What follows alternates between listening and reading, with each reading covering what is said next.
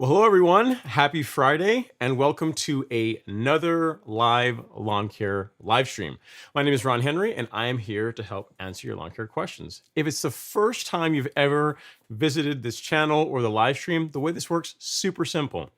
On your screen, on the right-hand side, or maybe just below the right-hand side, you will see a chat box. In there, you'll answer your questions, comments, success stories, pain points, things you want to talk about, and I'll work through them in the order they come in. Sometimes I have the answers, sometimes I do not, but either way, we have a great time talking about lawn care. So let's see what we have in the show tonight. First of all, kicking it off, we got King Khan saying from YouTube Shorts to the live stream to check in. What's going on, King Khan? I really appreciate you following me on the YouTube Shorts. That's a ton of fun. A lot of people have been liking those. So really, you're talking about YouTube Shorts, but really it's the YouTube Stories is what I've been doing. I don't actually do YouTube Shorts, not yet anyway. Our first question of the evening, we've got lots to get to tonight, guys. But I want to start off with a good question first, and let me get going here while I wait for Mauricio to answer some questions that he put to repost some questions he had earlier. So his first question is a good one for this time of year. He says, "Hey Ron, I hired a service to aerate tomorrow and to sand level on Monday. So far, I like what I'm hearing. I really like it. The plan is to apply Essential G and Hydrotain granulars plus Turfplex with Humic 12 and Bios on Sunday. Sound acceptable? Thanks." Yeah, man, it sounds great. It sounds like a great plan. Here's what I would do. It sounds like you are going to do you're going to do your aeration tomorrow. You're going to do all of your fertilization, your biostimulants, any of the granular products you want to put down. Sounds like over the weekend, and then Monday you're leveling. That's exactly how I would do it. Like I'm a huge fan of aerating first, open up the soil, get that air, allow air and nutrients, everything to get down in the soil, makes it easier. And then just using their top dressing, your leveling to kind of seal it all in, to lock in all the goodness. You know what I mean? So what you're doing is exactly how I would do it. I think it's a great idea. So definitely take pictures, man. Take pictures of your lawn before and take pictures after, because you're not going to get a chance to see how it is now ever again, hopefully, right? Like from this point forward, it's only going to be awesome. So you want to take a picture to see where you came from so you can really appreciate all your hard work and sacrifice. Guys, it's been an interesting past week, man. It has been crazy hot. I'm not sure if where you guys are it's been hot, but pretty much the entire country has been setting heat records left and right. Here in the Northeast Georgia area, we've been seeing temps in the mid to high 90s. And it's been rough, man. It's been getting out there and mowing. Even in the evening, it's still hot. It's still 80 degrees, 85 degrees. At 5 o'clock, 6 o'clock in the evening. So it's been a thing. But the one thing that's been cool is we've been getting some rain here and there. So hopefully you guys have been getting some of that too. We actually had some rain right before the show, which is also good. So there's been a little bit of rainfall to help offset all this crazy heat. Nice thing is it's great for the grass to grow, right? Grass has been growing in really quickly, so hopefully you guys are seeing some benefits from that as well. We got a lot to talk about tonight. Got some soil test results to show you guys. I want to show you guys, one of the things I always talk about on the show is the importance of how soil testing can help you solve problems that otherwise are difficult to diagnose. And I have a viewer that literally 6 weeks ago, his lawn looked, I'm just going to say, not that great. And we spoke about it. I said, listen, man, I know you're doing it your way, but just trust me on this. Get a soil test done, and once we get the results back, like we'll fertilize you, we'll feed you on based on that.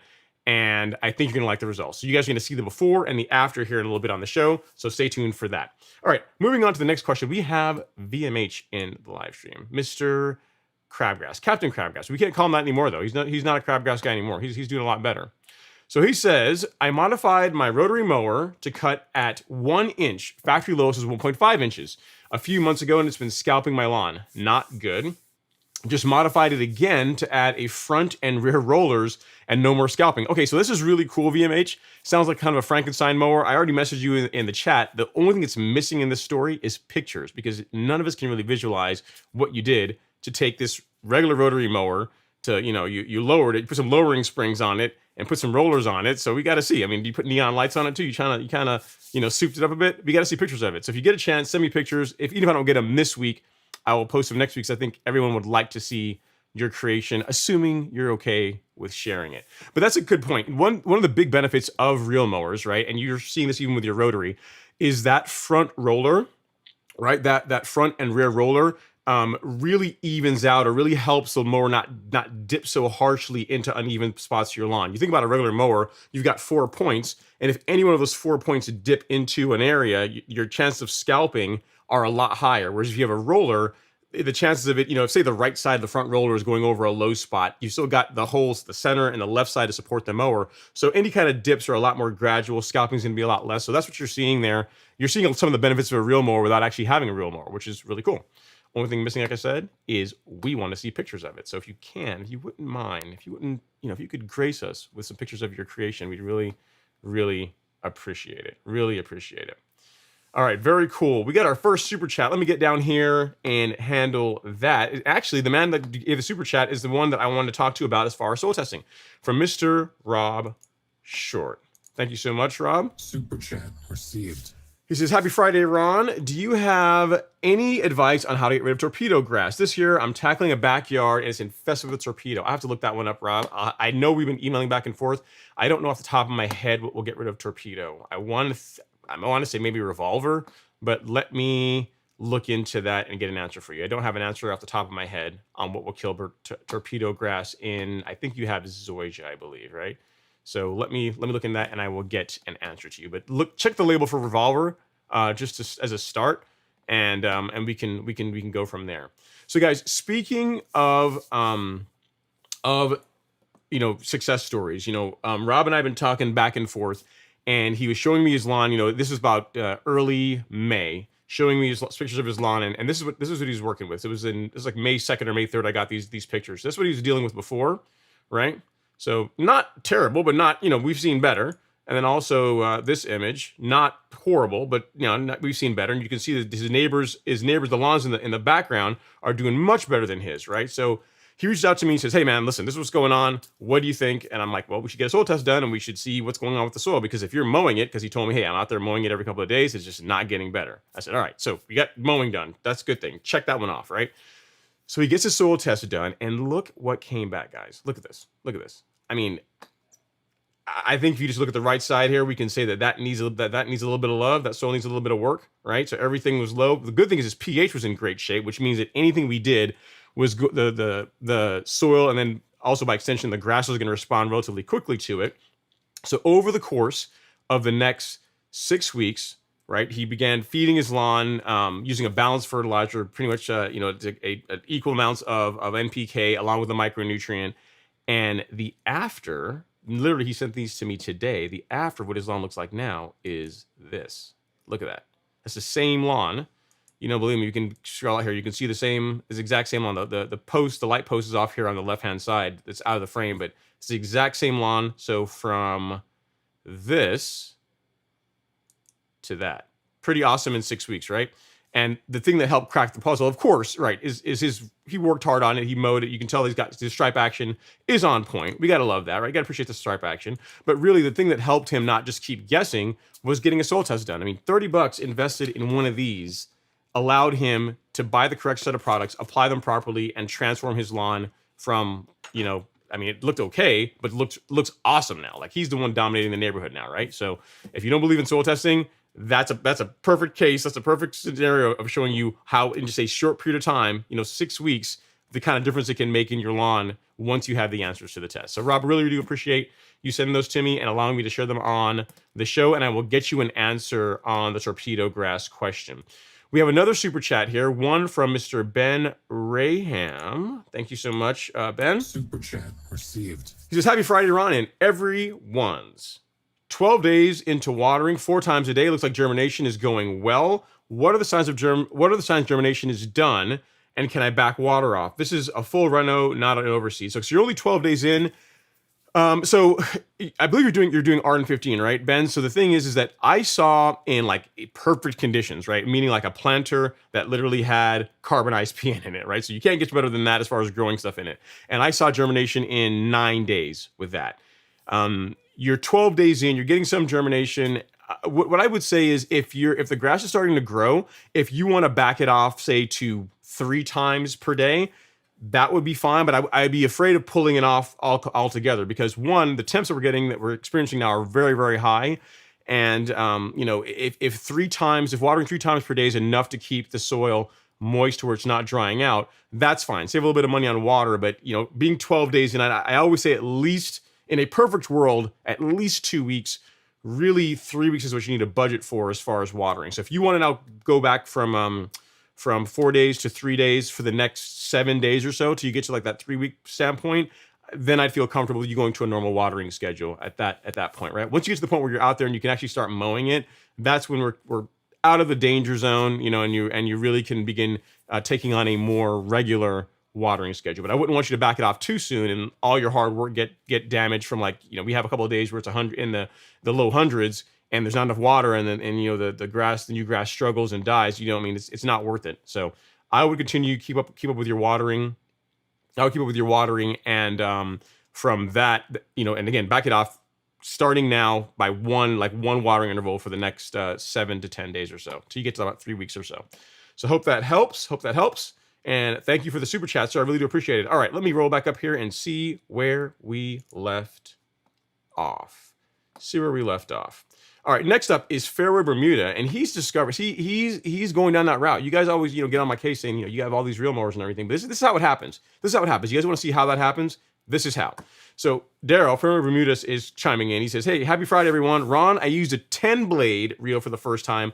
Awesome results. McLean reel mower." So Daryl already has a true cut. I think it's an 8-blade is what he has, right? Seven blade or 8-blade. I forget what the true cuts come with, but he had a lesser blade count than the 10-blade, and he got a taste of that. Really like the results. If you want to see it, check out, I think, his YouTube's, his shorts, and his stories.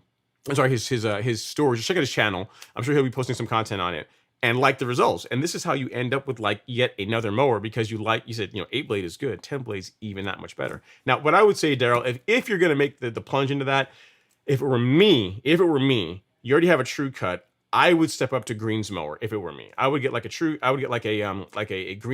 like an 11-blade Greensmaster. If you're committed to mowing at 3/4 of an inch or shorter, it's going to work just fine on your lawn. That would be my thing, because the McLean and True Cut are too similar to where, yes, the 10-blade is going to cut better, but like the 10-blade, if you think the 10-blade on McLean cuts good, 10 blades on a greens mower is going to be otherworldly. You're going to absolutely love it. So that would be my only piece of advice. But whatever way you decide to go, I think you're going to be pretty happy with it. All right, next is Mr. Todd Gleaves in the house. Just happy Friday, everyone. Can't stay for long. Dinner with the fam. And actually, hang on, before I mess up here, I saw that Ben had the highest thing. So he's the current show sponsor. So boom, there you go, Ben. Your name in lights for what that's worth to you. You're famous, All right, so he says, so can't stay long, dinner with the fam, but the UPS guy brought my super sack, of Essential G, and I was totally pumped about it. Really makes you happy when other peeps are pumped about your lawn goals. Very, very cool. So, and he also says, I soil analysis, scent, mowed, edge, and fert all day today. Also mowed 2 acres of pasture. I'm beat, but a great day to send the day off. So what Todd is doing is you guys, with Essential G, most people buy that in the 40-pound bags, the green bags that you guys see me in, YouTube stories, Instagram posts, those kinds of things on the lawn. We also offer it in a 2,000-pound bag, right? You can actually get it like delivered, like a truck will bring a 2,000-pound bag of this stuff and bring it to your door. And that is what Todd opted for. We have that on the golf course lawn store, and he's asking me some questions about, keeping it. Again, he has like 2 acres, so he needs a lot of product to be able to cover all that the way he wants to do it.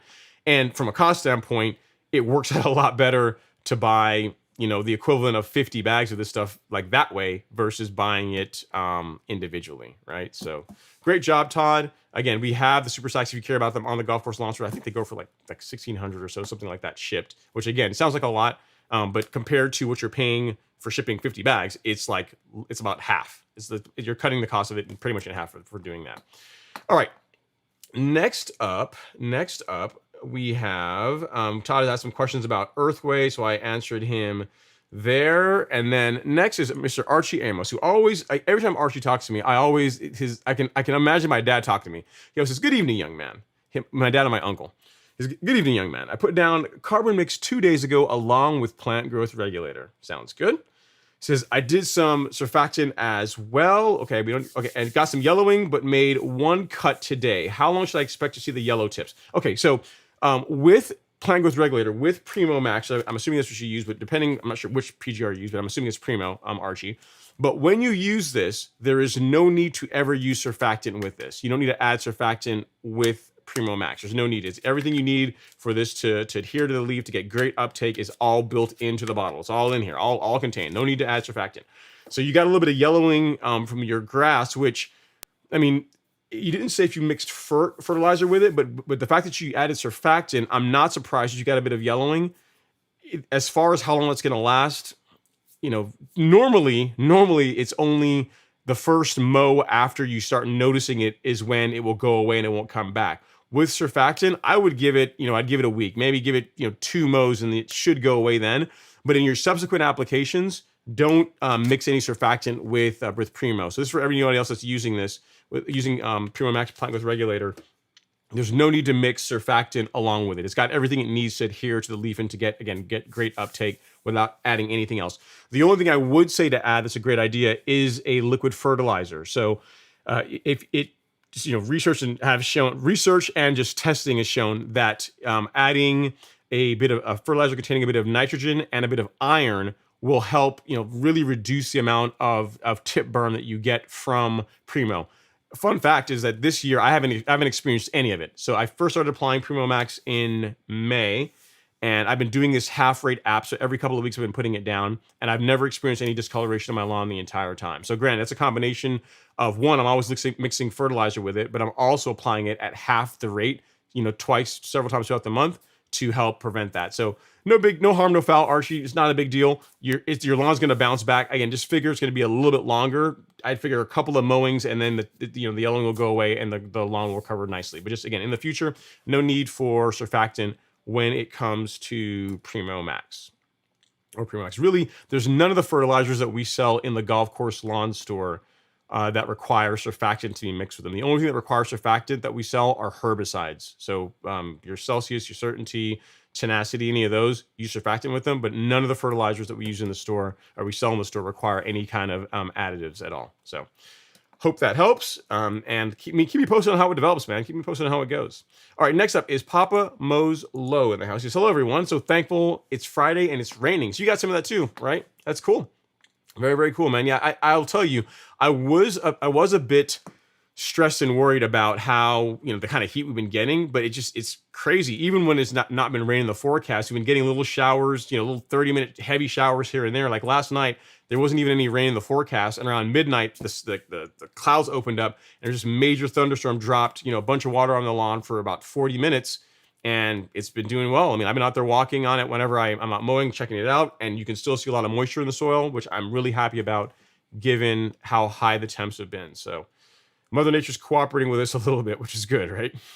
All right, LG, Carbon Bro LG in the hizzy. What's going on, LG? Thanks for coming to hang out, sir. I appreciate you. And he's like saying, I missed a good old day with all the Site One plugs.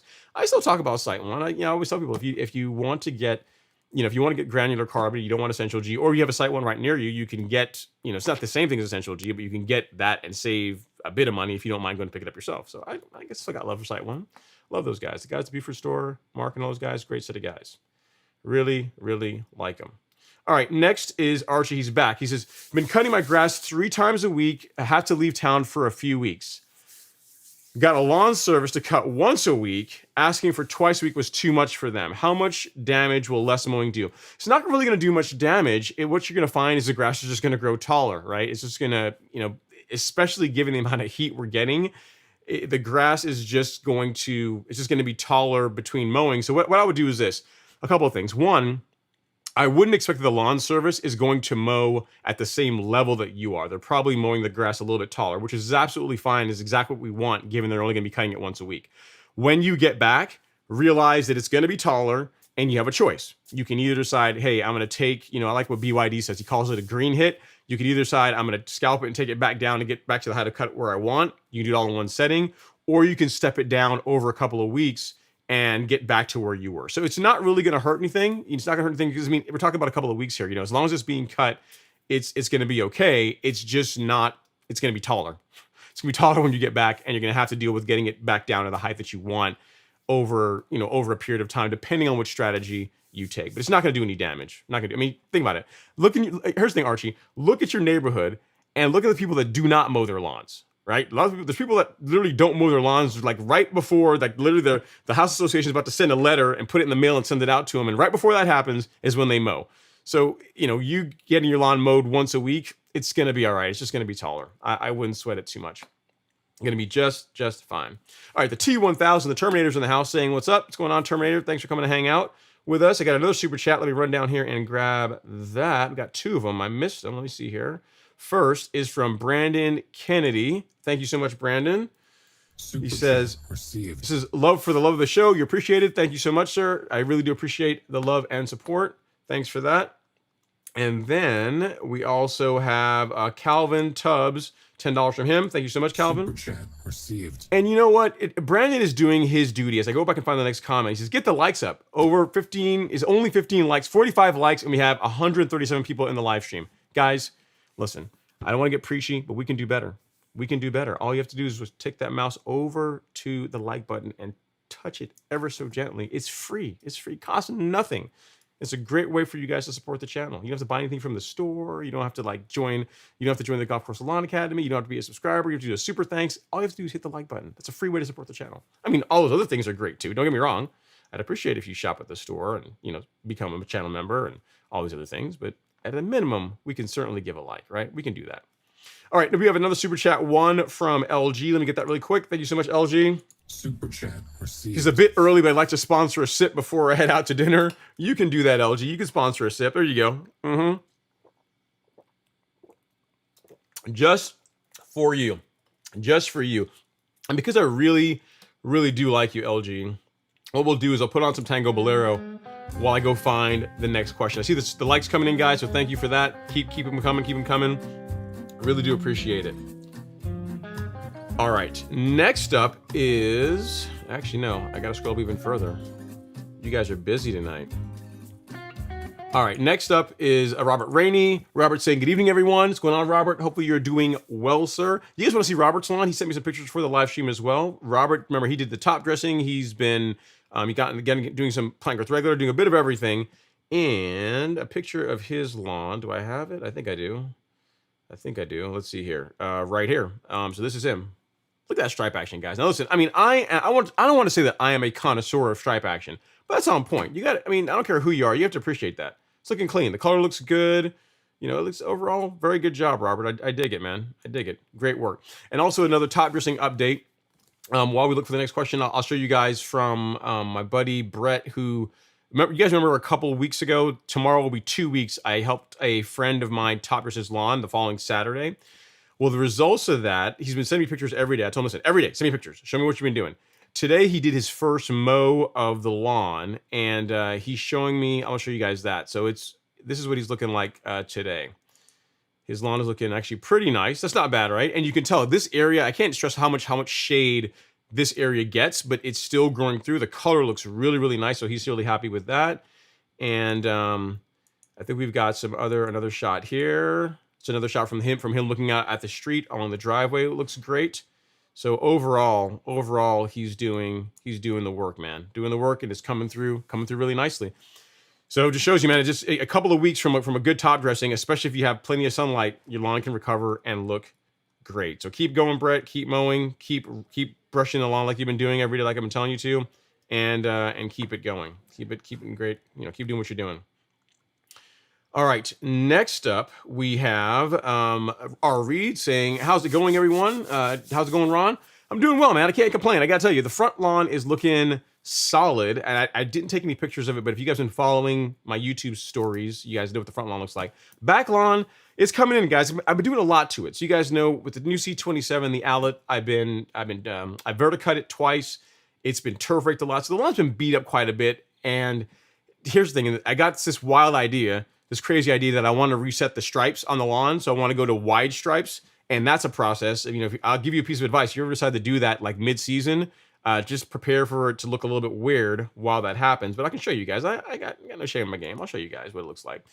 So right through here is a lot of the train wreck. You can see how the stripes are not really well defined, but over to the right side, right there, that's what I'm going for. So you see the outlet. You can see like these last 5 or 6 stripes to the right. That is what I'm going for. Those are the double wides. And then over here towards the middle of the frame, that's what I'm still trying to reset and get them to go to double wide. So I just got to keep working on it. It will get there. I got to tell you, even though the color right now is not as nice as I would like, right, due to all the abuse the lawn has been seeing, I cannot stress. I wish you guys could actually walk on it. I can't stress like how much better the turf field was. Like there's no sponginess. It's nice and flat. It feels almost like you're walking on slightly soft concrete, so it's very very firm, but has a little bit of give like soil wood. But it's just a huge difference between that and other areas that I have not been doing this to. So stay tuned. Be sure to watch the YouTube stories. I do a lot of that on there because most of it wouldn't work in a video. So if you guys are interested in that kind of stuff, you want to see the mower run, you want to see like the craziness I'm doing in the back lawn, the kind of renovation I'm doing, be sure to subscribe and check that stuff out. All right, next up is Ahmed Jones. He says, good evening, everyone. What's going on, Ahmed? Thanks for coming to hang out in the live stream. We also got Luis saying good evening. Guys, I think Luis works on the golf course. If you guys have not been watching the, what is it? What's on now? I was just watching it. Rory recovered. It's not the US Open. What is it? It's the PGA Major. What is the... let's see. What is? I think it's the PGA tournament. What are we looking at right now? It's the Morikawa is in it, but which major is playing right now? I don't know why I'm drawing a blank. At any rate, look at the grass. Look at the greens, man. The greens on the course on the country club are incredible. Like beautiful, beautiful. What you find a lot of times is the color tends to be like the fairway looks the darkest because it's a little bit taller. Well, the rough looks the darkest, but then the fairway looks really good, and the greens tend to be a bit lighter. I don't know what they're doing with the greens on this course, man, but they look gorgeous. I mean, the color of the grass. If you guys see some beautiful grass, turn on your TV and watch just a little bit of golf this weekend. The greens are incredible, really really nice. So if you don't care about golf, then don't do that. But I mean, if you like grass, which I think most of you guys do, check it out. It's worth a watch. All right, so I'm looking here for, next up is Papa Mo's Low. He says, Ron, really love the live stream and our YouTube videos, but I've become addicted to the YouTube stories. I look through them all throughout the day, keep with the great content. Yeah, man, no worries. I'm glad that you're enjoying those Papa Mo's Low. They're easy for me to make. Like as far as, an actual YouTube video is quite a production. Like it takes a while to script it, to get all the shots, to shoot all the B-roll, to shoot the dialogue, and then I look at it and I'm like, hate this, don't like it, got to do it all over again, or got to redo certain parts of it. So an actual video, when you see it actually come out, there's a lot of work that goes into creating that. Whereas YouTube Shorts are or stories rather, are a lot more like what I used to do in content, like in 2018, 2019, when I would just get out there and be like, hey, just another day in my lawn, and here's the stuff that's going on, stuff that most people didn't care about. So I save that for that type of content so that the diehards that just want to know what I'm doing in the lawn can see that. But at the same time, for people that just want the answer to the question, that's what the main content is for. So I appreciate that you like it, Papa Mo's Low. I'll do my best to keep it up and to keep it interesting and fun for you guys to watch. All right, LG says, hey, is at Ron Henry. When you're going to update the intro video to include the C27? I got to say it. I'm trying to figure that's how you wanted it to be said, LG. So I did my best.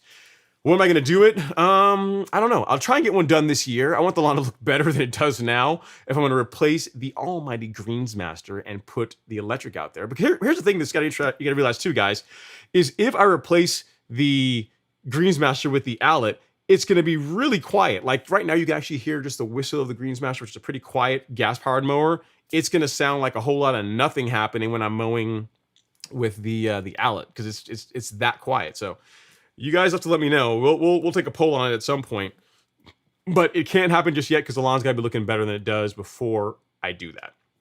But I'll take it under consideration, LG. I appreciate the comment, and actually you're supposed to be the show sponsor now because I know you did the highest super chat. So let me fix that. Don't throw tomatoes at me. Appreciate it. Okay, next up is Mr. R. Reed. He has a question. He says, hey, Ron, I did my first treatment of the plant growth regulator yesterday. Am I still able to fertilize as I normally would? Yes, absolutely. Absolutely, R. Reed. It doesn't change anything at all. As a matter of fact, rumor has it that whenever I apply PGR, I apply fertilizer along with it, right? So yeah, there's nothing that really will prevent you from doing that.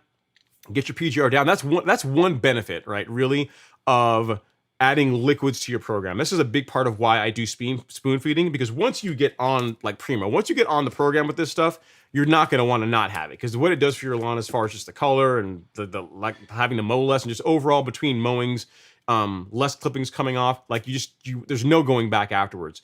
So since you're going to be out there anyway spraying Primo, why not also just add a liquid fert, because you need to do that anyway, right, to help with the tip burn, and if you're doing that, why not add the carbon kits? You can also put some biostimulants, some micronutrients, some kelp. Like all this stuff is great for your grass in there as well. So yeah, that's why I'm a huge fan of spoon feeding, because like I say, I'm going to be out there anyway, so I can use granulars for the heavy lifting, for the most of my NPK requirements, and then use the spoon feeding to fill in, to maintain color, not push too much growth, prevent like tip burn, and I can also do my biostimulants then. So that's a really long answer to your question to say, yes, you can absolutely still fertilize as you normally would. No reason not to. As a matter of fact, it's what I do every couple of weeks. Next up is Mr. Josh Bronco. Josh says, finally getting some much needed rain in Rowley. What's the highest pre-height of cut you'd recommend to sand level? That's a good question, Josh. So the lower is going to be better to a point, right? I'd say anything 2 inches or higher is really going to be rough. Like it's going to be really hard to get that leveling rate to work the material in and get a good result. I'm not a fan of really leveling lawns that are a bunch of are 1.5 inches or taller. I mean, you can do it, but as far as the smoothness of the result and the amount of work that you're signing up for when it comes to working the leveling rake through 1.5 inches to 2 inches of turf, it's just really, really hard. So I would go lower if you can. Put it this way, even if your goal is to maintain the lawn at 1.5 inches. If you can cut it down to 1.25 inches, an inch, it's going to make your life a lot easier as far as just visually seeing where the low and high spots are in the lawn. Because think about it, if your grass is at 1.5 inches, almost 2 inches, you can sit there and spread it around, but it's going to be really difficult to see, that area is taking more sand than other areas. You know what I mean? So a little bit lower is easier from a work standpoint, like the amount of effort it takes, but it's also better from you also being able to visually look at the lawn and say, this is still a low spot. This needs a little bit more. This has got too much. So in general, I'm a fan of like lowering that height of cut if you can as part of your leveling, even if afterwards you're going to raise it back up. Okay. So the highest, what I recommend is 1 inch to 1.25 inches. That's what I would say. You know what I mean? For as like on the higher end. When I tend to do it for the back lawn, I take it down to like 0.5 inch. Take it down really low because I don't have much of an issue with like water running out and washing out the sand. On the front lawn, I maintain the same height of cut that I use whenever throughout the season. So right now I'm cutting at 5/8, so 0.62 is what the Greensmaster is set to, and that's what I use whenever I do my top dressing. I keep the same height for that. So hope that helps, Josh. If you have any other questions, do let me know. Good job on getting your top dressing done. And again, all I would say is take it down a little bit lower, man. You're going to save yourself a lot of headache by doing that. Really are. All right, next up is Victor Stams is in the house. He says, hey, Ron, any word on Progress EC for POA control for cool season lawns? Also really thinking reel mower, never done it. Think I have some turf type tall fescue with Kentucky bluegrass, but I want to go reel. Thoughts?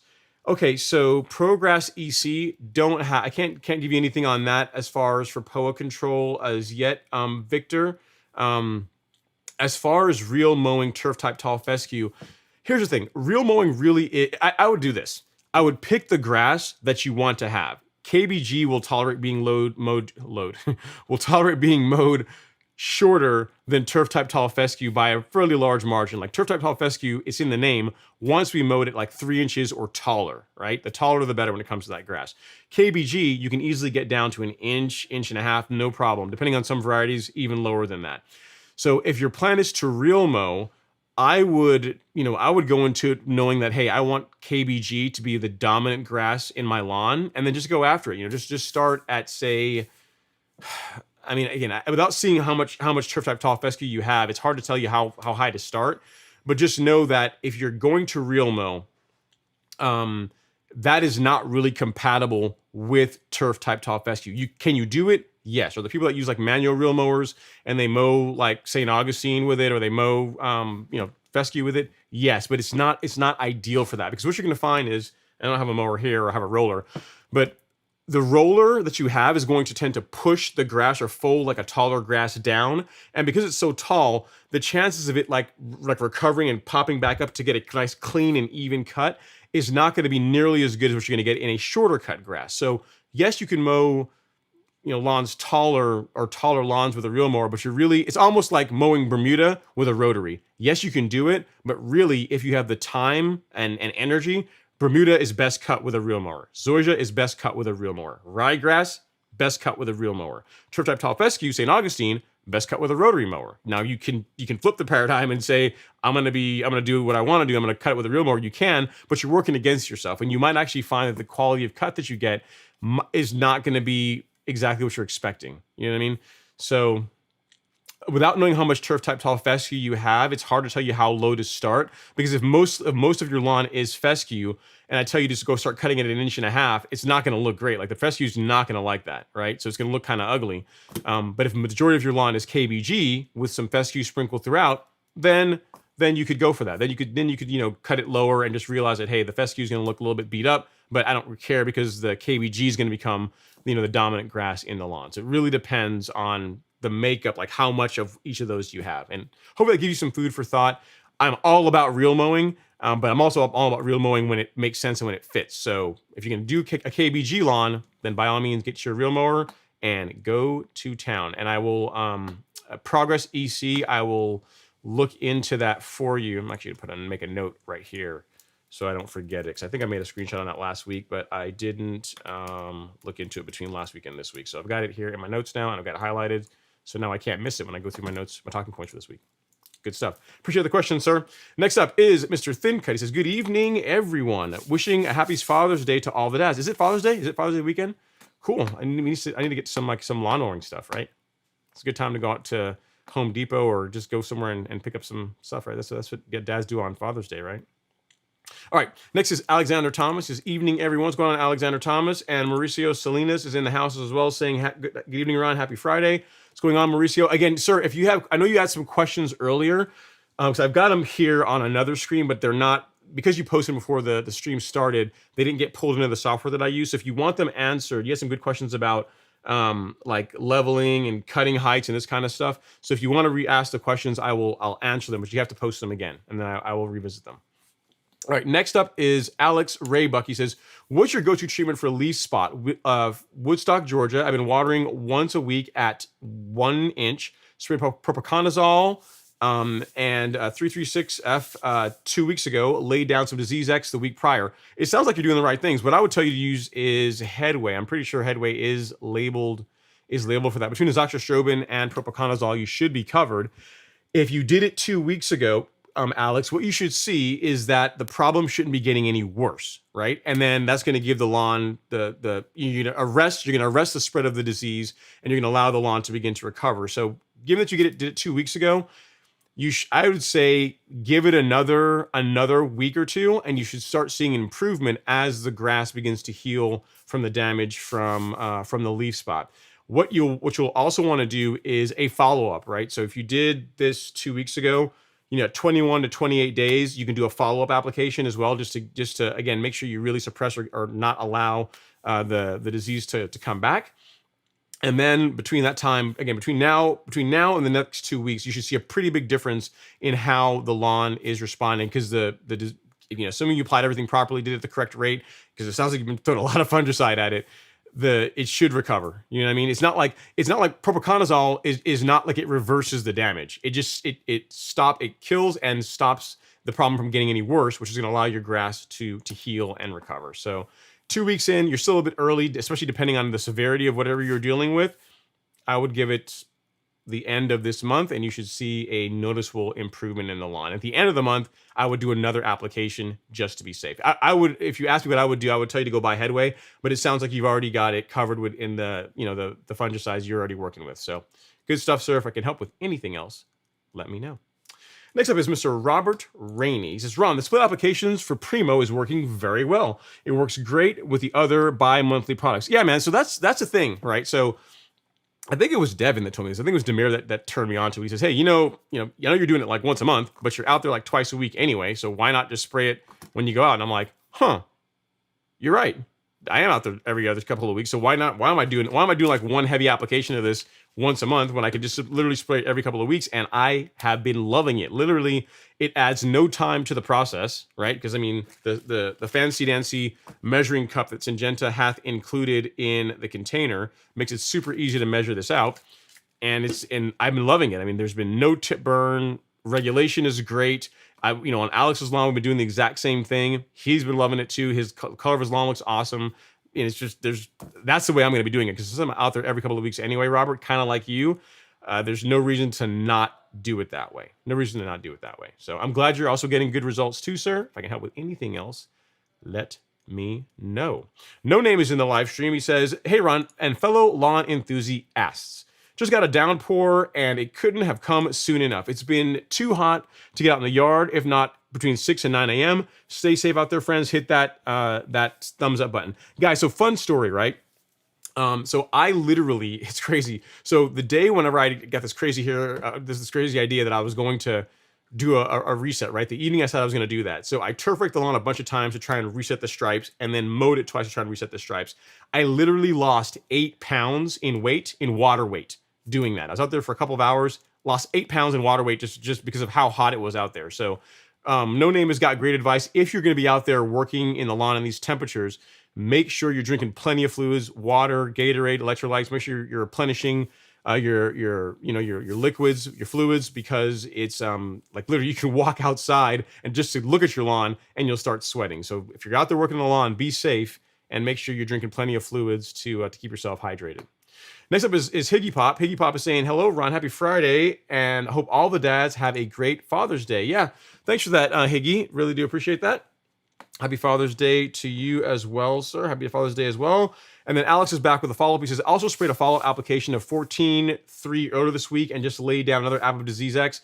Anything else I should be doing to manage this?"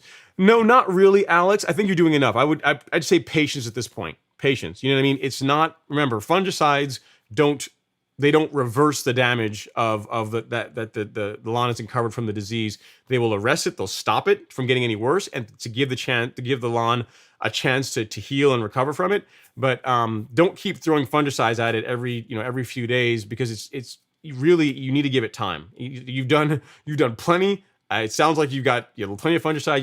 You've applied them. Again, assuming you applied them the correct way, you should be good to go. I would not put any more fungicide on your lawn until the end of this month. That's as soon as I would do anything else, and because I didn't realize you did it again, just another one this week. So give it another 2 to 3 weeks before putting any more fungicide on your lawn at all. Okay, next up is John Williams. John Williams, you said continue, but I don't see your first question here. He says, continued, to prevent old weeds and grass from coming back, thanks. John, I missed the first part of your question, unless you posted it earlier. He says, "Hey Ron, thanks for the show. Like and subscribe and share. I sprayed weeds and they look like they are dying back pretty good after I plugged my lawn. What should I do to prepare in the upcoming seasons?" Okay, so it sounds like you went after weeds in your lawn with a herbicide. That's a great idea, and they're dying back. To prepare for upcoming seasons. So if you want to make your life easier, guys, and it's not really the time of year to talk about this, but it's a great conversation point. The way to make your life easier when it comes to weeds is to use pre-emergent.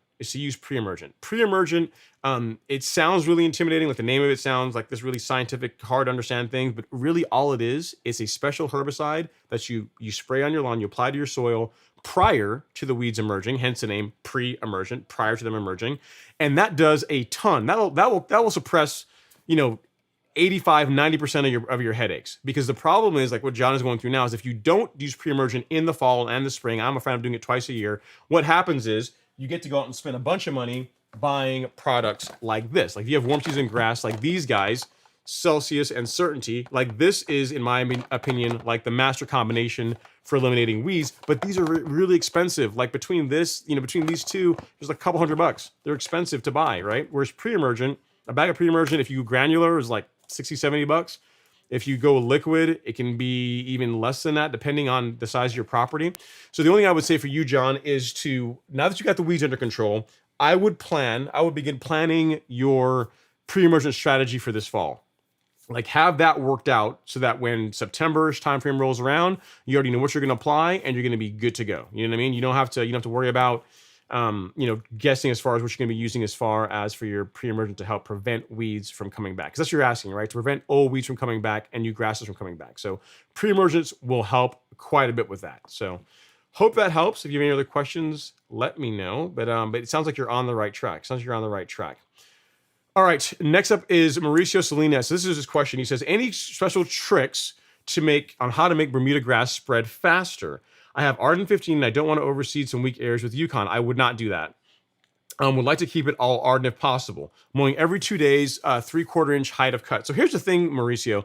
Like, given the temperatures that we have now that we're dealing with, as hot as the temps are, like Bermuda should be spreading like wildfire. Like it should really be taken off. So it's the answer that really is gonna say be patience. But as far as helping it spread faster, like you're doing a lot of the right things. You're mowing, you said, what, every couple of days. So you're keeping up with your mowing. That's important. I would not add any other cultivars. I would not overseed with Yukon. Like you already got Arden 15. It sounds like you did a renovation from scratch. Let it all be Arden 15, and just be patient. It will spread in. Believe me, of all the grass types, Bermuda is incredibly aggressive, especially what we have now, which is a lot of heat, plenty of daylight, and as long as you're keeping some moisture on it and a good fertilization program, you're feeding it with like adequate levels of nitrogen, it's going to take off. So just keep mowing it. The height of cut you're at, 3/4 inch, that's good. That's high enough that, it's low enough that's going to really encourage a lot of lateral spread, but it's not so low that you could potentially stress the lawn given the heats, the temperatures that we're getting. So I wouldn't really change anything, man, other than keeping up with your mowing and just, there's not a ton else. I mean, I think you're saying here you're spreading compost to help improve the soil and to have more favorable environment for the Bermuda ticks to spread into.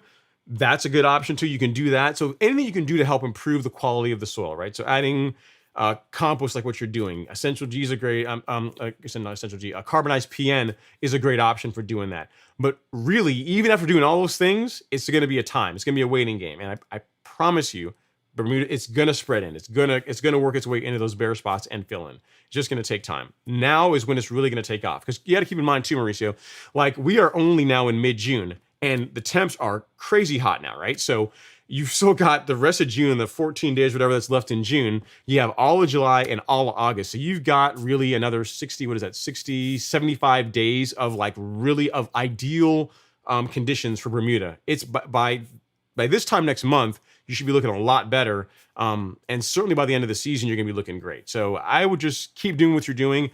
Don't throw extra nitrogen at the lawn. Don't do anything crazy as far as like throwing a lot more nutrient at it. Just keep up with your mowing and it's going to spread. It's going to fill in over time. There's no need to do anything else. I would not add any other seed or anything like that. Like what you're doing is exactly what I would do. So hope that helps, sir. If you need anything else, let me know. But it sounds like you're doing everything right, man. Doing everything right. We got Mr. G Free in the house. He says, "Hey Ron, hashtag Stripe Action Gang. Another good Friday. Happy Father's Day to all." Yeah, man.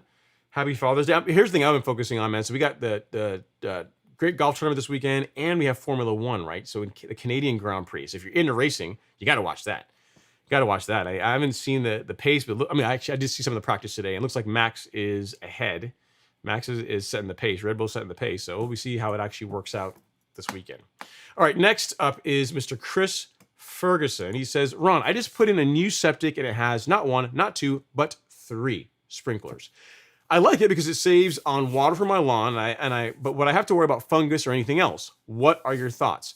So as long as you're being sensible about your watering, Chris, not really, right? So if you're not out there like turning the lawn into a swamp every day, and you're putting in adequate amounts of nutrients, you're not really creating conditions where fungus can become a big problem. You know what I mean? So it's not like, here's the thing, fungus is in the soil. It's always there.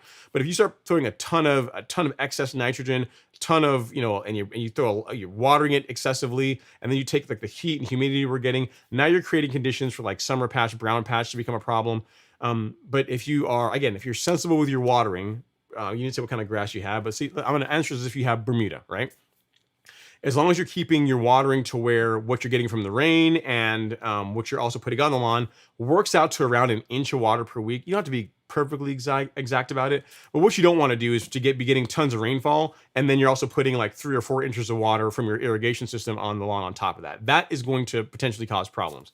Especially if you're putting a bunch of excess nutrients into the lawn as well. So I wouldn't worry about it. That's a long way of saying you're probably going to be just fine. Just water sensibly. You know what I mean? You've got the new irrigation system. The thing I would say is if you've not done it yet, consider calibrating it. Get like a shallow dish or like a couple of tuna cans, put them out there and then run it. And then see how long it takes for your irrigation system to put like a half an inch of water, or like half the tuna can full. That's about half an inch of water. Or for it to fill the tuna can all the way up, that's about an inch of water. And that lets you know, hey, if I want to put an inch of water down, this is how long I need to run it. You know what I mean? So that kind of stuff is the things I would do, but it's not like having irrigation is going to cause a fungus problem. Just as long as you're sensible about how you water. And again, for Bermuda, an inch of water per week you're gonna be good to go. Great question. Congrats on the new upgrades to your irrigation system. All right, next is Gonzal Kids. Says, greetings from SoCal. What's going on, Gonzal Kids? Thanks for coming to hang out from sunny California. I can't imagine what the temps are there. If it's 100 degrees in Georgia and Texas and everywhere else, it's got to be even hotter in SoCal.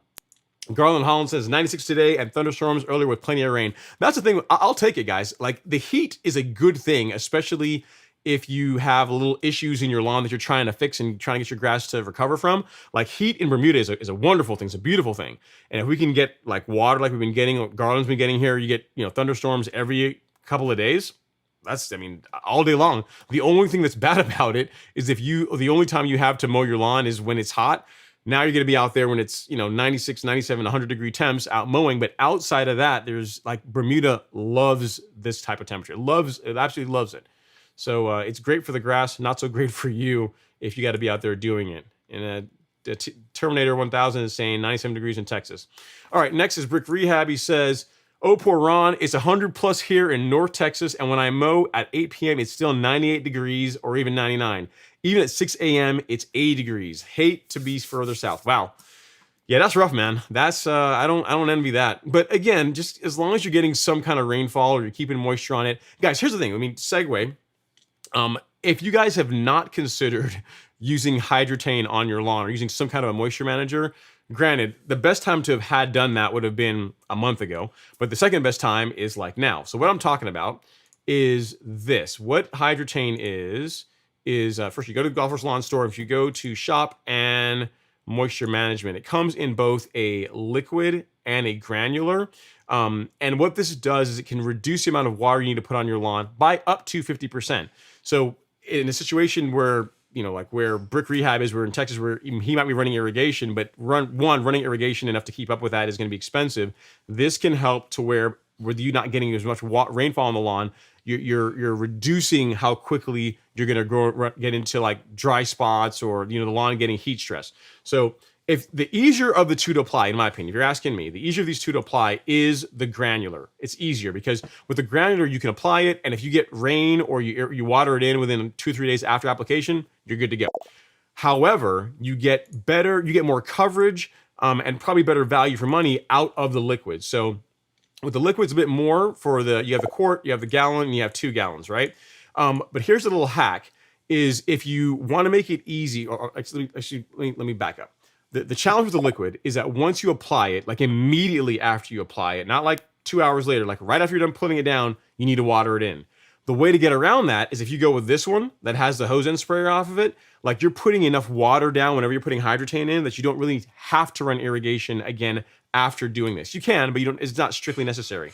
So a trick is, a bit of a hack is you can start with one of these guys, assuming you have a smaller lawn, and then just simply get a gallon and refill this with the gallon. It's a way to get around what I consider to be one of the, I won't say the pain points, but just one of the gotchas when it comes to applying the liquid and getting the best result from it. So consider either one of these in your lawn care program. I got to tell you, like either the granular, which is what I primarily use, or the liquid, either one will work well, but it does a lot for not having your lawn dry out, especially as temps are getting to where they are. You know what I mean? So consider using a moisture manager. Hydrotain's a great product. I have yet to have anyone that's used it that has not come back to me and said, hey, my lawn, or people especially that have started using it like a month before when I started telling you guys to get it.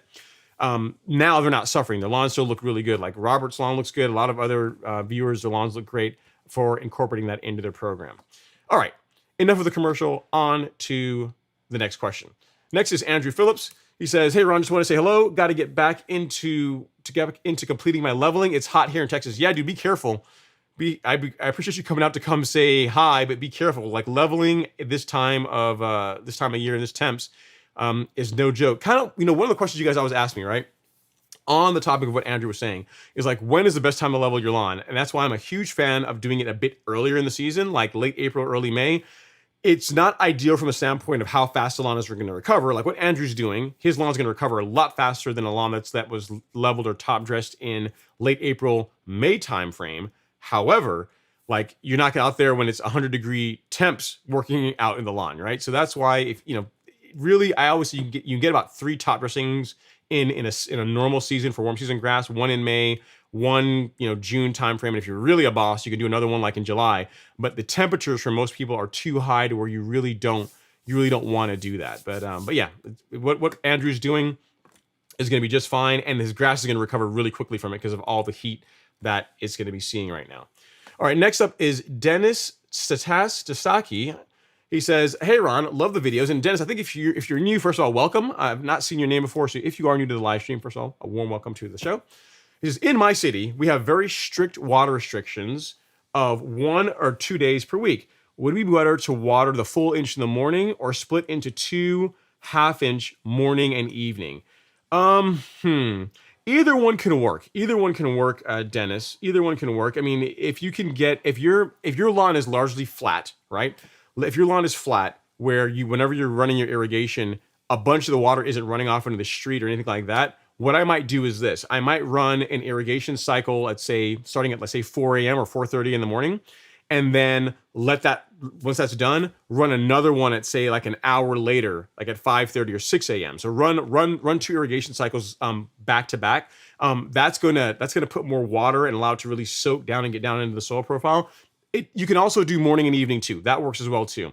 But what I would say, someone like you is a perfect example of someone that using the product I was just talking about, Hydratane, makes a ton of sense, because you can't run your irrigation, like, you have your day when you can water, and once a week, if you're able to put down enough water, that can help. But the fact that you only got 1 day to get all your water down, all your supplemental watering, using a moisture manager can really help take that edge off for the times when the lawn begins to dry out, given the heat that we're seeing. So something to keep in mind, something to consider as well. But either one can work. If you ask me what I would do, I would run 2 cycles, one after the other, both of them in the early morning hours. That is what I would do. But morning and evening can work as well.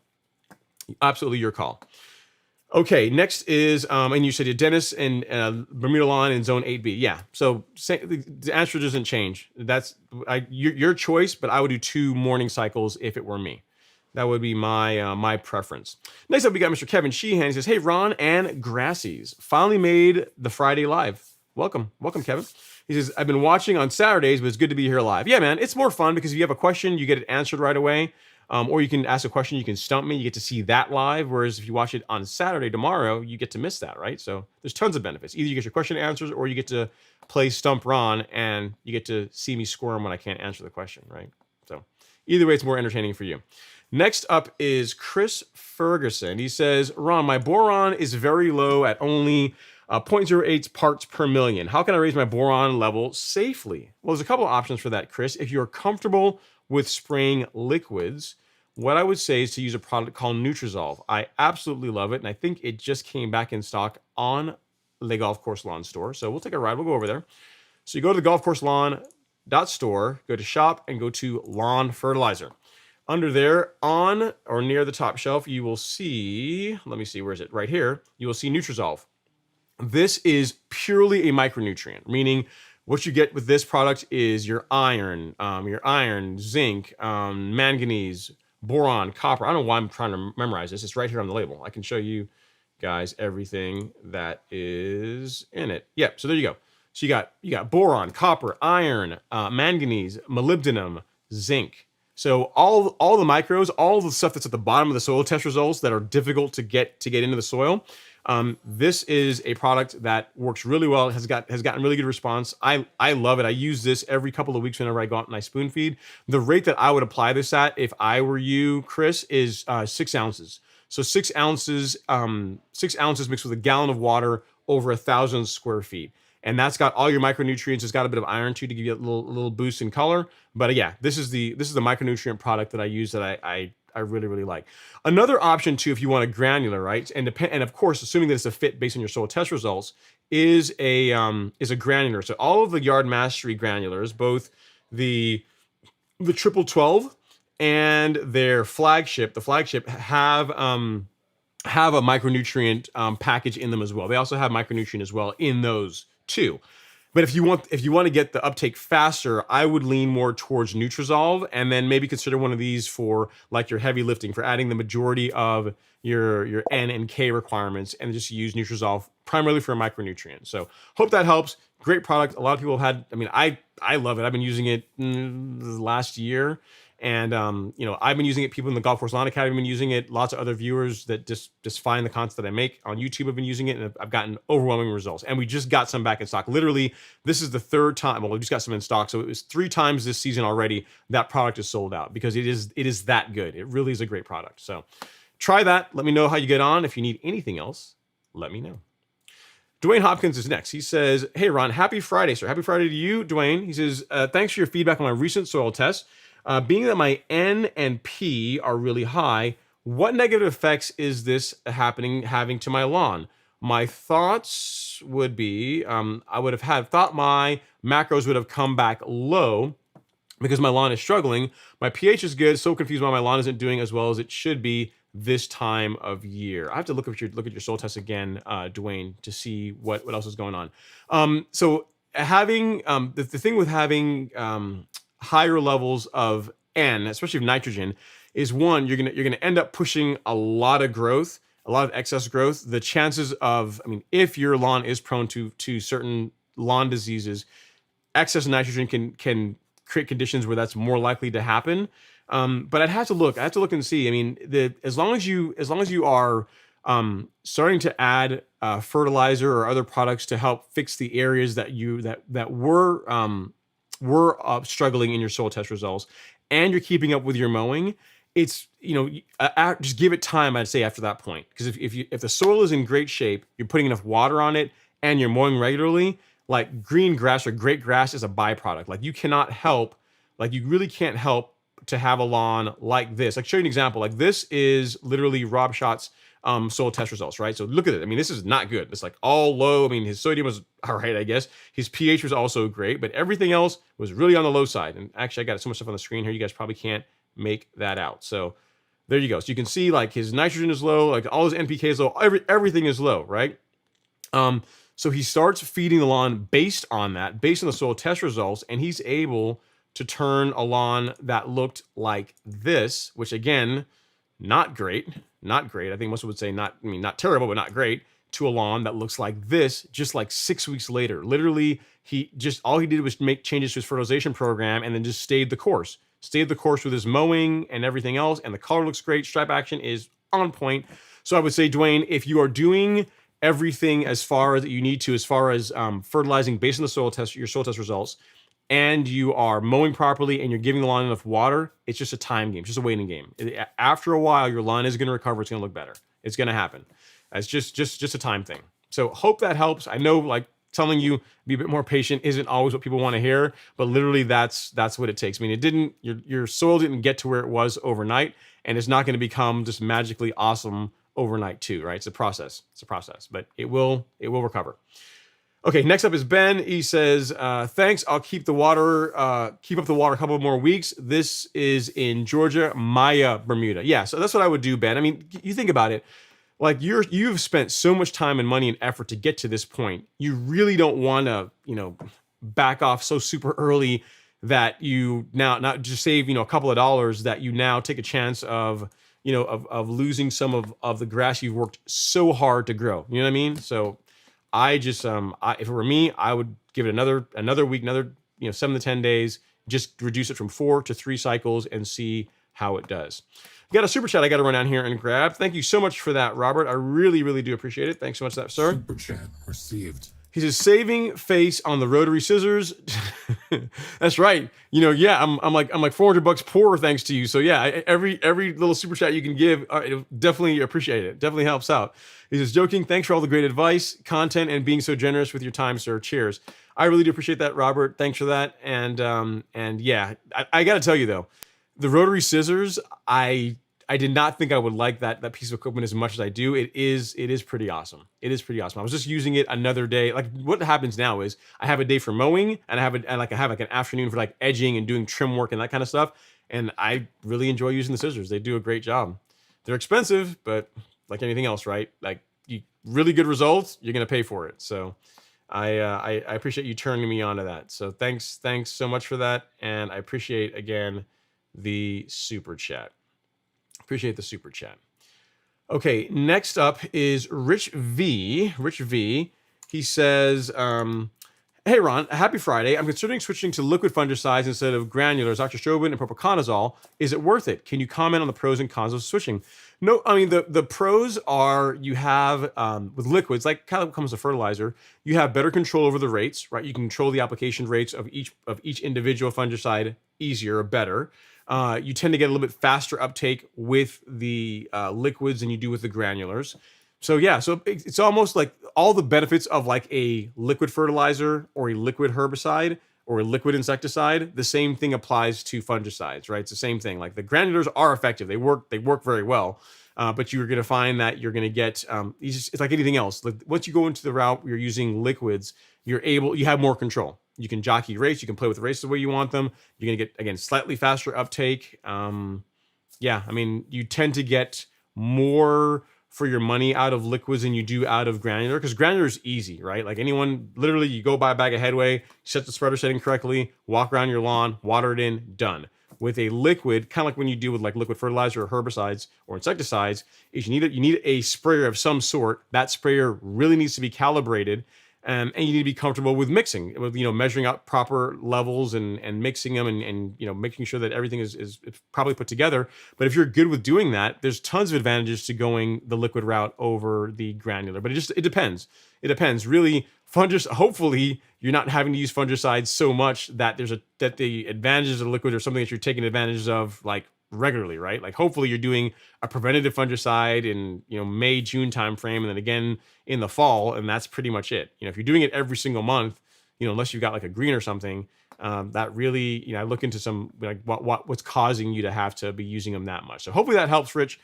Again, the same advantages that liquids have for fertilizer and other types of lawn care products also apply to fungicides as well. You just have to be more on top of your game as far as knowing what you're doing when you apply them versus granular. It's a bit easier, which is why I tend to make most of my content on using granular fungicides, because they're equally effective. They work very, very well. And for the average layperson, it's much easier for them to get a granular product and get a good result versus liquids. So there you go. Next up is Logan Brunner. Logan Brunner's in the live stream. He's in the house. He has a question. He says, hey, Ron, I got your flagship fertilizer and was going to do 2 pounds per 1,000 like you recommended monthly. Also going to do the bi-weekly spoon feeding at label rate. With the extreme heat we are getting, should I hold off or reduce rates? I do not. So I feed my lawn throughout the entire season. So every couple of weeks, I'm giving it nitrogen. And I'm also giving it, I say every couple of weeks I'm giving it a little bit of nitrogen, because in the liquids, what I'm applying from an NPK standpoint is really, really low. But once a month, as far as the granulars go, I'm still doing my same amount, which is about half a pound of nitrogen per month from the granular. And then I'm doing 1/10 of a pound of nitrogen for each application of the liquid. So all together, all in, that works out to between 0.7 and 0.8 pounds of nitrogen, which is still below the 1 pound per 1,000 that everyone says you should give Bermuda. But my lawn still looks great. Alex's lawn still looks great. Coupled with the biostimulants that I also use that also help increase and improve nutrient uptake, I get a great result while putting a slightly less inputs into the lawn. So to answer your question, no, I would say the course. Like as long as you are able, here's what I would say: as long as you are able to keep up with the mowing that comes with higher temperatures, then yes, absolutely do that. Here's what I would do. Versus feeding the lawn less, if you find that the grass is growing more and you just don't have the time to keep up with it, I would just start mowing taller. I would raise your height of cut slightly before I would reduce the amount of nutrient that I give the lawn monthly, because the rates that I give you are not excessive. Like the rates that I've gotten criticism from people saying you're not putting enough nitrogen in the lawn. It needs like a pound. I'm like, really? I mean, yes, but not really. Like you can, if you're doling it out, a little bit at a time, And especially, again, if you have healthy soil and you're doing all the things with the biostimulants to really help with nutrient uptake, you can get by with less of that. It's almost like if you ate one really, really huge meal in a day, right? Like you ate one big huge meal in the morning, it would hold you throughout the day, but you're probably not going to feel as good as if you ate like a smaller meal for breakfast and maybe even you ate only twice a day. If you ate a smaller meal in the morning and a smaller meal in the evening, overall you're going to feel better. You're not going to feel as bloated. Your body's going to like it better. Grass is the same way, right? As long as you're giving it what it needs, not excessive amounts of what it needs,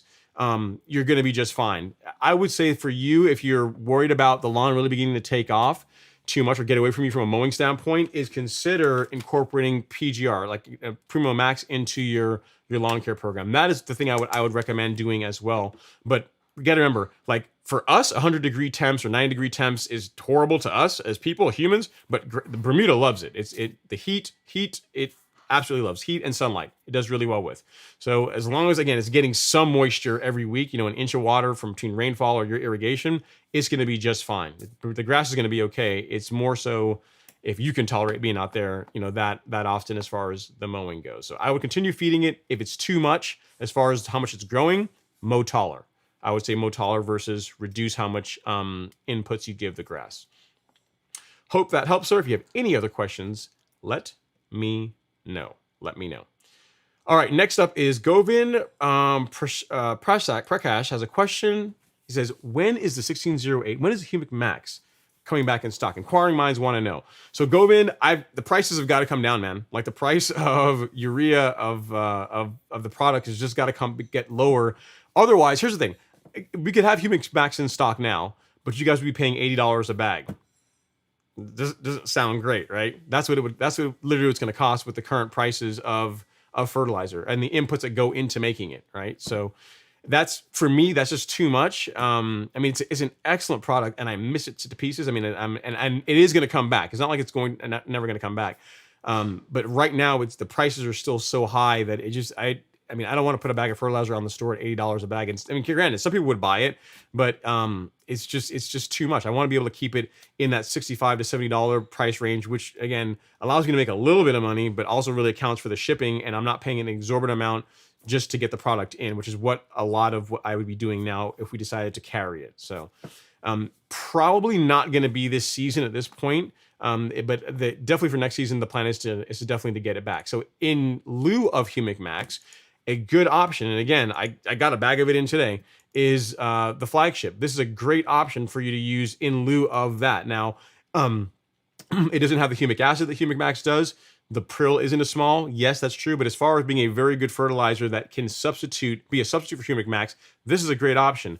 The only thing I would tell you is that do not follow the labels rate as far as how heavy to apply it if you are doing my spoon feeding program. So with Humic Max, I have you guys putting that down at 3 pounds per thousand, which gives you about half a pound of nitrogen. For the flagship, apply it at 2 pounds per thousand because you end up with the same amount, half a pound of nitrogen net going into the soil. But if you apply their 3 pound rates, you end up a lot higher because this is 24% nitrogen product versus 16% nitrogen product for the Humic Max. So this is a great product. Do not be afraid of this. Just I'd say if you're going to be doing the Ron Henry spoon feeding program or just fertilizing your lawn the way I do it, back the rate off from like 3 pounds to 2 pounds per thousand. I've got notes on the store saying as much, but you're also hearing it from me as well too.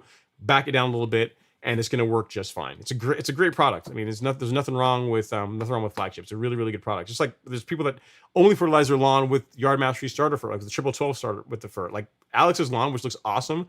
All he's done in his lawn all season for his granular has been triple 12 because all of his levels are a little bit lower. So he just decided, I'm just going to run that all this season, and his lawn looks great. You know what I mean? So the big thing, more important than the name on the bag, is the composition. Is two things. One, does it have the correct makeup, the correct blend of macros that you need? So enough nitrogen and potassium, which this one does. Check.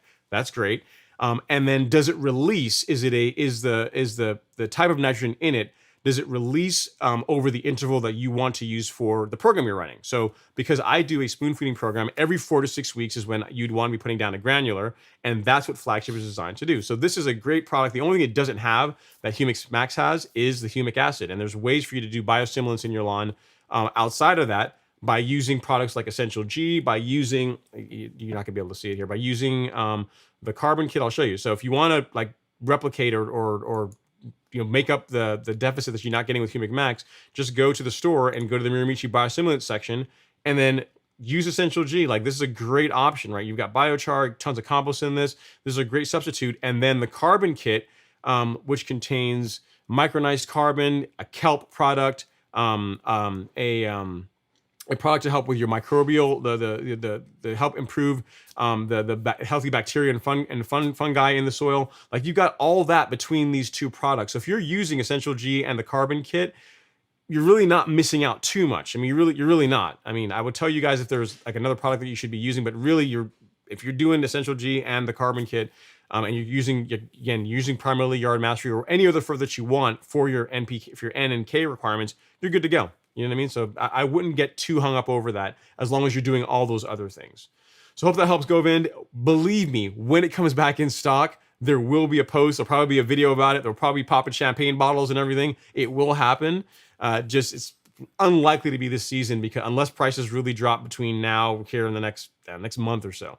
So hope that helps. If I can help with anything else, let me know. But you've got a great substitute. Again, the flagship, the 2406, is a great product. Just apply it at a lower rate than bag rate if you're doing what I do as far as a spoon feeding program.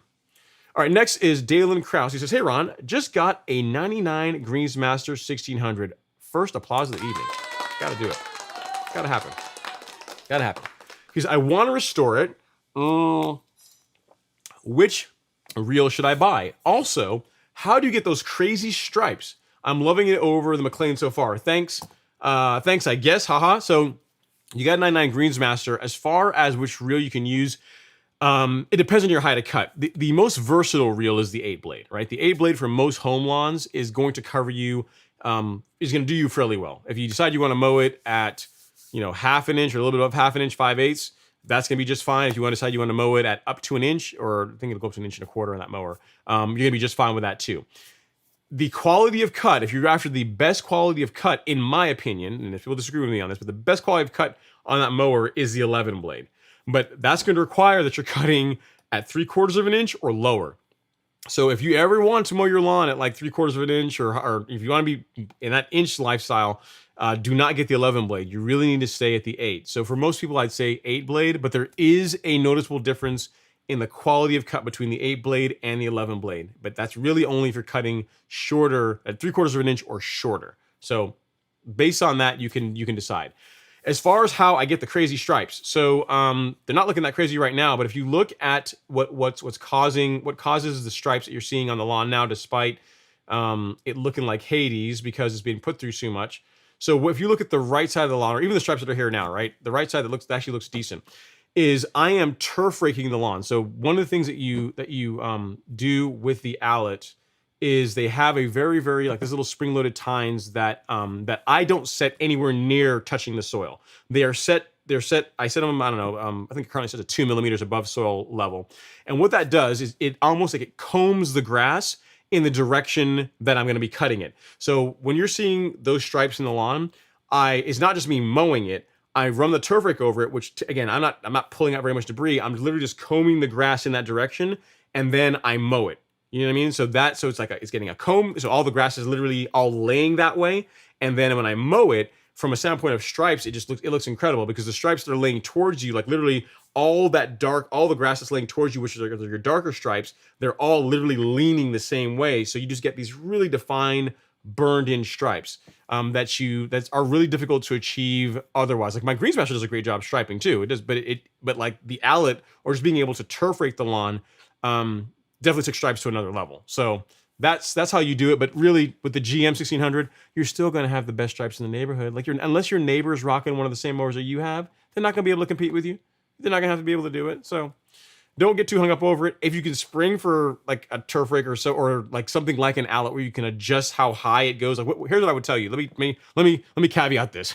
What I don't want you to do is do not go out to like Home Depot and go rent like a Klassen or one of these other, don't go rent like one of those turf rakes and run that over your lawn, because those, they the ability to adjust those well enough to where you're able to just tickle the grass and not really go out and do a lot of destructive cultivation where you're getting in the soil and you're ripping a bunch of grass out is a lot harder to do than it is on something like the outlet, like the one that I have, the C27, or like their Sterling, or like their Kensington, or any of the ones where you could really set the height. You could really set the height of cut, or how high or low the cultivation cartridge runs. The idea, again, for what I'm doing to get the stripes to really, really pop out is I run that turf rake literally like this is the soil, and literally the rake is like here. So it's not getting anywhere near where I'm pulling out debris or I'm ripping up, I'm causing a bunch of trauma or damage. I'm literally just combing the grass in the direction that I want to go, and then when I mow it, I lock those stripes in, and then you get like this really, really defined, like they look almost fake stripe action. So hope that helps. You don't need that to get amazing stripes. The fact that you're getting a 1600, you're already going to dominate the neighborhood. So there you go. And hopefully that gave you the answers as far as how to choose between an 8 and 11. I would almost say if you're new to real mowing, go with the 8, and because this gives you more versatility. But the 11 is going to cut better. So it's kind of your call. I'm telling you which one I would tell you to use, but I'm also telling you, hey, the 11 is going to produce a better cut if you are cutting shorter. So just depends on you. All right, next up is Darian Rizzo. Darian says, Ron, with these crazy prices, I'm cutting by 60 to 80% the products I normally use for the lawn. Celebration is doing amazing, though. Do you know the NPK for grass clippings? Mulching has been helping a lot. Yeah, so as far as like how much NPK you're putting back in the lawn from the clippings, I can't really answer that, but I tell you who does know is the nice folks over at My Soil, who have a YouTube channel called Soil Lab, have a set of videos that they did, and I'm trying to find it here, that show you, they answered this question. They said bagging versus mulching. Mulching versus bagging. Like what kind of nutrient level differences are you going to see? And then as far as any other negatives to it, what are the negatives that they saw from bagging versus mulching? And from a soil test perspective, how much more nutrient are you putting back in the soil by allowing your clippings to fall back on the soil versus not doing so? That's been answered. They actually have an entire series here, and I'm going to put that in the chat for you now, Darian, so you can go watch that. Don't watch it now because you're still on the live stream, right? Don't leave. But I mean, after this, you can go watch this carefully prepared test by the nice folks over at My Soil that answers the question: bagging versus mulching. They do a bunch of tests, and they, for various times, the exact same lawn. They take the same lawn, cut it in half, and they bag one side of it, they mulch one side of it, they do soil testing all throughout, and then they show the data and they say, hey, this is what happens. And no surprise, spoiler alert, the mulching side saw slightly higher levels of nutrient than the one where you were bagging the clippings. So no surprise there. I think what they say that is something along the lines of if you mulch throughout the season, it's almost equivalent to a single fertilizer app. So you can almost not do a one application of fertilizer if you mulch your clippings throughout the entire season. But the only way I would do that, I recommend doing that, is if you're mowing very diligently, right? So if you're out there mowing every few days, at least twice a week, these temps really 3 times a week, to where what's coming off is just very, very fine clippings that break down quickly, that's a strategy that can absolutely work as a way to save money while still feeding your lawn. But if you're one of these people that are out there mowing once every 10 days, once every 2 weeks, again, I always say right before the House Association sends you a nastygram, then I would not mulch because you could create a huge mess on your lawn. It's going to look terrible. So mulching is for people that really want to do, they're always out there, like kind of what you're trying to do. You're trying to save a bit of money. You don't have the time or desire to bag clippings, and you're mowing often enough that it's not going to make the lawn look too unsightly. But I will tell you that from an appearance standpoint, the lawn looks better when the clippings are bagged. So you can decide, Darian, it's about one fertilizer app over the course of the season, but as far as the actual NPK makeup of the clippings, can't really answer that. But take a look at that video that I just put in the chat for you from that series from Soil Lab, but done by the guys at My Soil, and it'll give you a lot of really good inputs or good insight into what you can expect as far as nutrients being returned based on mulching. All right, next is Dwayne Hopkins. He is back. He says, Ron, I tried a friend's C25 for the first time last weekend, and it is awesome. I agree. Wow, it's built like a tank, and the drive system is really strong. Now I see why you recommend it for slopes. Yeah, so the TrueCut C25, and I hate to say budget, but of the less super expensive reel mowers. Like I have the McLean, the California trimmer, and the True Cut. I like the True Cut the most. Now here's the thing that is not great about the True Cut. If you're mowing a lot, so if you're mowing a lot, you really got to vary your mowing patterns each time, because of the way the weight is distributed on the True Cut with those two tires. You will start to see ruts in the lawn. You start burning ruts in the lawn if you're mowing the same pattern. With a greens mower, you can get away with doing the same pattern. I mean, you still need to vary, but you can get away with doing that more, because really you're dealing with a front roller and a rear roller, so you don't really have any hot spots or hot spots that where the weight is pushing harder than other areas of your mower. You know what I'm saying? With a greens mower or with a drum style propulsion system, the weight is evenly distributed. So you might get like a slight edge or slight slight rut, like where the reel ends, if you're not managing your overlaps. But with a True Cut and a McLean, or any of those, True Cut, McLean, California trimmer, you really need to vary your mowing patterns to not create ruts that look kind of unsightly in the lawn. But I agree with you, man. As far as of the three, by far the True Cut is my favorite. But there's people that have McLeans and they absolutely love them, so I'm not throwing shade. If you got a McLean, you like it, roll with it. You got a trimmer and you like it, roll with that too. The big thing is, as long as it's sharp, you got it set up properly, and you're mowing your grass regularly, it's gonna look awesome. It's gonna look awesome. Next up is Dalen Krause. He says, that was a sarcastic thanks for talking of the Greensmaster and talking me into it. You're welcome, Dalen. And you will see that, right? So, because what I would say is, between those three, between like the True Cut, the trimmer, and the McLean, all great mowers, all, they all have their pros and cons. But then comparing them to a drum style mower, like when you get into like any of the Allets, certainly any of the Greensmasters, you get into like a JD or a Greensmaster, that's an entire new terror, because as far as just the quality of cut you get with those mowers, it's a next step up from like the lower tier systems. And then the Allet, like the one I got, the C27, it's another step up because of all the other stuff I'm able to do, right? Like I'm able to whereas with I put it this way, I guess if you took like a 1600 and you put a groomer on it, even though a groomer is really not designed for that, if you put a groomer on it, that would help produce slightly similar results, because you're kind of combing the grass all in the same direction with a groomer. I guess that would be one way to kind of produce similar results. But really, once you get to a Greensmaster, anything above that, it does get better, but you are getting to the point of diminishing returns. So does the Allet produce better than my 1600? Yes, absolutely, no doubt. Is it as big of a difference that between the 1600 and the Allet, and that you would get from like a 1600 and the True Cut? It's not quite that much of a jump, but it is better. So it is like another step up. It is another tier higher, but you see a bigger jump from like a True Cut to a Greensmaster than you do from a Greensmaster to a C27. It makes sense? So it is better, but it's not like the difference between a True Cut and Greensmaster better. So hope that helps. I beat that horse to death long enough. On to the next question and or comment. All right, Michael is in the house. He says, Ron, just bought a new home.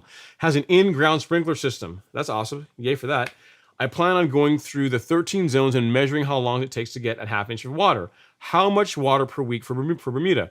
So Bermuda needs about an inch of water per week, all in, meaning that between rainfall and your irrigation system, an inch, and give or take, a little bit more is okay, a little bit less is okay.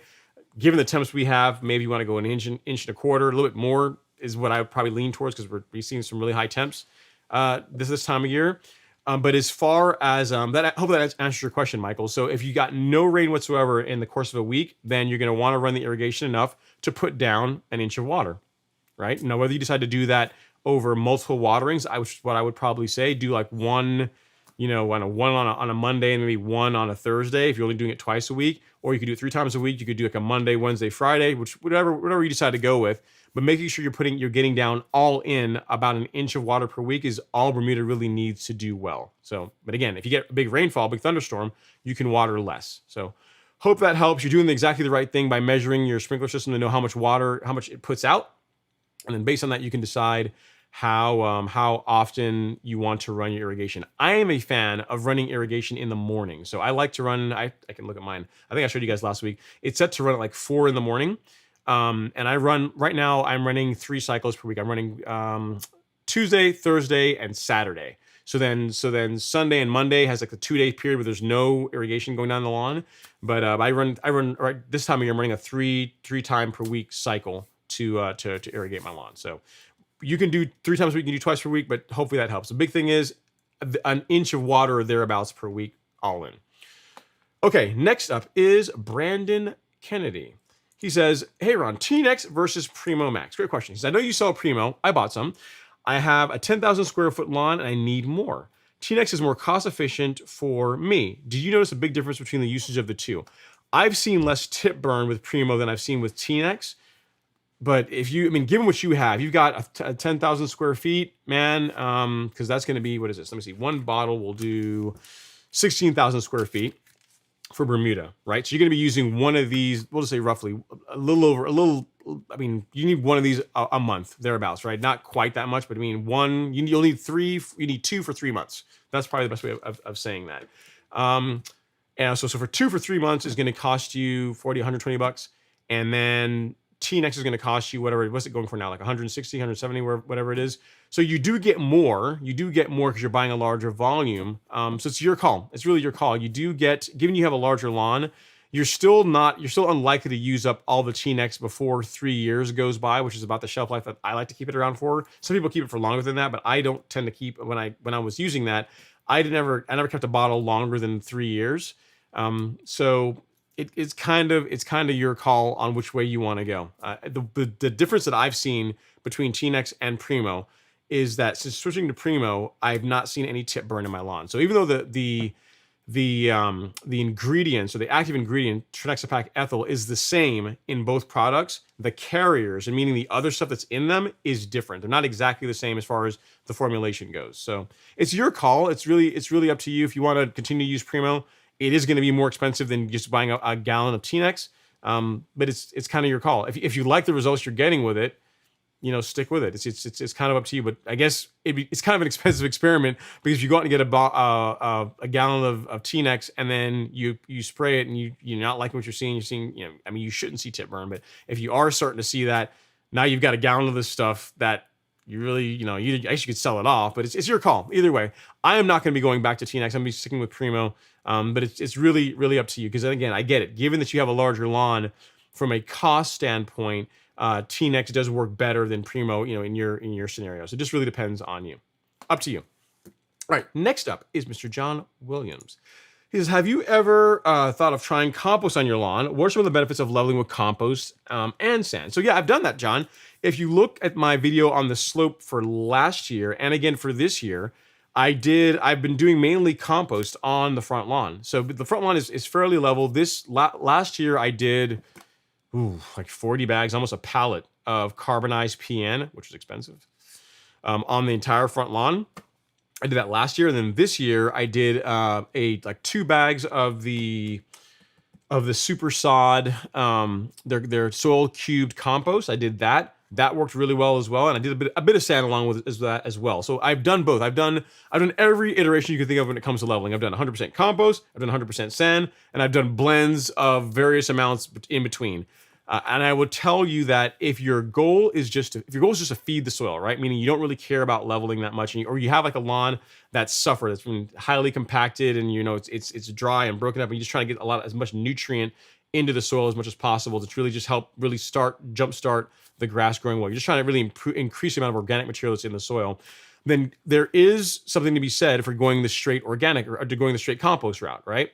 The problem with doing that is if your goal is to level, like compost is going to break down. So in a year to 18 months, you're not going to be exactly where you started, but you are going to notice that as it breaks down, a lot of the ruts or the uneven areas will begin to return. So the best way, in my opinion, is to do a blend.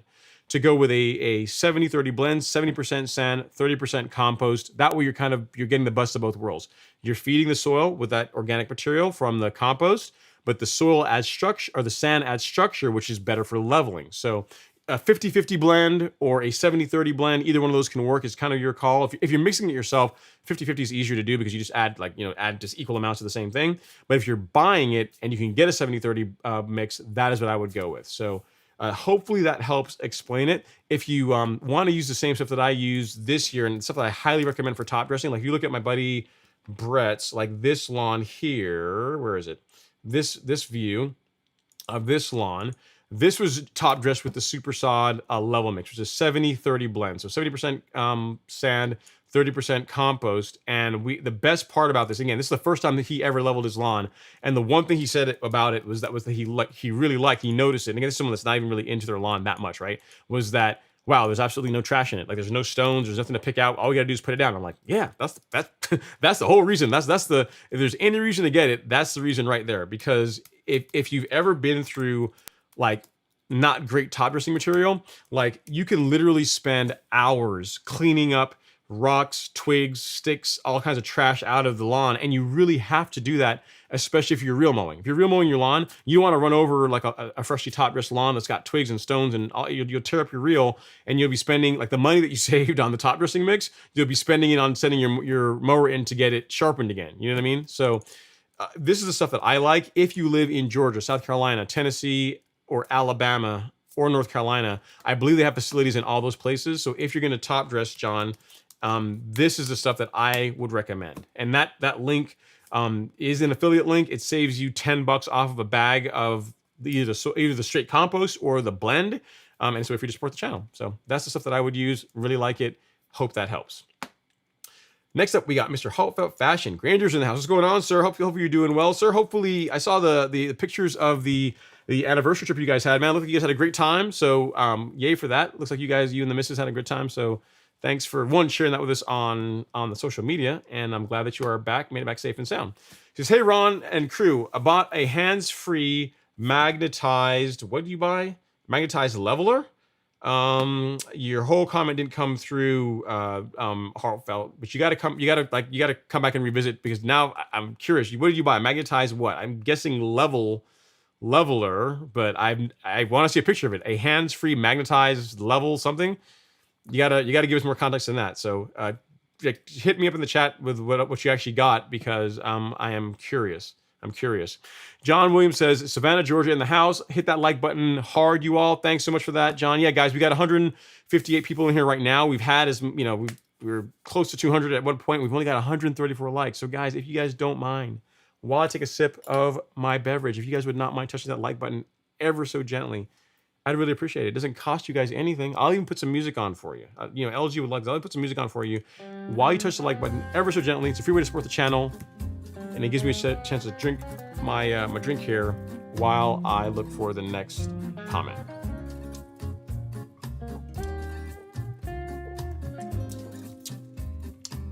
Looks like Brandon Kennedy. All right, Brandon's up next. He says, when applying Primo Max for the first time, I did half rate with 3 ounces of 1500 liquid fert with 6% iron, and then 7 days I applied the other half rate at 3 ounces of liquid fert, and I had no tip discoloration. Okay, that works, Brandon, but here that's a strategy. But what I would do is I would space it out. Instead of every 7 days, do it every 2 weeks, right? So it depends on you. Because if you're doing the half rate, right, ideally you want to apply half now and then do the other half the middle of the month, right? And then 2 weeks again, the other half. So what happens is the 1st and the 15th, you're applying your fertilizer, whatever else you're doing, and you're also putting a little bit of Primo, a little bit of the good stuff in the tank too, to help suppress growth a bit, right? So you're fine, but I'm just saying that the only thing I would adjust is, instead of it being 7-day intervals in between, I would do every 2 weeks, every 15 days or so, unless you're going to do like quarter rate every 7 days, right? And that sounds like a lot more work to me. So I would do every 2 weeks, assuming that you're out there every couple of weeks. And to your point, you're going to see you're seeing what I saw, which is no discoloration, no tip burn, and still equally good regulation. So thanks for sharing that, sir. You did exactly the right thing. Looks like you got a liquid fert with some nitrogen. You also got some iron, so good to go. I am not surprised that you got a good result. Very, very good. All right, let me run down here and grab a super chat. Make sure I haven't missed any. I got a couple here that I am lagging on, which is not good. I am sorry, guys. And actually, you know what? I got to fix the show sponsor. Robert's you're going to cuss me out. You're going to be like, Ron, what the Hades, man? Robert Rainey. Let me fix that. Thank you so much, Robert. Sorry about that. And then we have some more super chats. One from Melly Mel. Super chat. Which is a pair character cheerfully blowing a party horn. I appreciate that, Mel. I can't mimic blowing a party horn, but I appreciate the super chat. Thanks for that. And then next is Alex Raybuck for another super chat. Super chat received. This hippo character with a pink hat flips backward and raises his thumbs up in the air. So I appreciate all the love and support. Let me make sure I don't have any others that I'm missing here. I don't think I do. And we got one from Josh Bronco as well. Thanks for that, Josh. Super chat received. He says, hey Ron, I broke my real drum belt like you did tonight. Where'd you end up getting yours by chance? Real Rollers? No. So I got mine. You're talking about, I imagine, a Greensmaster, Josh. I got mine from Jerry Pate Company. So call them up. Ask for Bruce, or Joey's not there anymore, but ask for Bruce, and they'll get you all fixed up. What you will need when you call, have the serial number for your mower handy, because you're going to want to have that. You're going to have the serial mower handy. I have my video of showing you how I replaced it. It's not that hard to do. Take that time as a chance to clean out any clippings or any debris that's in there when you're taking it all apart. But it's not difficult to do. Just call them up. The belts are not that expensive. I want to say they're less than $20 each. I want to say. So yeah, go ahead and if you're going to replace them, you might want to replace both sides, right? Because if you're going through the trouble, why not like fix one and then have the other one break on you 2 weeks later, right? So you might want to replace both of them at the same time while you are going through all the headache. So, but yeah, call up Jerry Pate Company. They are, I forget exactly they are. They're south of Atlanta. Ask for Bruce, and they will take care of you. But just have the serial number of your mower whenever you call, so they can make sure they get you the right product, the right part. All right, next is Darian Rizzo. He says, do you have any feedback on Cytogrow? I've been applying it once per month, applying it monthly, but it's hard to tell any differences supposed to affect the root system. Does it work, or snake oil? What's the deal? Yeah, so Cytogrow, no, I mean, I've not used it personally, but a lot of people use it, love it, and swear by it. You know what I mean? They say that, it's like from what I understand, Cytogrow is like a kelp product. So with a lot of those products, what you're finding is that they help with they help with the movement of water through the plant, kind of like what potassium does. So overall, they just help with soil health and plant health. So Cytogrow, it's kind of like products along those lines are kind of like products like Essential G, right? It's not like you're going to apply Essential G to your lawn and like a fertilizer 2 days later, you're going to see a flush of green in your lawn like you would if you applied like FERT, right? But what you will find is that when other lawns in your neighborhood are seeing heat stress, your lawn is going to be less likely to see that. Whenever you're putting down your fertilizer, you're going to get more out of them. In other words, you're going to get better nutrient uptake. They help maximize nutrient availability. So it's one of those products that, in many ways, is like an investment in your soil, which by extension is going to produce great looking grass. But it's not like a fertilizer or like applying like iron, where you apply it and 2 days later, wow, my lawn's darker green. It doesn't really work that way. But I have no reason to believe that it's not a great product. Like, there's nothing from Ecology that I've not used, from Hydrotane to their Turfplex to Nutrizolve, that I have not had amazing results with. So they make really good products. And here's the thing, a lot of the fertilizers that you buy from them have Cytogrow in it. You know what I mean? So it's like, while Cytogrow is available as a standalone product, oftentimes when you buy some of their fertilizers, you're getting a fertilizer that also has, that they add that as an additive to other ferts as well. So I think it's a great product. I don't use it because I use NutriKelp. This is what I go with, because I have my stack in the Miramichi Green Carbon Kit, the Release Zero, NutriKelp, and then BioSpectrum, or Release 901C, NutriKelp, and BioSpectrum. That is what I use, but I have nothing against Cytogrow. It's just I already have a product that I like that works well, so there's not a lot of reason for me to switch. But the people that do buy it seem to like it. Like, we sell it on the store, people buy it and they get good results with it. So it's definitely not snake oil. It's just I'm not sure what your expectations are from a standpoint of like, if you're comparing it to like a fertilizer, it's not going to be like that, because it's a different type of product, if that makes sense. Okay, next is Rich V. He's in the house. He says, hey Ron, soil test says I need 2 pounds of per 1,000 of phosphorus and 3 pounds per 1,000 of potassium. Do you have a recommended fertilizer? Just put down the 2406 slow release prior to getting the test results. Thanks. So you need phosphorus and potassium. What I might do, Rich, is instead of, for your next fertilizer app, just do like a balanced fert. I would just do something like in other words, instead of putting down like a fertilizer that is strictly potassium and a fertilizer that is strictly phosphorus, which you can do, I would just go to like a balanced fert, something like this that has a bit of everything. And that's also going to get you some nitrogen as well, which your lawn needs. I mean, the soil test results may not have said that, but like this time of year, while your grass is actively growing, it needs nitrogen. That's what drives the bus. Take a quote from Alan. So the fact that you need nitrogen, you need phosphorus, you need potassium, then this is what I would use, or something similar to this. If you don't want to use this particular product, you can get something else if you want, but I would use like a balanced fertilizer, so that you're not out there applying like 2 or 3 different products at the same time. You know what I mean? Like this will meet the needs of that soil test result, and you should be good to go. That is what I would do. Your call, but that is what I would go with. Hope that helps, sir. Hope that helps. All right, next up is Ron Tiffany says, what are your thoughts about molasses? So what I understand molasses to be, Ron, is that it's a biostimulant, right? It helps increase microbial activity. It's like a lot of sugars in it. I've never used it myself to know what kind of results you would get. And again, it's one of those things that's difficult to really put a finger on and say, I applied this and like 2 days later I saw a difference.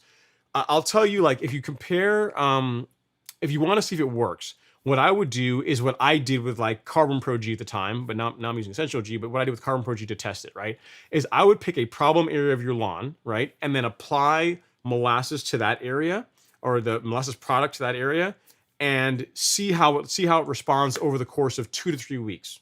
Don't look at it from a 2 or 3 day standpoint or like a week standpoint like you can with fertilizer.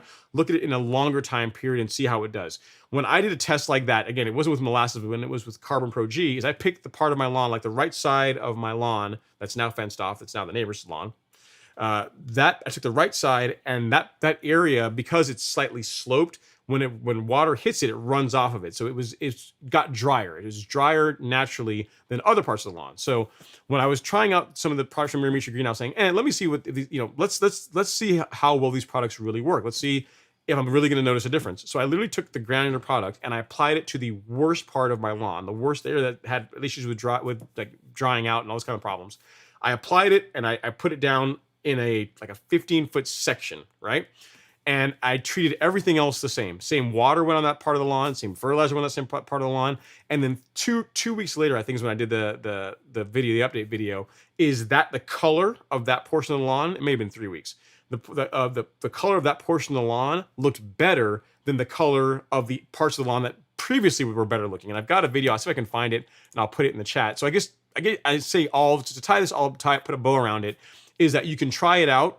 I believe that people that use it or use molasses swear by it. They say it's the greatest thing since sliced bread. But if you want to test it for yourself and see if it makes a noticeable difference in your particular lawn, like pick an area, control area, and I would pick an area that tends to struggle and use it and see what kind of results you get. That's an option that you can do. You know what I mean? I did that with with Carbon Pro G, and that really made me a believer in it. And I've since switched to Essential G, and I just I love the product, love the results. Like I said, I would not recommend anything to you guys that I did not truly believe in, that I've not tested myself, that I haven't seen results with myself. So I'm gonna see if I can find this video for you that has here it is, Carbon Pro results. Boom, I got it right here. So I will put this in the chat for you. Get shareable link. There we go. I'll put this in the chat for you, Ron, in case you're interested. For you to look at it. Again, I know it's not a molasses video, but it gives you an idea of like how I went about testing something like this and the results that I saw. So I think it's the results. Linked in the description of that video is like the original problems. You can see what it looked like before, and you can see what it looks like afterwards. So hope that helps, sir. If you need anything else, please do let me know. All right, next up is Untrained and Unrestrained. Says, thank you for your videos. Look forward to all your content. Thanks so much, Untrained. I really do appreciate that. It's a lot of work. It's a lot of work to create the content, but you guys watch it, and I really do appreciate all the support. So thanks for that. Makes me want to keep going. Govind is up next. He says, would it be possible for you to come out and take a look at my lawn? Would mean a lot. I've been following your channel for some time now. I hear you hang out at Real Rollers quite often. I'm not sure where you live, Govind. I mean, why not just send me pictures of it? Because literally there's not for the most part, there's not a ton that I'm going to see like sitting there that I'm not going to see in some really good pictures of the lawn. You know what I mean? My email address, which I haven't put up tonight as yet, funnily so, is ron@golfcourselawn.com, because the problem is just time. You're not going to believe this, but like outside of YouTube, like I have another job. I have like my day job, like which keeps me incredibly busy. So like just being able to carve out time to in other words, when I do have free time that I'm not in a meeting or I'm not working, I'm usually either mowing the lawn or doing something for the lawn or I'm filming YouTube content. So it's really hard to take like, a couple hours and go off somewhere and just to look at someone's lawn. For the most part, when I can get these, the answers are not going to change. Like if you send me pictures, like I'm going to be able to look at it and I'll be able to say, this looks like this is going on. And if I need anything else, you can send me some clarification images of exactly what I'm asking for, and I can help you out. There's not going to be a difference in the results. Yeah, and as far as real rollers, yeah, those guys are great guys. I see them, normally at least once a week for various reasons, but yeah, hope that helps. Go in, send me pictures, and I will do my best to help. But actually coming out there is kind of a challenge, given how crazy busy I am. All right, next up is Heartfelt Fashion. He says, "Hello, Ron and crew. I bought a hands-free magnetized blade level engage to measure the mower cut setup. I saw you had one. Oh, okay. You're talking about, he's talking about the AccuGauge. Okay. Yeah, so you bought an AccuGauge and you bought the version that has the magnetic, the attachment. Okay, I got you. Can you make a how-to video on your Allet? I can. I mean, it's the same thing as the video that I did for it's the same thing as far as the Greensmaster Heartfelt. So let me find it here. AccuGauge. Yeah, how to cut with an AccuGauge. Here we go. Boom. This is it. So I've already got a video that I did on the AccuGauge, and I show doing it on a Greensmaster, and it's exactly the same process. Like if you look at my video that I did on the review of the C27, in there I show you using their height bar that Allet sends along with it, and I kind of tongue in cheek says, and if you're really a stickler, you're kind of someone that is never good enough, break out your AccuGauge, and you can use that to measure it too. So I actually show attaching it and actually using it to check the height of cut. So I'll send you a link to the video here now that you can watch, because the video would be exactly the same. There's really no difference between them. So I will do that right now at Heartfelt Fashion, and I'll say this is a AccuGauge video. AccuGauge video. So watch that video. I'll show you. It shows you exactly how to use it, and should get you on your way. If you need anything else, let me know. All right, we have another super chat. Let me run down here and grab it from Mr. Logan Brunner. Thank you so much, Logan. Super chat received. Appreciate the support, sir. Appreciate all the love and support, all the super chats. Thank you guys for helping support the channel. It really, really does mean a lot. It really does mean a lot. All right, our next comment and question is from Mr. LG. He says, "Thanks for the Tango Bolero. I can die peacefully now." You're very, very welcome, LG. I know how much you like it. I mean, you like it more than I do. I mean, I like the music, but it's not as good as the outro music. The outro music is pretty awesome, like the little funky music that we end with. You know what I mean? This isn't bad. It's kind of smooth, kind of jazzy, right? Relaxing. Okay, next up is Philip Neri. He says, "What are your thoughts on ammonium sulfate?" I think that if you need it, it's good product. It's fine. I mean, if your pH tends to be a bit on the higher side and you want to use that to lower your to help bring your pH down, it's an option. But what I would say is if for me, if it were me, I would more quickly lean towards using like a citric acid to help lower pH, and then use whatever fertilizer I want, because a lot of the ammonium sulfate fertilizer or products, if I'm not mistaken, I might be mistaking it, might be confusing, either the ammonium sulfate or the elemental sulfate, one of the two of them is like 21% nitrogen. So what that does is, yes, it is a good product it does help lower your pH levels, and the guys at MySoil showed this in their testing. But they also show that citric acid works very well too for lowering pH, and then you're able to use a fertilizer that meets all the requirements. Because if you use ammonium sulfate or elemental sulfate, I forget which one has 21% nitrogen in it, but if you use one of those products, right, it's like a 2100, which is not enough. It's not a fertilizer that has all the nutrients that you need to feed, from a macro standpoint anyway, to feed your soil, to feed your grass. Most grasses need some nitrogen monthly, and they need some potassium monthly, right? So you need at least like a number 0 and then some other number, like 1608 or 2406 or something along those lines.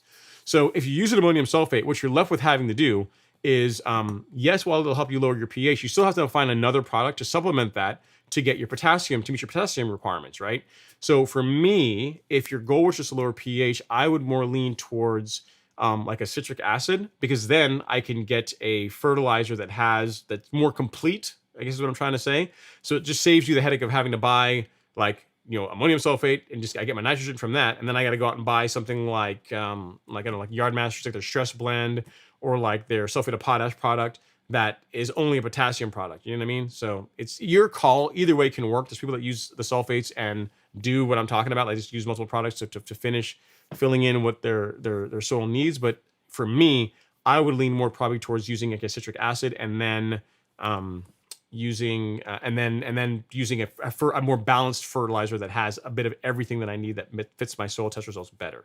If that makes sense. So kind of your call. If you want to see the video on that, there's a video that the guys at Soil Lab did on pH, and I'll actually send that to you here, Philip.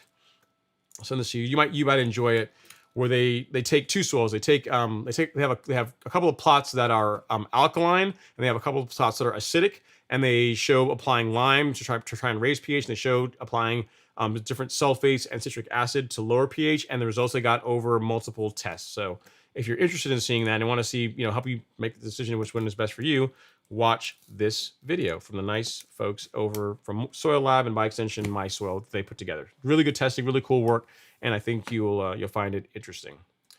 All right, Ahmed Jones says, nice lawn. It is, yeah. I'm not sure which lawn you're talking about. If it's probably not my lawn right now because the back lawn's not looking that hot. But if it's Robert's or Brett's, it is looking pretty clean.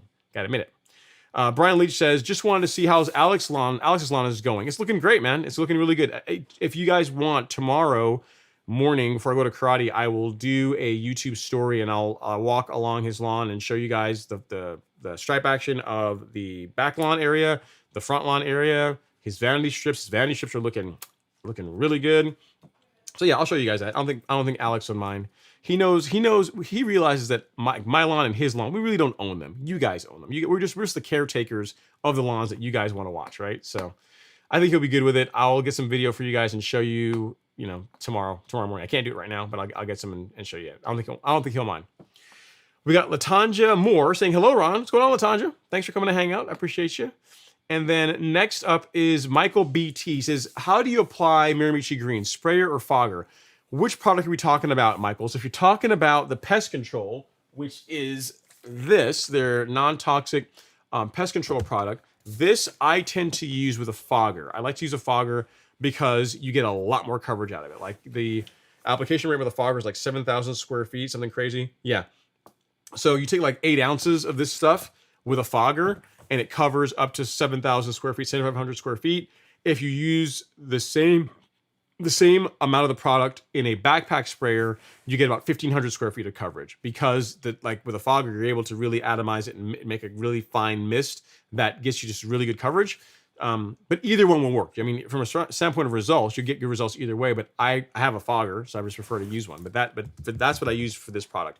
All the other Miramichi Green products, I use a backpack sprayer for. So everything that's in the carbon kit, so like Biospectrum, this gets mixed up, this gets suspended in water and gets mixed along with, can I do it? I can do it.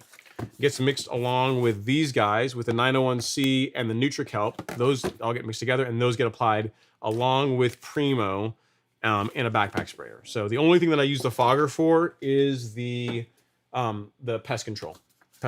Because it's also really good for plants too, right? So if you have shrubs and you really want to be able to get all throughout the shrubs, like the fogger is really good at penetrating and getting, providing really good coverage. So that's why I prefer the fogger for that particular product, the backpack sprayer for everything else. Hope that helps, Michael. And what you'll find is if you go to the golf course lawn store in here, I think I do. If not, you guys are gonna laugh at me, but we'll see. It's okay. It won't be the first time I got laughed at. If you go to here and you look up so you go to the store, go to Miramichi Green Biostimulants, and then go to the pest control. I want to say I have a link to the backpack sprayer that I'm using in here. Do I? I do, a fogger. There you go. So I've got a link to the fogger that I'm using in the product description. So if you decide you want to go that route, it's the same one I'm using in the video that shows you how to mix it, how to apply it, all that fun stuff. But yeah, I am more a fan of using the fogger for this, backpack sprayer for everything else. All right, sir, hope that helps. If you need anything else, do let me know and I'll do my best to help you out. All right, next up is Dwayne Hopkins. He is back. He says, Ron, with a new mower and cartridges, have you thought differently about possibly overseeding with rye this year? What say you? I'm too afraid, man. I'm a chicken. I tell you, I'm a chicken. I am. I'm not afraid to admit it. Listen, a man's got to know his limitations, all right? A man's got to know his limitations. And the thing for me that terrifies me about ryegrass is 2 things. One, I don't like cold weather. I know you guys don't. I know it sounds like a really lame excuse, and it is kind of lame, but I don't want to be out there when it's like December and January, it's 30 degrees outside having to mow grass. I don't want to do it. That's thing one. Thing two is when March timeframe rolls around and I got to get rid of it.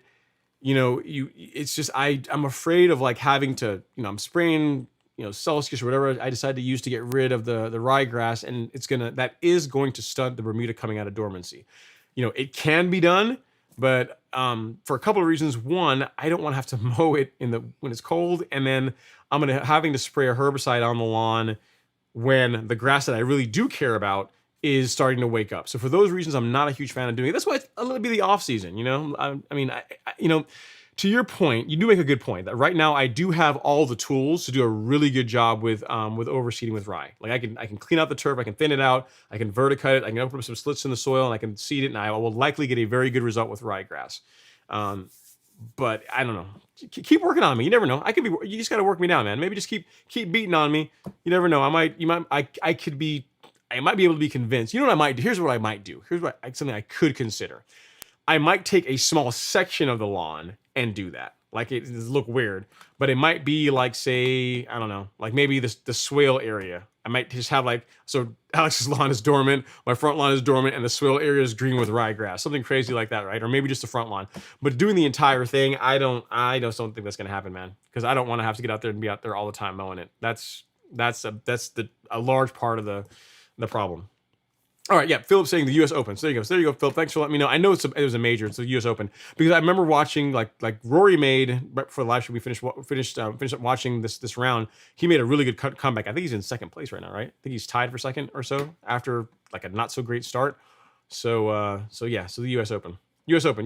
All right, in Brookline, Massachusetts. Cool. Thanks, guys. I appreciate it. I don't know why I drew a blank on that. I know it wasn't the Masters. I was trying to say, was it the PGA or the U.S. Open? Because it can't be the British because it wasn't in England, right? So, all right. Well, thanks for that. I appreciate you guys coming through clutch for me, as always. Next up is Melly Mel. Melly Mel is in the house. He says, just got my soil test back, and I'm surprised that it was not that bad. Only low in 4 areas, boron, copper, magnesium, and phosphorus was recommended. The phosphorus recommended was a 619.0. Your thoughts? So what you can do, let me think about this. So it didn't say, so you don't need so if you could find a phosphorus product that has that, like who did one? Lesco had one that was like an 1824-12, I think they had.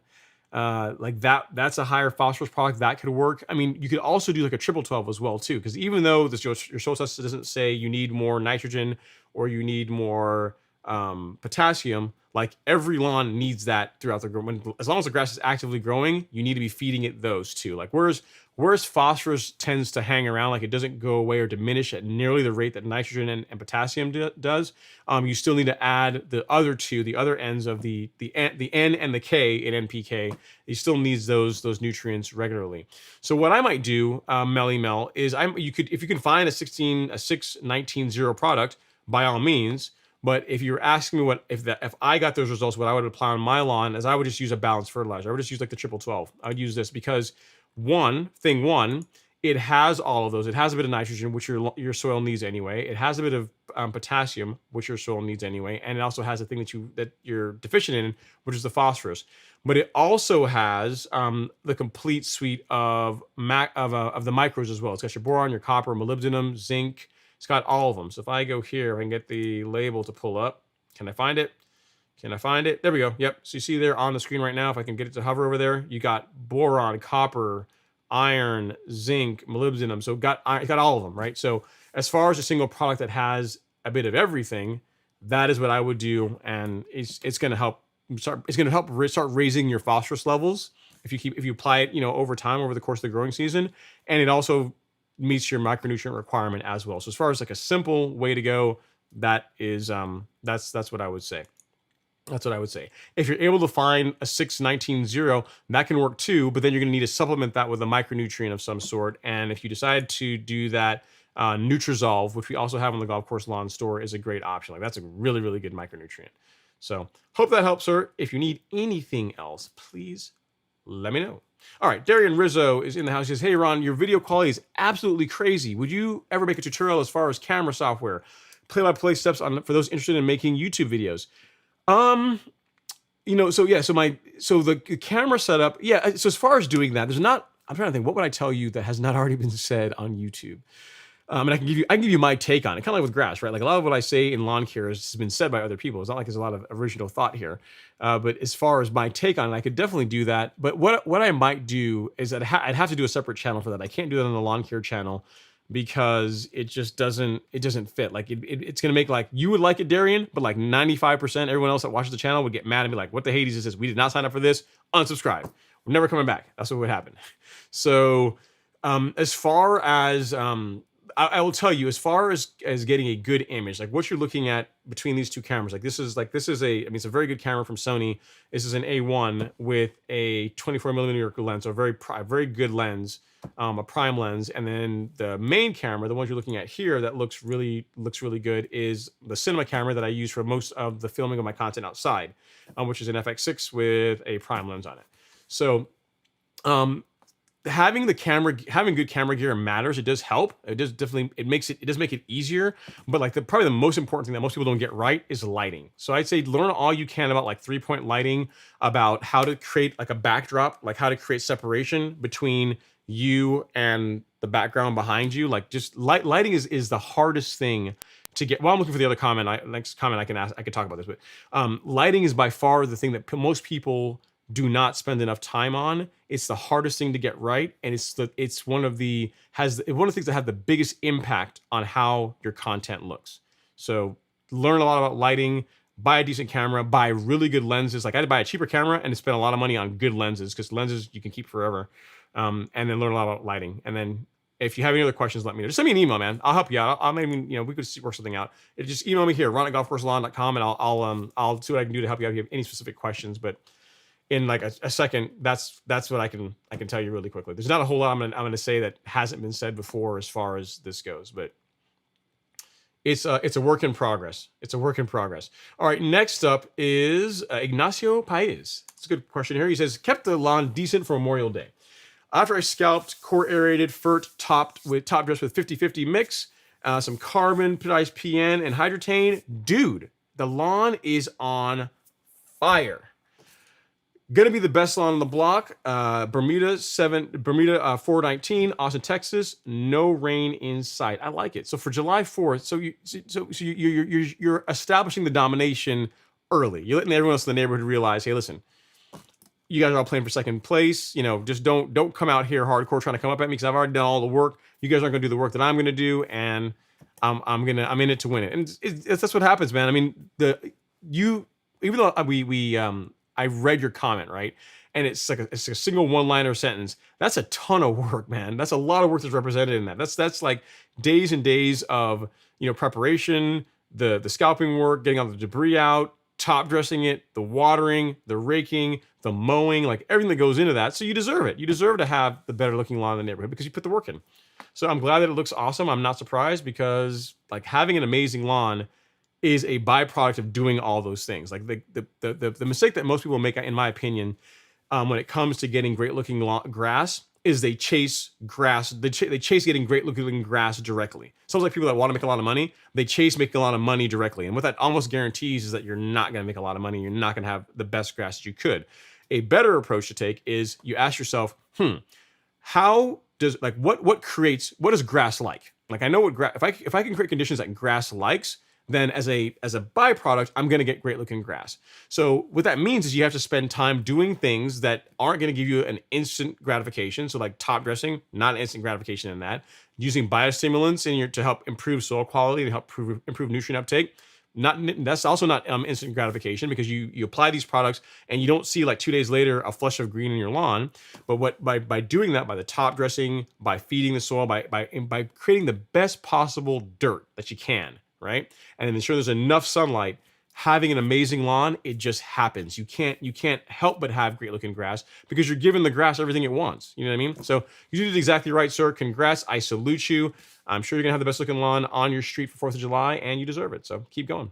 Next up is Dwayne Hopkins. Says, when applying the plant growth regulator, what effects does it have on weeds? Does it slow down their growth as well? Yeah, so gibberellic acid, I believe that gibberellic acid synthesis suppression, that it applies to all plants that it gets on, because if you look at like PGR, like Primo, you can, while I always talk about using this on grass, like one place that I've never made a video on this and I probably should, is like this stuff is awesome on your ornamentals too. So if you have like shrubs, like decorative shrubs that you shape and then they start to grow really fast this time of year too, this stuff will help lock in the shape longer. So like I definitely use plant growth regulator on my shrubs to help like reduce it, how quickly they grow.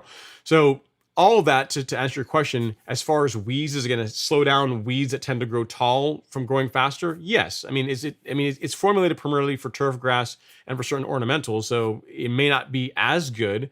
And I certainly wouldn't apply PGR as a means of weed control. But what you should see is that any grass or any plants that you get that this stuff gets on should, like as far as top growth, as far as like growing tall, then that should slow down. You should see a slowing in that. But again, for weeds, I've never thought up until now, this is the first time I've ever considered using PGR in the context of weeds. Like I mean, if something gets on a weed and it slows it down, great, but I just want to get the weeds out of my lawn anyway, right? So don't go out there and buy a plant growth regulator and start spraying it on your lawn as a means of weed control. It's really designed for your grass. But to answer your question, Dwayne, yes, just like it also slows down the growth of ornamentals, like shrubs, it would have similar effects on some weeds, some more than others.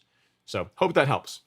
Next up is John Williams. He says, C27 and you sell C27 and you sell the best one already. I guess you can use the old ones to scalp and stuff. No, so here's the thing that I find. If you guys watched the entire video on the C27, the evolution, I thought it was a pretty fair review, is that while that mower is incredible, it's an incredible mower, and the cultivation system is really nice, and the way it works, it's quiet, in general, it's another level. It's an awesome piece of equipment.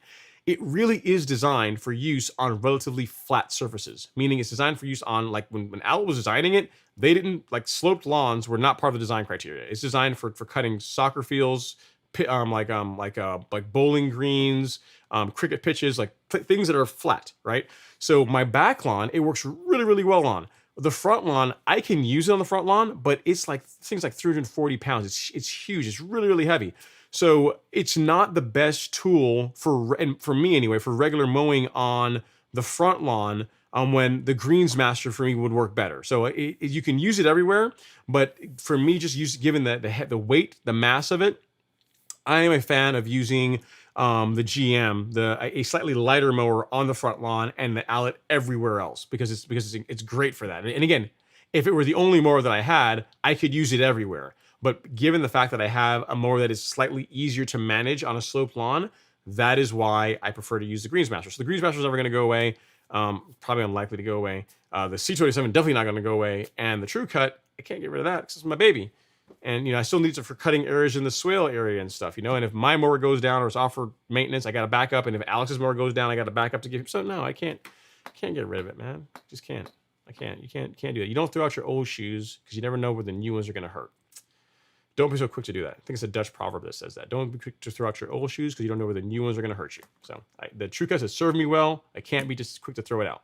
All right, next up is LG saying throwing Ron Henry throwing tomatoes. What am I throwing tomatoes at? What'd I do? I didn't do anything. I don't think so. Hopefully I didn't do anything. Well, if I did, sorry. All right, next up is McNasty Motorsports. He says, hey, Grass Geeks, late as usual. At least I didn't miss this one like I did the last couple. A series of busy Fridays will do that. Well, I'm sure you're out busy with work, making that money, doing your thing. So we appreciate that even after you got off, you still decided to come and hang out with us here in the live stream. All right, next up is Calvin Tupp. He says, hey, Ron, my ST... Soil Test. So Soil Test recommends 2 pounds of controlled nitrogen 4600 during the growing season through August. Straight urea. I wouldn't, but okay. Used Lebanon Humic Max in April and May with liquid first midstream. Lawn is awesome. Thoughts on the 46000? You can, if you want to use, I'm assuming it's just a straight urea product that you're going to end up using. You can use that if you want. But it's like you have to be very, very careful when you apply it. Read the label. Most of the time, whenever they recommend applying a straight urea, you are going to want to water it in. So I just, it's your it's your call if you want to go with that. I would be much more inclined to using something like I mean even like Yard Mastery's Double Dark, right? They're 1600, something that is a bit less likely, like less concentrated, less likely to cause injury or burn the lawn is something that I would lean towards. That would be my thing. And also, I'm not a fan of just applying just straight nitrogen to the lawn, right? I mean, I like to also apply a bit of like anytime I'm putting on a fert, I like to also put a little bit of potassium in the lawn as well, a little bit in the soil as well. So while I get what the soil test is saying that it's just trying to correct the nitrogen deficiency, if you look at it from a big picture, the soil, while your soil may not need potassium, might not need phosphorus, it likely needs some potassium during the growing season. So adding a bit of that regularly is a good thing. It likely also needs micronutrients. So adding a bit of those throughout the growing season is a good thing. And you have to be careful with straight urea because as far as like if you get it wrong, as far as something that will damage the lawn or will burn the lawn, it will do that much more so than other options. So in my opinion, again, I'm probably in the minority on this, but in my opinion, the biggest benefit to that particular type of fertilizer is that it's less expensive. It's cheaper, right? Like the biggest benefit to straight urea ferts is that they tend to cost less. They're a lot less expensive than some of the blended products, but they're less expensive for a reason, in my opinion. So it's up to you. You can absolutely use that done applied properly. You can get a good result with it. But I'm a fan of using like a more blended ferts. So hope that helps, Calvin. And the rest of your comments, you said you applied Humic Max in April and May, and liquid first. Yeah, so you're already doing like Humic Max, which again, so in other words, if you still had Humic Max, that is what I would do. And if you don't have Humic Max, instead of doing the 4600, I would use Flagship at a reduced rate. I would use that at a 2 pound per thousand rate. That's going to put about half a pound of nitrogen into the soil, and then supplement that with the liquids with your spoon feeding program. That is what I would do. So hope that helps. But again, totally your call to which way you want to go. All right, next up is Tutrilla. He says, "Happy Friday, everyone. What's going on, Tutrilla? Thanks for coming to hang out in the live stream. Appreciate you as always." And then Darian has a question here. That's an interesting one. He says, "Would you still scalp if you mow at 0.3 inches year round?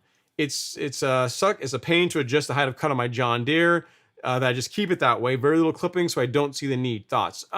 It's your call. I mean, here's the thing you're going to find is if you are truly mowing at 0.3 inches all year round, what you're going to find is if you don't scalp, the lawn is going to begin to get a bit spongy, right? It's just going to happen. What you'll find is this, right?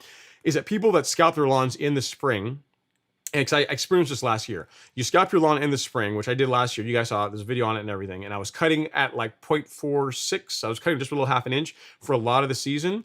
When I started out the season, everything was great, right? And everything's fine. And I was returning all the clippings. I didn't bag any clippings at all, other than save the one time I bagged clippings before the 4th of July. So I was returning all my clippings into the lawn. And what you found was, as you got later in the season, areas of the lawn that did not scalp earlier in the season, as you got later in the season, I should say. As I got later into the season, areas of the lawn that were not prone to scalping, say in April, May, early June, in late July, August, I was starting to get scalping, maintaining the exact same mowing frequency. So what you'll find is that there's a benefit to it. Like if you don't, like there's a benefit to scalping because it cleans out a lot of debris, and it shouldn't be that much trouble to change the height of cut. I mean, if you have a way to measure it accurately, it's like a 5-minute job, maybe 10-minute job if you're really slow. So especially given how low you're cutting, you need to either do a scalp mid-season or you need a verticut mid-season, because otherwise what you're going to find, and if you don't want to do this, you don't have to, but I think what you will see is starting like next month and into August, you're going to start seeing scalping in sections of the lawn that you didn't see it before. So your choices are scalp it, which is, again, that's an option, or you can verticut it if you have a means to get one of those, which is what I would lean towards doing, just to help thin the lawn out, clean things out. You don't have to be too aggressive about it, but just help thin the lawn out just a little bit. And then you're going to find that if you're 0.3, if you're able to maintain that cutting frequency that's required for that, the lawn will still look good as you get later into the mowing season versus not doing that. So it's your call, but I can just tell you from my experience that you're probably going to want to do a scalp or some kind of a clean out here at some point, especially as the grass starts growing more aggressively. So hope that helps, Darian. If you need anything else, let me know. Let me know. All right, Ismail Al Daco is in the live stream. He says, "Hey, Chief, never been called out before, but I'll take it." He says, "I just lay down sod. Do I need to roll it after laying it, or do I wait a few days?" You can roll it afterwards. There's people that I've seen it done both ways. Rolling it after applying it, immediately after applying it, does help like even out some of the bumps, and the high spots, and really it does help improve the contact of the sod to the underlying soil. Another option is if you have a reel mower, you can take a reel mower and just run it all over the new sod with the reel turned off. Obviously, have the reel disengaged and just use the drum as a means to roll it. And then the next thing you could do is just stay off of it. So once you've got the new sod applied, you've got it rolled in, or you've got it smoothed out as best you can. Have people stay off of it, like rope it off, water it, and just stay off of it for a couple of weeks. Just don't let people walk over it and like take their dogs on it and all this kind of stuff. Just let it root in, is what I would say. So it's your call. Either way can work. I would do it sooner than later if it were me. Okay, the McNasty Motorsports is in the house. He says, half rate app for plant growth regulator 3 weeks ago. Recently put down my first full app. Will PGR hinder the recovery of small spot leveling project, or will the increased stolen rhizome activity negate that? Bermuda. It's good. You'll be fine. Is it going to, I think I answered this last week because I had this question.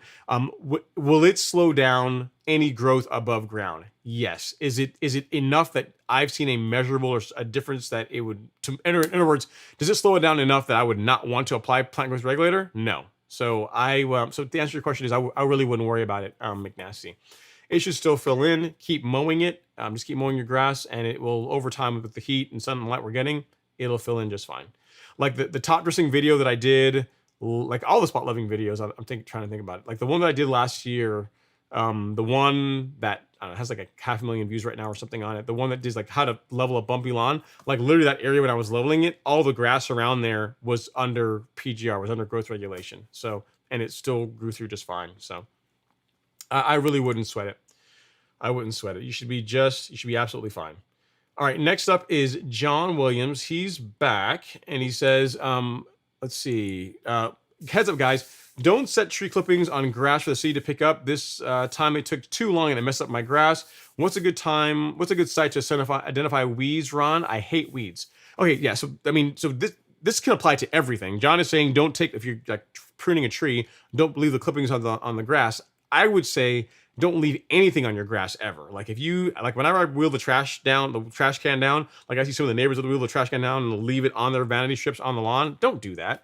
Don't do that. I mean, you're basically blocking sunlight, air, everything on that grass that's covered up until the trash gets picked up. So I'm not a fan of putting anything or laying anything on the grass at all, period. So like I would like put it near the edge of the driveway so you can still back out, but don't put it on the lawn. As far as a good site to identify weeds, your local extension office will normally have that. So in Georgia, if you go to the UGA, the University of Georgia's extension office, they will have a section that has a lot of the common weeds, the weeds that are common to this area, and pictures of them. So you can use that to identify what kind of weed you have growing in your lawn. That's what I would recommend, John. That's a fairly good way. There are also some apps I understand that you can use on your phone that you take a picture of and it'll tell you what the weed is. That can work too. But the local extension offices are free and will also work well too. Okay, Janice Bryan is in the house. She's new here. Thanks, Janice. If you're new to the live stream, welcome. She says, "Hey, Ron. Good evening, all. Ron, any advice of how to get rid of clover weeds in the lawn?" Yeah, so clover's not a tough way to get rid of, Janice. It really depends. The first question really depends on what kind of grass you have. Okay, so there is a product called Spectricide that I like. I'm a big fan of. Now, here's the problem with Spectricide. This time of year when it's really hot, you got to be careful with it because really, per the label, I show you what I'm talking about. Per the label, you really don't want to be spraying this stuff when temperatures are over 90 degrees. You really don't want to. I mean, if you do it, you're going to get some discoloration. So you really want to, not spray it when temps are going to be really exceeding or are going to be over 90 degrees. What you can do is, if you have a day where the high is going to be, say, 95, what you can do is you can get out early in the morning and spray this to where you have 3 to 4 hours, when temps are lower. And then, you'll get to 95, it'll peak and it'll come back down. that would likely be okay. You still might get a little bit of discoloration in it, but what I would not do is go out there in the middle of the day and spray the lawn with something like this. But before you even buy this product, the grass type you have matters, because this is good for, it'll tell you here where to use on any kind of herbicide. It's super important that you read the label. So this particular version, the orange label of Spectracide, is good for Kentucky bluegrass, for ryegrass, for fescue, fine fescue, and for warm season grass is good for Bermuda, buffalo grass, zoysia. So that tells you what this types of grass this product is safe to apply to. So if you have St. Augustine, do not use the orange label Spectracide, because it thinks it's crabgrass and it will kill it, or seriously damage it anyway. So if you have one of those grass types, right? So if you've got Bermuda or zoysia or buffalo grass, or you have KBG or ryegrass, then this is an inexpensive way to get rid of clover in your lawn. Some of the other options that I have that I can recommend are going to be more expensive, and they are going to require that you have a backpack sprayer and that you know how to use it properly. So I would start with Spectracide, or one of the Spectracide variants. If you go to their website, they'll have other versions of it. So say you have St. Augustine, I can show you really quick here. Say you have a St. Augustine lawn, then you can, if you go back to here, there's a version, I think it's the purple bottle. It's not this one. I think it's this one, the one with the atrazine in it. Yeah, this guy.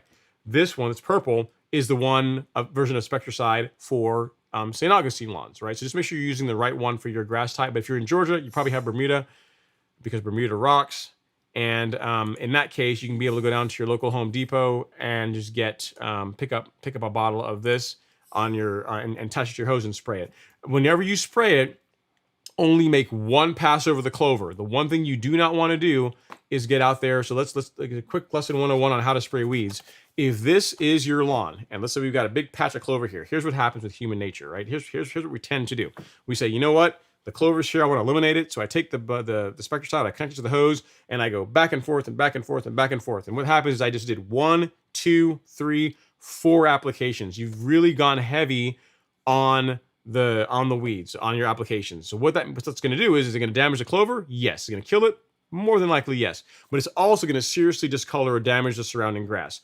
So whenever you attach this to your hose end sprayer, if this is the clover, and here's the thing, I know it's going to be really hard to do this, but you're going to take your hose and you're just going to make one pass. Just one pass. You're going to make it a slower pass, it's okay. You're going to make it a slower one. It can be a slow pass, but like one pass over the weeds and call it good. And what you'll find is you may have to come back 2 to 3 weeks later and do another application, but that is going to be the best way to get rid of the plant that you don't want in your lawn, in this case the clover, while also preserving and reducing the chance of injury to the grass or plant that we do want, which is our grass, right? Hopefully Bermuda. So hope that helps. If you have any other questions, let me know. But the big thing is identify your type of grass you have, choose one of the Spectracide options, and apply it the way I'm telling you, like one pass, just one. All right, next up is Latanja Moore. Latanja is here. She says, what do you recommend for to fill spots in a lawn over poor soil from the builder? Is sand okay, or should some actual dirt be put down? So what I would say is, if you have poor soil, Latanja, you already know that's the case. At a minimum, I would use a blend of sand and soil. I would use a 70-30 blend or a 50-50 blend of soil and compost. In your case, again, I haven't seen the lawn, I haven't seen the soil test results for it or anything like that. But if you're saying, hey, the soil is trash, it's not really good, I wouldn't be mad if you went out and you just did 100% compost for the first time. Now, it's not going to be great for leveling, but as a standpoint of like putting organic material in and really just helping the grass to really begin to catch itself and give it some good stuff to grow in, that's a good strategy. You know what I mean? But I would not do 100% sand on a lawn that has very, very poor soil, because sand doesn't really contain any nutrients per se, right? Like sand works great on golf greens or on golf courses or pure sand, because they're always putting the nutrients in. They're always fertilizing it, and they're spraying the stuff that the soil is not providing. They're augmenting that using a spray program, a liquid program, right? You're not going to be doing that at home. So that's why, like, making sure you're able to create healthy soil, in this case by using a lot of organic material, is a great option. That is what I would do. I would not do 100% sand to fill in poor soil areas. I would use compost or like good healthy dirt, compact it down, and that's the route that I would go. So hope that helps. If you have any other questions, do let me know, and I'll do help out my best. But yeah, that's I would not do 100% sand. Don't do that. All right, Rich Nice is up next. He said, I agree with your comment on using a real mower on fescue. I have done it, and I was not happy with the result. Agreed. Lots of work on high grass. I mean, yeah, there's people that cut fescue with real mowers. And what you're going to find, Rich, is that to get a good result is going to take a bunch of passes. You'll have to make multiple passes to get a good result with a real mower on taller grass, which again, you're using the wrong tool for that particular grass type. You really should be using a rotary. So I'm glad that you've tried it and you can confirm what I'm saying, that you can do it, but you're kind of working against yourself. All right, next is Heartfelt Fashion. He says, I have dollar spot in my yard. I was going to put down some Caravan G. Will that work, and will it turn my grass brown? If you're certain what you have is dollar spot, then you should not use Caravan G. You should use Headway Heartfelt, because for dollar spot, what you need is Propaconazole, and Caravan G does not have that. So if you were good to go to the Golf Course Lawn Store and you go to our carefully curated fungicide section and scroll down, you will see on the top shelf you've got Acelepryn. You don't need to worry about that, but you've got Headway G. This is what you want. Headway has both azoxystrobin, which is not going to do a whole lot for dollar spot, but it also has Propaconazole, which is what you need for dollar spot. And this will do the trick. This will help arrest the spread of dollar spot in your lawn.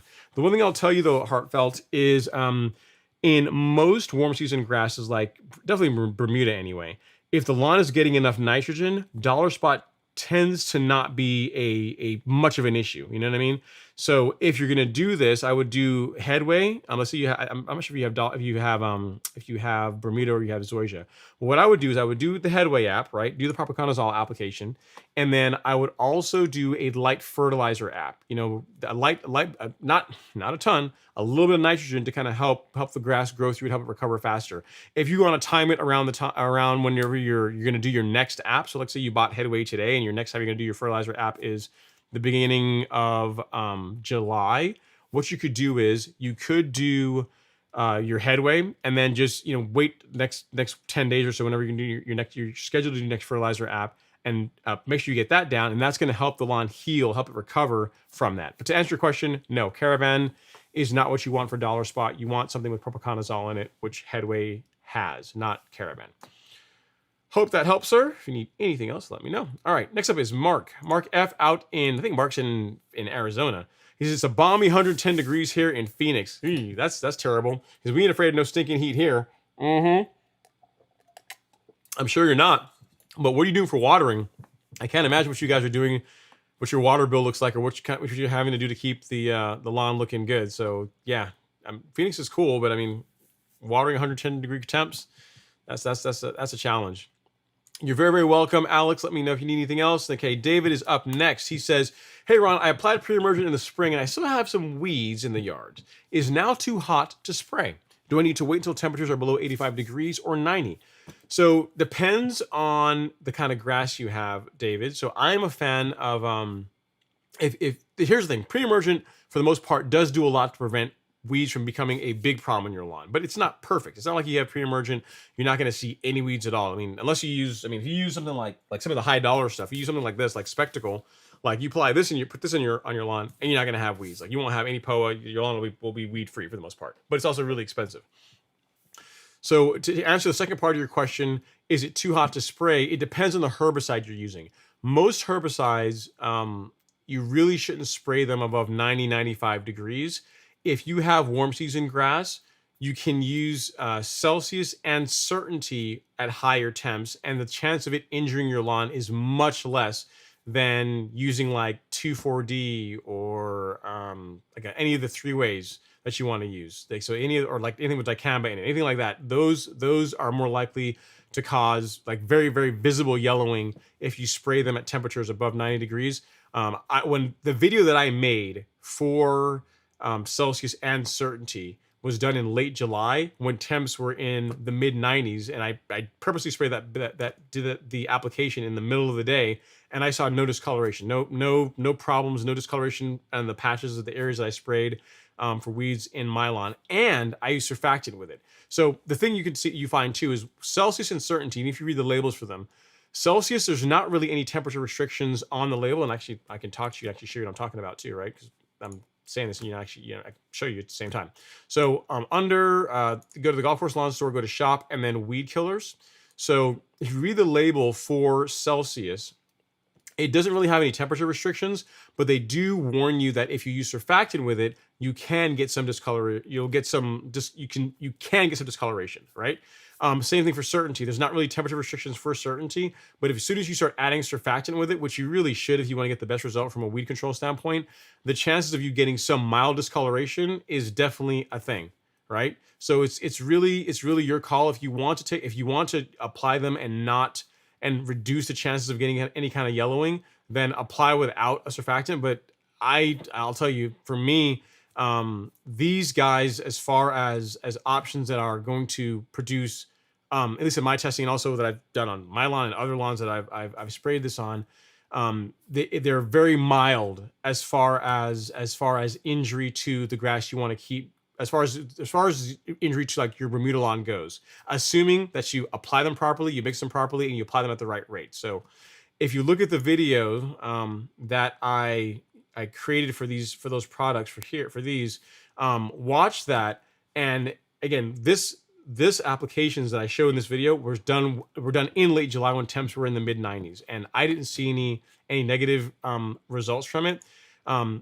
It'd be better if you sprayed whenever temps were cooler. So if you could wait for a period of time when the temps were in the 80s, that would be better. Like your chance of getting any kind of discoloration is going to be less if you were to do that. But yeah, so the best advice I could give you is for whichever herbicide you're going to go with, read the label. And if there's any temperature restrictions, follow what the label says as far as temperature restrictions. For herbicides that don't really have temperature restrictions, like Celsius and Certainty, if you use surfactant with it, the chances of you getting some mild discoloration is higher. So that does become a thing if you use surfactant. So it's kind of your call whether you want the weeds gone more or dealing with some temporary yellowing is okay with you. Because I mean, it's temporary. It's not going to kill the grass, but as far as it discoloring it slightly, that is something you might see. So hope that helps. Try to give you as complete an answer I have, and I answered your question without really even knowing what kind of grass you have. But just keep that in mind. Whatever post-emergent you decide to go with, read the label, and if there's temperature restrictions, follow those, because otherwise you are going to ding the grass temporarily if you don't. All right, next up is B. Gaines. He says, good evening, Ron. After getting in an early mow this morning, I plan to put down liquid fert and carbon kit tomorrow morning. Thanks for everything, Ron. You're very, very welcome, sir. Sounds like a plan. Go forth and conquer. I like it. All right, next up we have Thomas DeLeon.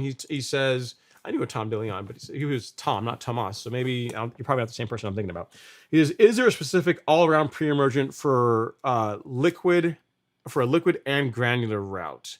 I'm not sure if I understand the question. So is there an all-around pre-emergent for both liquid and granular route? So I'm thinking about, as far as pre-emergent goes, take like prodiamine, it's available as both a liquid and granular. Yeah, so I can show you. I mean, if you look, we can go back here. So if you want like a pre-emergent, like as far as prodiamine goes, you can get it as a granular, right? If I got it, I'm sure if I can show it here. I'm not sure if it's here. Maybe it's on another page. Do I not have it? Okay, so this is the liquid or the water dispersible granule version of prodiamine. And then the liquid version or the granular version, I don't know why it's not showing up here. I have to check that out after the end. But at the end of the day, you're able to get both liquid and granular versions of this product. Actually, I know why. It's on page 2. That's why. Yeah. So this is the granular version of the same thing. So you got a liquid version here, water dispersible granule, and the granular version here, which is a granular. So if you're asking, it depends on which you're more comfortable with applying, Thomas, and which way you want to go. You can, when it comes to pre-emergents, you can do them. You can go liquid or granular. I mean, for dithiopyr and for prodiamine, you have both. You have two options. You have multiple options for both of those. So it just depends on which one you're more comfortable with. I will tell you that if you go the liquid route, you're able to get in my opinion, a better result than if you go the granular route with prodiamine. And here's why. Because if you're trying to suppress, and I don't know what kind of grass you have, but let's say you have warm season grass like Bermuda and you're in Georgia, right? One of the weeds that we deal with that's a huge problem is Poa annua, which if you ever look at a lawn in the middle of winter and you still see like green spots all throughout the lawn, that's more than likely Poa. And prodiamine does a pretty good job against Poa, but it's not perfect by itself. So taking some prodiamine, the liquid version of it, and then mixing with that like 2 post-emergent herbicides that also are taken up from the root system called simazine and amazoquin, so image and simazine, you're able to produce this concoction that has pre-emergent in it, but also has post-emergent, and together, the two of them working together does a really good job of keeping POA out of your lawn, right? And that's something you can do if you go the liquid route, whereas if you go granular, you can't really do that. You'd end up putting down like the granular pre-emergent, so like the granular, the bag of prodiamine that I showed you just a second ago, and then you'd have to go out and get like liquid versions of post-emergent herbicides to kill weeds that have already germinated and are growing in your lawn. You see what I'm saying? So the liquid gives you more options as far as being able to do one application that does multiple things versus having to do multiple apps to achieve the same result. So it really depends on you, what you're more comfortable with, and what you're really trying to go for. Again, I don't have all the details to be able to give a great answer, but hopefully that gives you an idea of granular versus liquid, what the pros and cons of them are. All right, next up is JK says, is water-soluble kelp and humic acid worth the money? I think so. I mean, I think that that anything you can do to improve, microbial activity and help improve nutrient, which by extension helps improve nutrient uptake in your soil, I think is a good thing. Now, if you think, again, you have to really know what you're getting into when you get into biostimulant type products. They're not like fertilizers where you're going to apply them and like 2 days later you see a big lush green lawn, because that's not how they work. That's not how they're designed to work, right? It's kind of like what I tell people when it comes to Essential G, is that you are making an investment in your soil, which is a great investment because any fertilizer you apply, any water the lawn gets, your soil is going to be able to make, your grass will be able to make better use of it because you've gone through the work of creating healthier soil.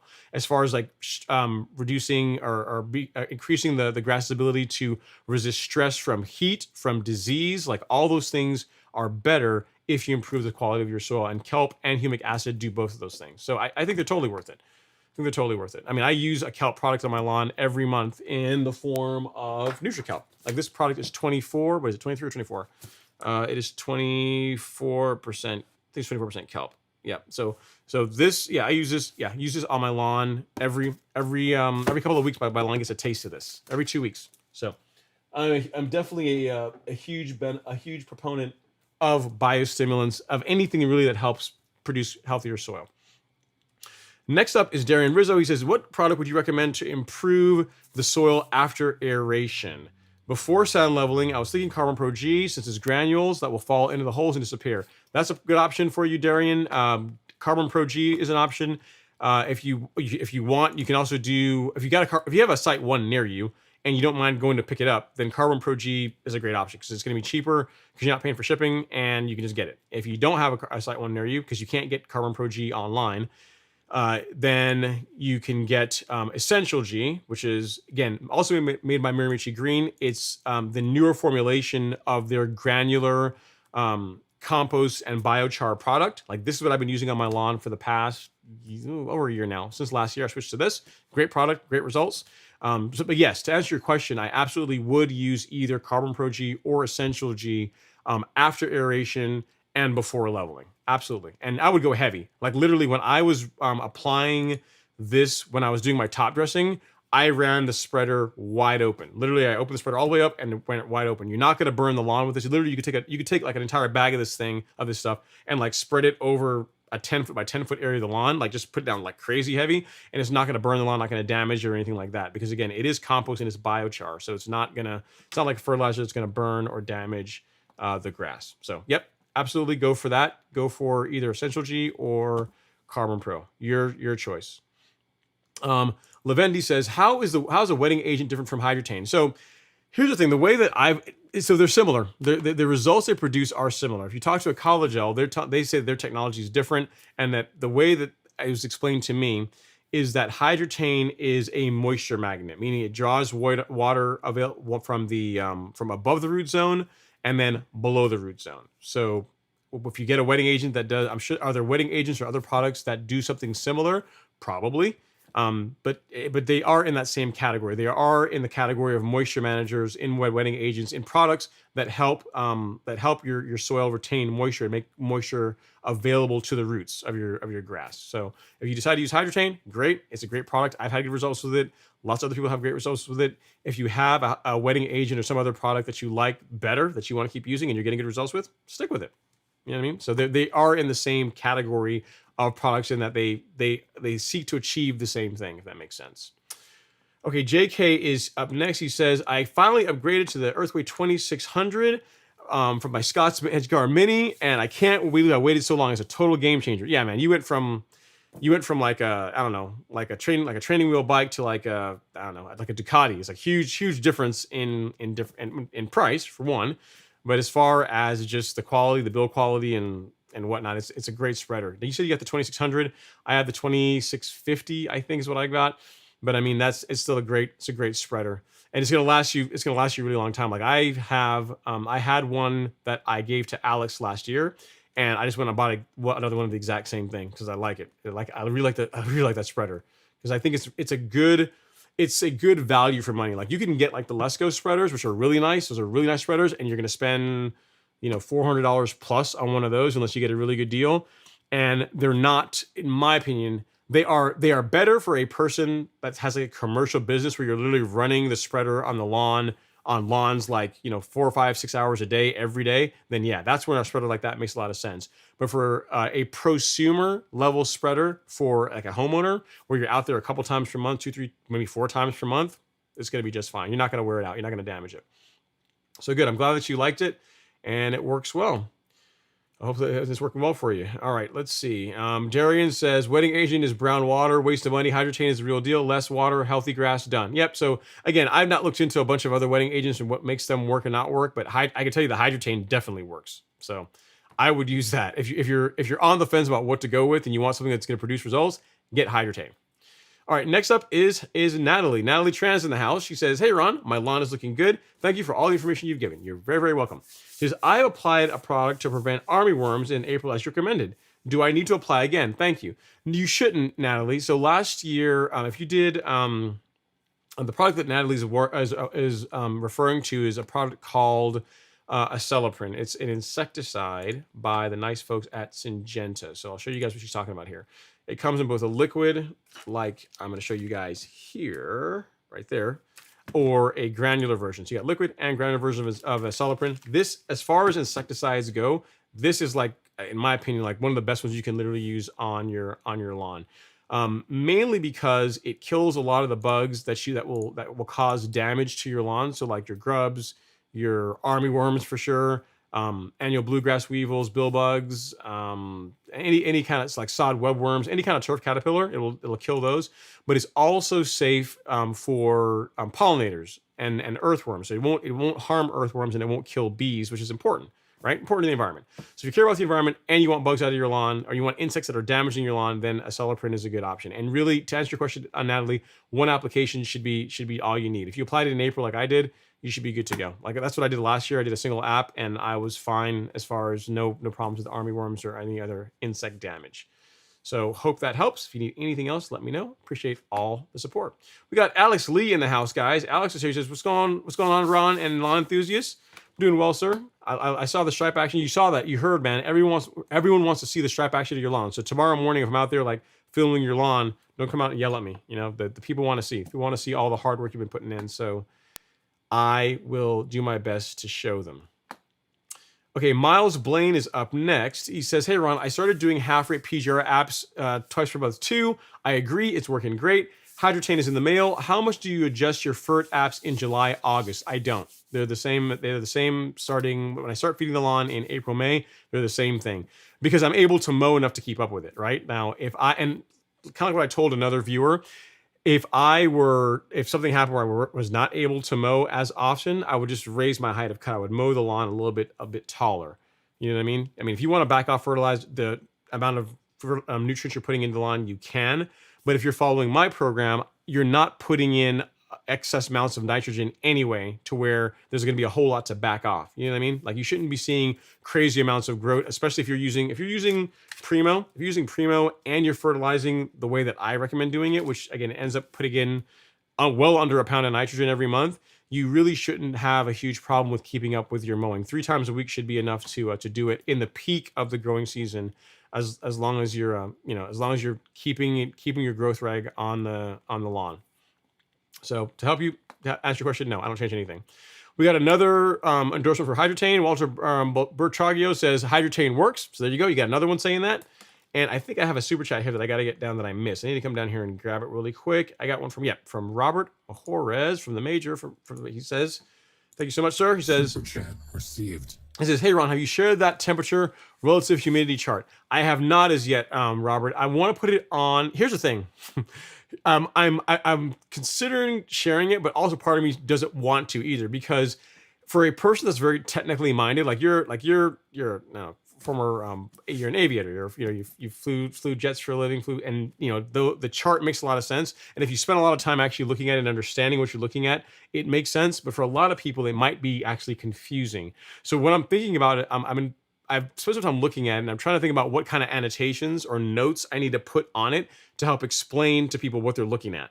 So what Robert's referring to, guys, is a chart that he received from the folks at New Farm that make certainty about temperature, about the when to spray it, because the idea of spraying when temps are higher, they have this graphic. It's really cool, that shows that yes, if temperatures are going to get in the mid 90s or whatever today, right, or 100 degrees today, but you have 3 to 4 hours of these temps, as long as you spray here and you've got 3 or 4 hours where the temps don't get to this peak, you're good to go. So it's kind of a cool chart, but it's one that really requires a bit of explanation for people to just at a glance look at it and say, oh, I know what I'm looking at. Or otherwise people looking at it and be like, huh, what do the green, the red, and the different colored dots mean? So it's something I think I'm going to need to put some annotations on before I put it on the store for people to, as another tool for people to be able to look at. So I still got it, but I need to put that on my list of things to take care of before I publish it. So thanks for that, Robert. And hopefully my explanation makes sense. All right, next up is Thurston R. He says, hey, Ron, I got my app down of Headway G today. Thanks for the recommendation. You're very, very welcome, sir. Hydrotane also arrived. He says, oh, you got your Headway down, but Hydrotane arrived today. All right. He says, first time trying this product, so I hope it limits me having to run my irrigation. It does. I mean, you are going to have to water the lawn less. What you're going to see is that if you could, and it's possible to do this, right? But if you had a lawn right next door to you, and let's assume that the soils in both lawns were exactly the same, right? They're not, but let's say they were exactly the same. And you had Hydrotane on your lawn and you were running irrigation twice per week. And the person on their lawn also is running their irrigation twice per week. And we're getting temps in the 100, 105 degree, really hot temps, right? What you're going to find is that your lawn is not going to dry out as quickly as theirs. Your lawn is going to, the color, your grass is going to maintain its color better than theirs will. It's going to see heat stress a lot later than their lawn will. So that's what you're going to see. I mean, they advertise reducing your mowing reducing your watering by up to 50%, and I believe it. I mean, it's a really good product. I mean, it's not snake oil. Literally, you have a bunch of people here coming in here saying that it works, because it really does. It's a really, really good product. I'm not sure whether you got the liquid or granular version, Thurston. If you got the granular, just make sure you get some water on it at some point within 3 days of application. If you got the liquid, water it immediately after application. Literally, you apply it, and right after application, water it in. And if you do that, you're going to get a good result. Okay, next is Miles Blaine. He says, would a biostim like Cytogrow be overkill if I applied on top of Release Zero and NutriCalc? Not really. I mean, if you have the money to do it, it's not going to hurt anything. It's more of the same, or it's more of the similar, I should say. They're not exactly the same product, but it's more of the similar. Just make sure you don't, exceed the application rate for Cytogrow, but it's really your call. Not necessary, but it's unlikely to hurt anything. Next is William Miranda. He says, yesterday I turned the sprinklers off because I was spraying something and it turned on. That same day I came back home to a stressed turf. Many spots were burned. I have seeded zoysia. Would Bermuda be okay? So, okay, so we're missing information here, Wilson. So you turn the sprinklers off because you were spraying something, and then you turned it back on. But then you came home to. So what were you spraying? Because I don't believe that turning the irrigation off for like one setting, like a couple of hours, resulted in your turf being stressed out or burned or anything like that. So I'd want to know what you were spraying on the lawn and how you sprayed it, because I would point the finger more at that than I would to you not running irrigation for one cycle or having delayed running irrigation, if that makes sense. You know what I mean? So whatever you sprayed is probably more than likely the result of it, especially if you saw it, relatively quickly after the application versus not running irrigation. And you said, will Bermuda be okay? I mean, Bermuda and Zoysia are both relatively heat tolerant. They both like hot weather. And Bermuda probably a bit better. It is a bit better than Zoysia, but they're both great grasses for higher temps. So I'm not saying that getting Bermuda is going to be like many orders of magnitude better than Zoysia. It's going to be better, but is it going to be better enough that you want to get rid of your Zoysia lawn to do it? Probably not. All right. Troy Ridley says, "Hey, Ron, I'm heading out to mow the sides and back. Happy Father's Day, y'all." Happy Father's Day, Troy. Appreciate you. Appreciate you coming to hang out and to say thanks. Next up is to Trilla. He says, Primo Max just came in today, plus my white sticker. Yay. Yeah, I'm glad you like that, right? So, that's one thing, guys. If you buy Primo Max, included with your order Primo Max is a golf course lawn sticker. There you go. You get one of these included with that at no additional charge. So if you like stickers, that's one way to get one, because you can't buy these anywhere else. The only way to get one is to actually buy something from the store. All right, so it came in today. You get your white sticker. You're mowing every other day. That said, PGR is needed, but I would also like to level the lawn in July. Should I hold off my PGR app in July to help with recovery? I wouldn't, personally. I wouldn't, unless you're planning on going really, really heavy, which I don't recommend doing that.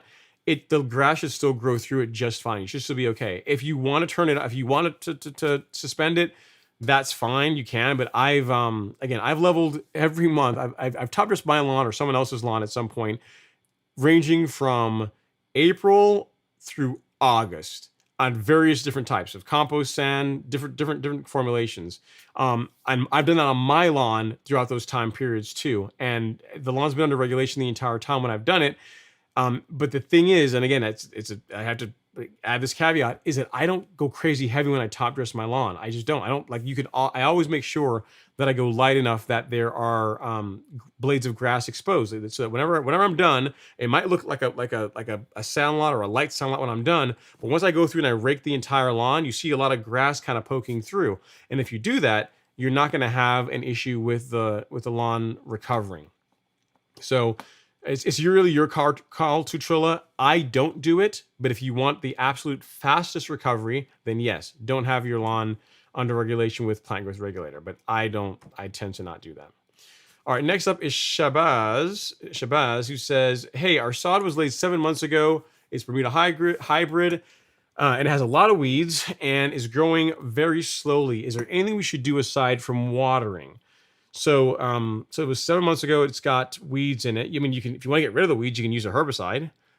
So other than watering, you should be mowing it. So I'd say use a selective herbicide to get rid of the weeds, to kill the weeds in the lawn, and then make sure you're keeping up with your mowing, because watering alone is not enough. Like, if you just water your lawn, you're watering the grass, and the grass is going to be all right, and the weeds are also going to be all right. So the thing you can do that's going to help you outside of herbicides herbicides are great for getting weeds out of your lawn, but as a method of keeping weeds out, like once you kill them off and you want to keep them out, like growing a thick stand of grass, growing a really thick and healthy lawn, is one of the best things you can do. So you mentioned watering, which is good, but getting out there and mowing it twice per week, that's one of the best things you can do to really keep weeds away. Because what's going to happen, you're going to see happening, Shabazz, is the Bermuda is going to start to thicken up. It's going to become thicker and denser, which makes it more difficult for the weeds to really take root and to run rampant throughout your lawn. But depending on how bad they are, start with using a herbicide of some sort to knock them back. I am a big fan of Celsius and or Certainty. You didn't say what kind of weeds you have, but I'm a fan of those herbicides. I can show you here. These two guys, like these, make a very, very good combination. in my opinion, the ultimate combination for warm season grass. Is a great set of herbicides to use. They are more expensive, but they do a great job of killing the weeds while not damaging your grass in the process. We do sell those on the Golf Course Lawn Store, but again, they are more costly than some other options. But once you have the weeds under control, like I can show you here, like I have a little infographic that shows you my approach in a nutshell, so you don't want to hear me blab on about it. Like you just go to the store and just click on shop. This is the process in a nutshell. For one, to eliminate the weeds, and to eliminate weeds, you're going to need a herbicide of some sort, right? So Celsius Certainty, like I just showed you, they have that under the weed killer section on the store. These are great. And then do a soil test, and then that's going to tell you like what deficiencies that you have in your soil, if any, and it's going to allow you to pick out the correct fertilizer for your lawn. Once you do that, once you have the answers to the test, fertilize your lawn based on what the soil test says, and then mow, and mow some more. And the result of that is this. Does it make sense? So I really can't stress enough that herbicides really are just a tool to help you injure the plant that you don't want in your lawn while giving the plant that you do want in your lawn, which is our grass, all the advantages. And the things that you do to also help the grass become even stronger, become the alpha of your lawn, is by mowing. So in addition to using a herbicide, that they're great, they're going to kill the weeds, but if you want the weeds to stay gone, also pick up a mowing program as well, because you mentioned watering, but you didn't mention mowing. So start mowing your grass twice per week is what I'd recommend. Twice per week is what it takes to have, as a minimum, to have a good looking lawn. This time of year when it's getting really hot like this, really 3 times a week, but twice a week is the bare minimum of entry for a good looking lawn. All right, next up is Aaron Bowling. He says, thanks for the advice on the sedge in my flower bed. Appreciate it. You're very, very welcome, Aaron. Let me know if you need anything else. And next is Don McClellan. Sorry about that. I'm butchering your name. He says, Ron, what is your recommendation for golf course looking Bermuda lawn that does not have an irrigation system, relying only on Mother Nature? Any products to help? Currently, real mode at 1 inch. Thanks. Well, you already have... Okay, so you already have the Bermuda installed. So what I would recommend is Hydrotane. So as far as someone that does not have irrigation, right? Someone that doesn't have irrigation or a way to regularly put water on the lawn. I'm sure you have a garden hose. You can get out there and water it if you had to. But a product like this is what I would recommend. And that's why I sent out like an email to everybody, and also did like a community post, because really this time of year, really you wouldn't have had it down earlier, but this is a great product for exactly the kind, like you're the exact kind of person where this is great for. So you can get it in a granular or liquid. The liquid gets you more coverage, but you have to, in your case, the liquid really isn't really a play, because with the liquid, you need to water it in right after application. So if your lawn, Don, is small enough to where you can use the quart, the hose end sprayer, then you can use this one. You can use the hose end sprayer version of it. But if you use this one, the gallon, that assumes that you have a backpack sprayer, or you have one of these guys to fill up and water your lawn, because with this version, it needs to be watered in right after application. With the hose end sprayer, the mere amount of volume that you're putting out, the amount of water that you're putting out when you apply this product, does a pretty good job of getting it down into the soil. So that can work for you. If neither of those apply, right, you have a really big lawn, or you don't want to get out there with a hose, what I would do is go with the granular version. With this guy, when you're going to want to apply this is whenever there is rain in the forecast. So you have about a 3-day window, 3 to 5 day window. They say 5 days, but really 3 days when you want to get water on it within 3 days. So if you knew you're going to get rain like next Wednesday or something, right? You'd order this, get to Hydrotane, have it ready, and apply this to your lawn, your entire lawn, a day or so before. So when the rain comes, it's going to help water it in, and that's going to help you a lot as far as the from the moisture requirements, from the water requirements. Outside of that, I mean, you're already real mowing. You said you're real mowing at 1 inch. That's good. So keeping the lawn mowed is good. A good nutrient program, so making sure you're doing your soil testing and you're fertilizing the lawn based on the soil test results is going to help as well. But the big thing I kind of cued in on is the fact that you don't have irrigation. So you're like a poster child for someone that needs Hydrotane in their lawn care program. So that'd be the thing that I'd recommend. Keep up with your mowing like you have been, and if you need anything else, let me know. All right, Michael Klein says here, I can't wait for my pallet of Carbon 4G to arrive. Or Carbonized PN. Can or should I apply PGR after laying my Tahoma sod? If so, how long should I wait? So here's what I would do, Michael, and I believe, from what I understand, that shipped today, Michael. So the actual number you got, and I need to email you. You're on my list of people to email after the live stream. I can just tell you now. The number you got was the bill of lading number. So because of the volume, the amount of carbonized PN you have that's being shipped on a pallet, it was picked up today. So it shouldn't be to you. It should be to you by, I'd imagine, early next week. It shouldn't take that long to get to you. But as far as to answer your question, as far as applying plant growth regulator after laying your Tahoma sod, I wouldn't. I mean, the thing is, let the sod grow and root in. Like, I mean, really, you're putting brand new grass in. You want it to root. You want it to establish. I wouldn't want to do anything to slow down how quickly new sod is growing. You know what I mean? You're spending all this money. You're going out and getting carbonized PN. You're putting it down to help the lawn establish. You're getting this sod, which is not inexpensive to put that in. I would let it ride for, I mean, until you're mowing it regularly, until the sod is definitely rooted in to where you can't see the lines anymore, to where you're mowing it and it looks like a lawn. At that point, if you want to introduce a plant growth regulator, fine. But I would not go out and install brand new sod and then within a week or two, even the first month, ever consider putting PGR on it. Just like I wouldn't consider using herbicides on brand new sod.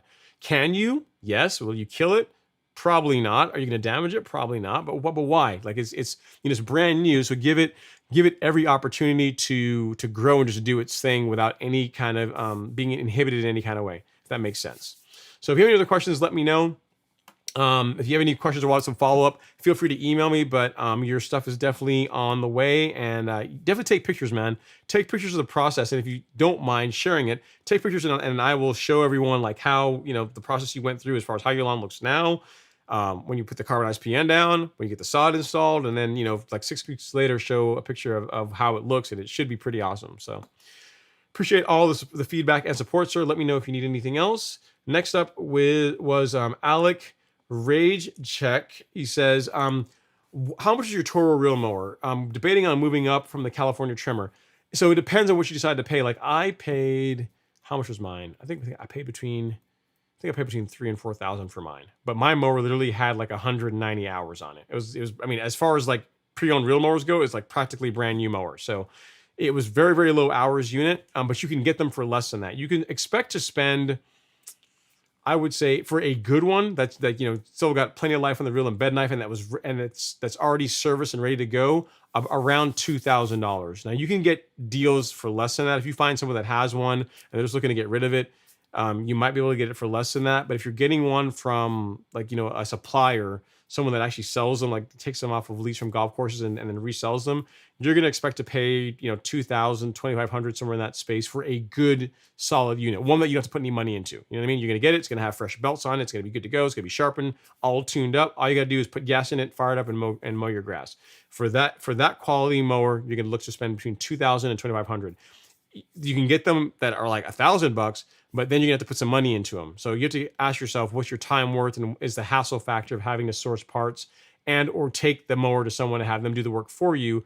Is it worth it? You know what I mean? So that's what I would budget for if it were me, Alex.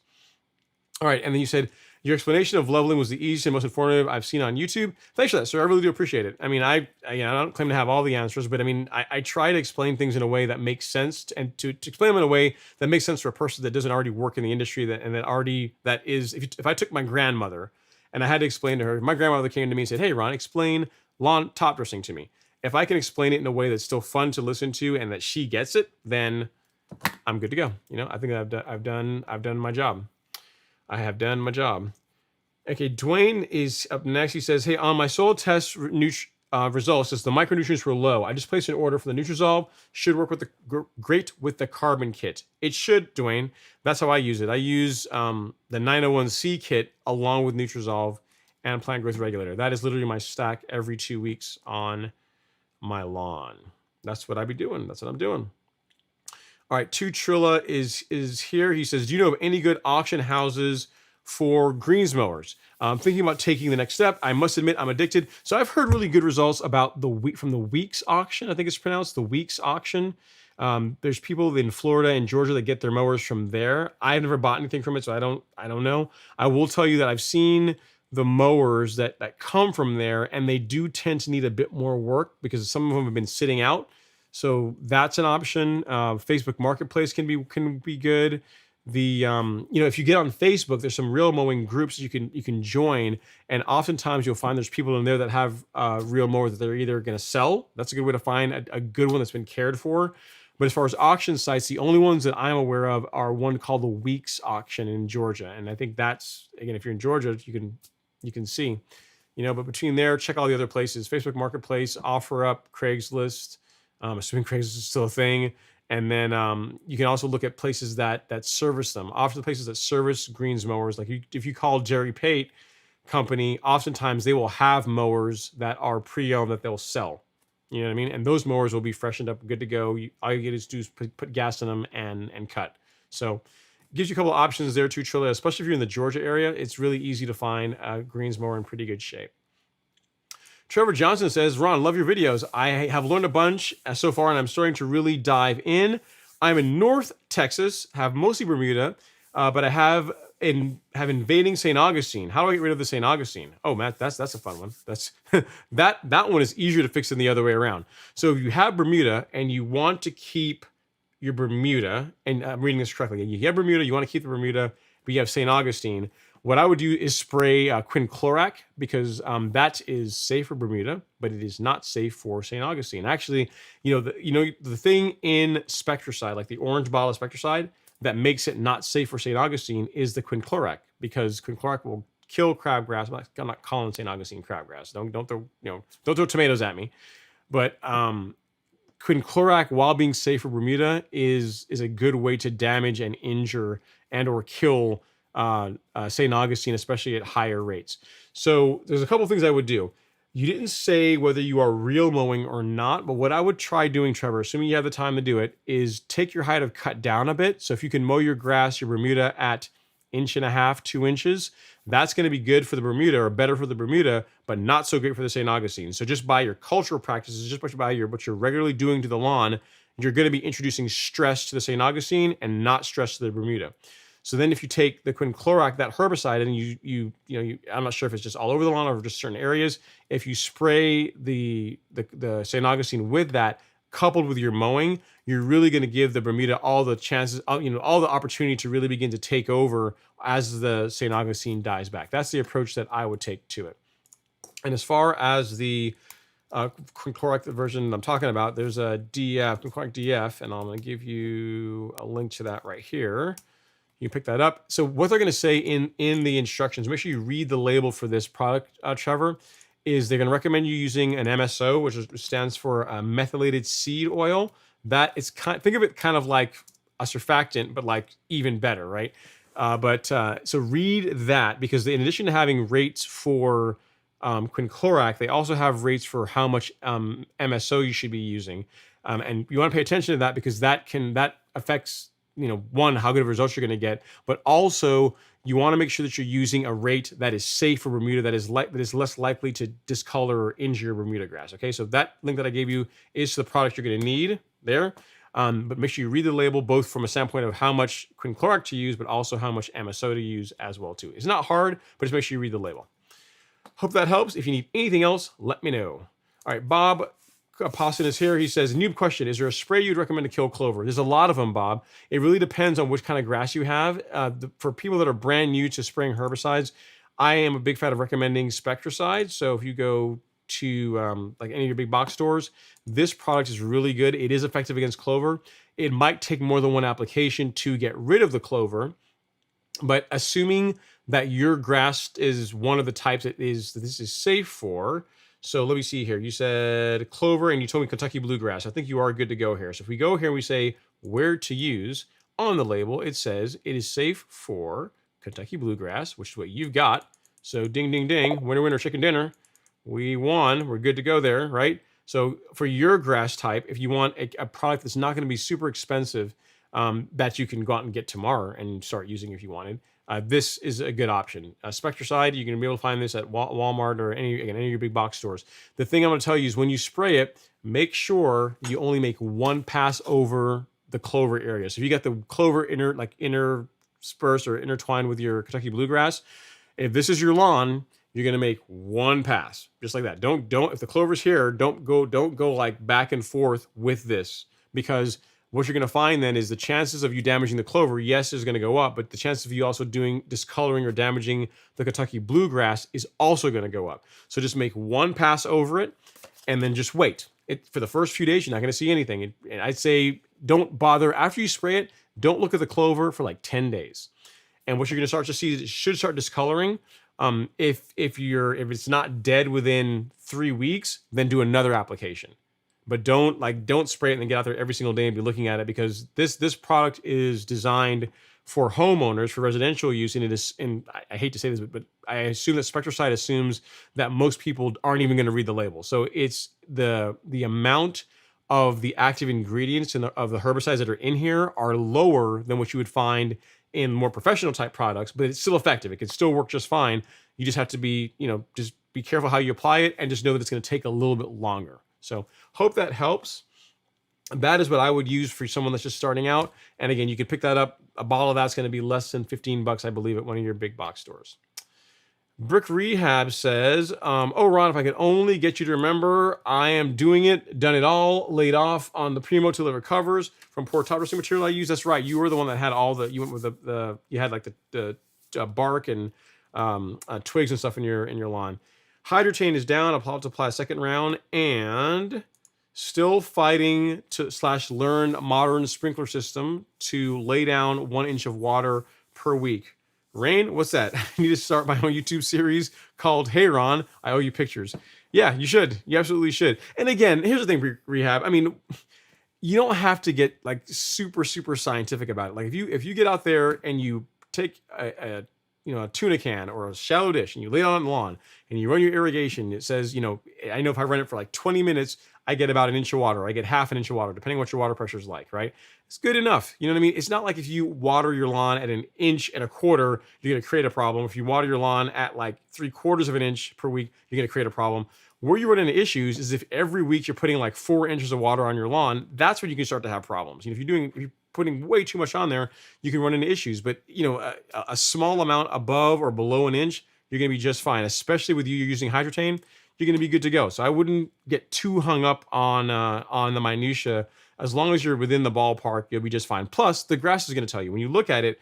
If it's not getting enough water, it's going to start to slowly dry out and start turning, like it's going to lose its color. It's going to start turning brown slightly. And that's a good sign that, assuming that everything else is fine, right? Assuming you're getting enough nutrient in the soil, that, hey, the lawn's asking for a bit more water. So you can put a bit more water and you can increase your irrigation cycle by a few minutes for each zone and see if that helps. You know what I mean? So don't get too wrapped around the axle around getting it exactly 1 inch, because you're not going to be able to get it in exactly 1 inch. Because if it rains, how do you know exactly how much rainfall you got? Do you know if you exactly got 1 inch? Was it 1.25 inches? Was it 3/4 of an inch?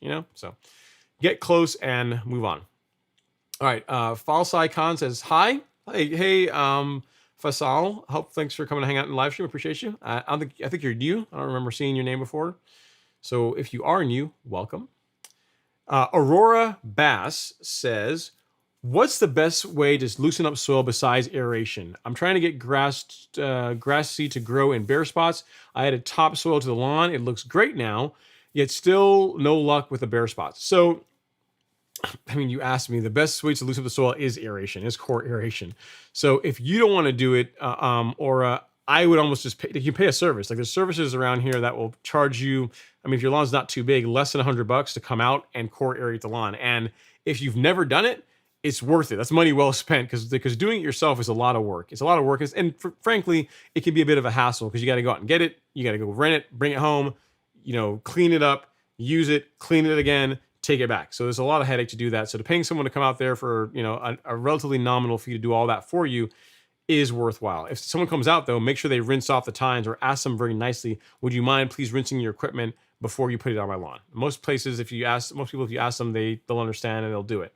So, but that's what I'd recommend. If you have any kind of compaction issues, there are products that they call them like liquid aerator products, and they do help some, but nothing beats hollow tine aeration. You know what I mean? Like hollow tine is best, and then if you do the product that Owlet has, like a solid roller, like solid tines are second. So like hollow tines best, like solid tines, second best, and then after that, then you start getting into some of your other products that like the into your liquid products. But really, like using like the mechanical aeration is in many ways very superior to using the liquid products if you're trying to reduce compaction. If that is your main thing you're after, then I would either bite the bullet and do it myself, or I would, or I'd pay someone.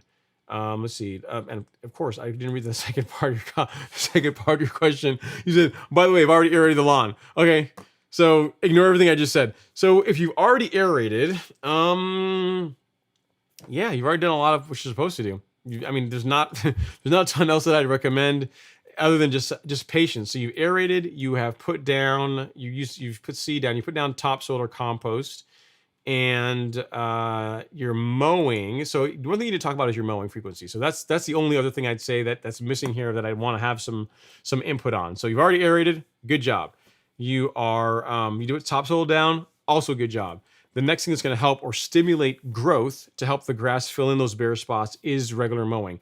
The other thing you might check, and I'm sure you've already done this, but if you have like a long screwdriver, if those areas are like, you have a few areas that just for some reason are bare and the grass just isn't growing well there, or they're always lagging behind, make sure there's no trash underneath the soil. So get it like a flat bladed screwdriver and just walk over there and see if you and push it down in the soil. You should be able to push it down 8 inches. You should be able to put the entire thing down to the handle in the soil. If you can't, and you're hitting something really solid, could be a piece of plywood, could be a rock. That kind of debris under the soil will cause those kinds of problems where the rest of this lawn looks great, but you have these few problem areas that are struggling and you can't really figure out why. Because everything else you've done is exactly what I would recommend to help reduce compaction and help solve the problem. The only thing I'd mention as well, like I've already said, is your mowing frequency. So make sure you're out there mowing it, and then make sure you're not fighting against like some hidden enemy of like some kind of trash being under the surface. So I hope that helps, and I apologize for not reading the second part of your comment before going on my rant about, you must aerate. Aeration is everything. Everyone that says you shouldn't aerate, they don't know what they're talking about. So you already did it. So my apologies for that. Roland Jensen has a question. He says, when would you stop using plant growth regulator? It's winter here in Australia, but still averaging 10 growing degree days a day, applying Primo every 2 weeks. So I stop applying Primo typically in September. I start in late April, early May, and I apply it all the way through September. So I kind of look at the lawn. To your point, Roland, if the lawn is still growing, if the grass is still growing, enough so I need to get out there and I got to mow it a couple times a week, it's not going to hurt anything to keep using PGR on it. You know what I mean? It's not other than the cost, other than the fact that you're using the product, there's cost associated with it, obviously. But outside of that and your time, there's not really reason to not do it. If it's still growing, then by all means you can keep applying it. For me, I tend to stop in late September. Normally the month of September is when my last PGR app goes down. But if say this year we got like an unseasonably warm fall where the grass was still growing aggressively all through September, maybe even October, I wouldn't be opposed to doing a half rate PGR app in early October. As long as the grass is still growing, I would absolutely do that. So yeah, it sounds like what you're doing is along the lines of what I would do, sir. And if you need anything else, let me know. All right, Calvin Tubb says, I applied fungicide T-Storm in early May. With all the heat and humidity currently, do you have another light application as a preventative measure? I'm not having any issues right now. Well, if you're not having any issues, why apply another one? Why apply another one, Calvin? You know what I mean? You can if you want. I'm looking up here what's in T-Storm. What is T-Storm? I'm not familiar with that fungicide. It doesn't. I'm not seeing that. I'm not seeing that anywhere. So I'm not sure what's in. Let's see here. T-Storm active ingredient. Ingredient. If I can type and spell, it's hard. Tithiopane methyl. Okay. So here's the thing. I don't know that if you're not having a fungus problem in your lawn and you applied a preventative in early May, I would not do another one until the fall. You can't, if you want to do another fungicide application, you want to switch it up, then going to something like Headway would be what I would say if you absolutely want to do another one. But I don't think you really need it. You know what I mean? If you don't have a history of fungus problems and you don't have any reason to think that you are going to have issues with fungus, meaning you're fertilizing the lawn in a sane way and you're not putting crazy amounts of water on it and you're mowing regularly and overall just your lawn is healthy, then a May preventative is really should be all you need. If you want to do one for June, or you have reason to think that you need another application, then Headway is what I would say to go with. We have it on the Golf Course Lawn Store. That's what I would say to use. But really, if your lawn is healthy, you can hold off on your next fungicide application until the fall. You're probably just fine. Motivated Moment says, "What up, brother? Coach Jay, cool season on the struggle bus and struggle mode in Florida. Zoysian fluff coming soon." So I guess you're going from your cool season to Zoysia. I dig it. Why not? Why not? John Williams says, "Let's get this room to 200. That would be cool. That'd be cool. I think we were pretty close. We were like 180 something or something. That's pretty good. That's pretty good. But here's the thing: that if that happens, I got to be out here talking even that much longer. All right. Next up is Richard Gleason. So Richard's a long-term friend of the channel. Richard, the reason why I even have one of these guys, right? This guy. So Richard lives in North Georgia. The reason why I even have one of these guys, like my soil temperature probe, is I was talking about seeding and because he's a former greenskeeper. He used to work on golf courses, and he told me, you know what, you really should get, you with all the tools you have, you should really invest in a $15 soil thermometer. So I got one of these guys, and he's the reason for that. So he's a long-term friend of the channel, and always, sometimes I share him in the comment section. So thanks for coming to hang out, Richard. Glad you're doing well. Happy to see you. He says, "Hey Ron, just a heads up. Rhizoctonia showing up in my northeast Georgia lawn now." So there you go. So in his case, getting a Rhizoctonia, or I think that's the correct name for like brown patch.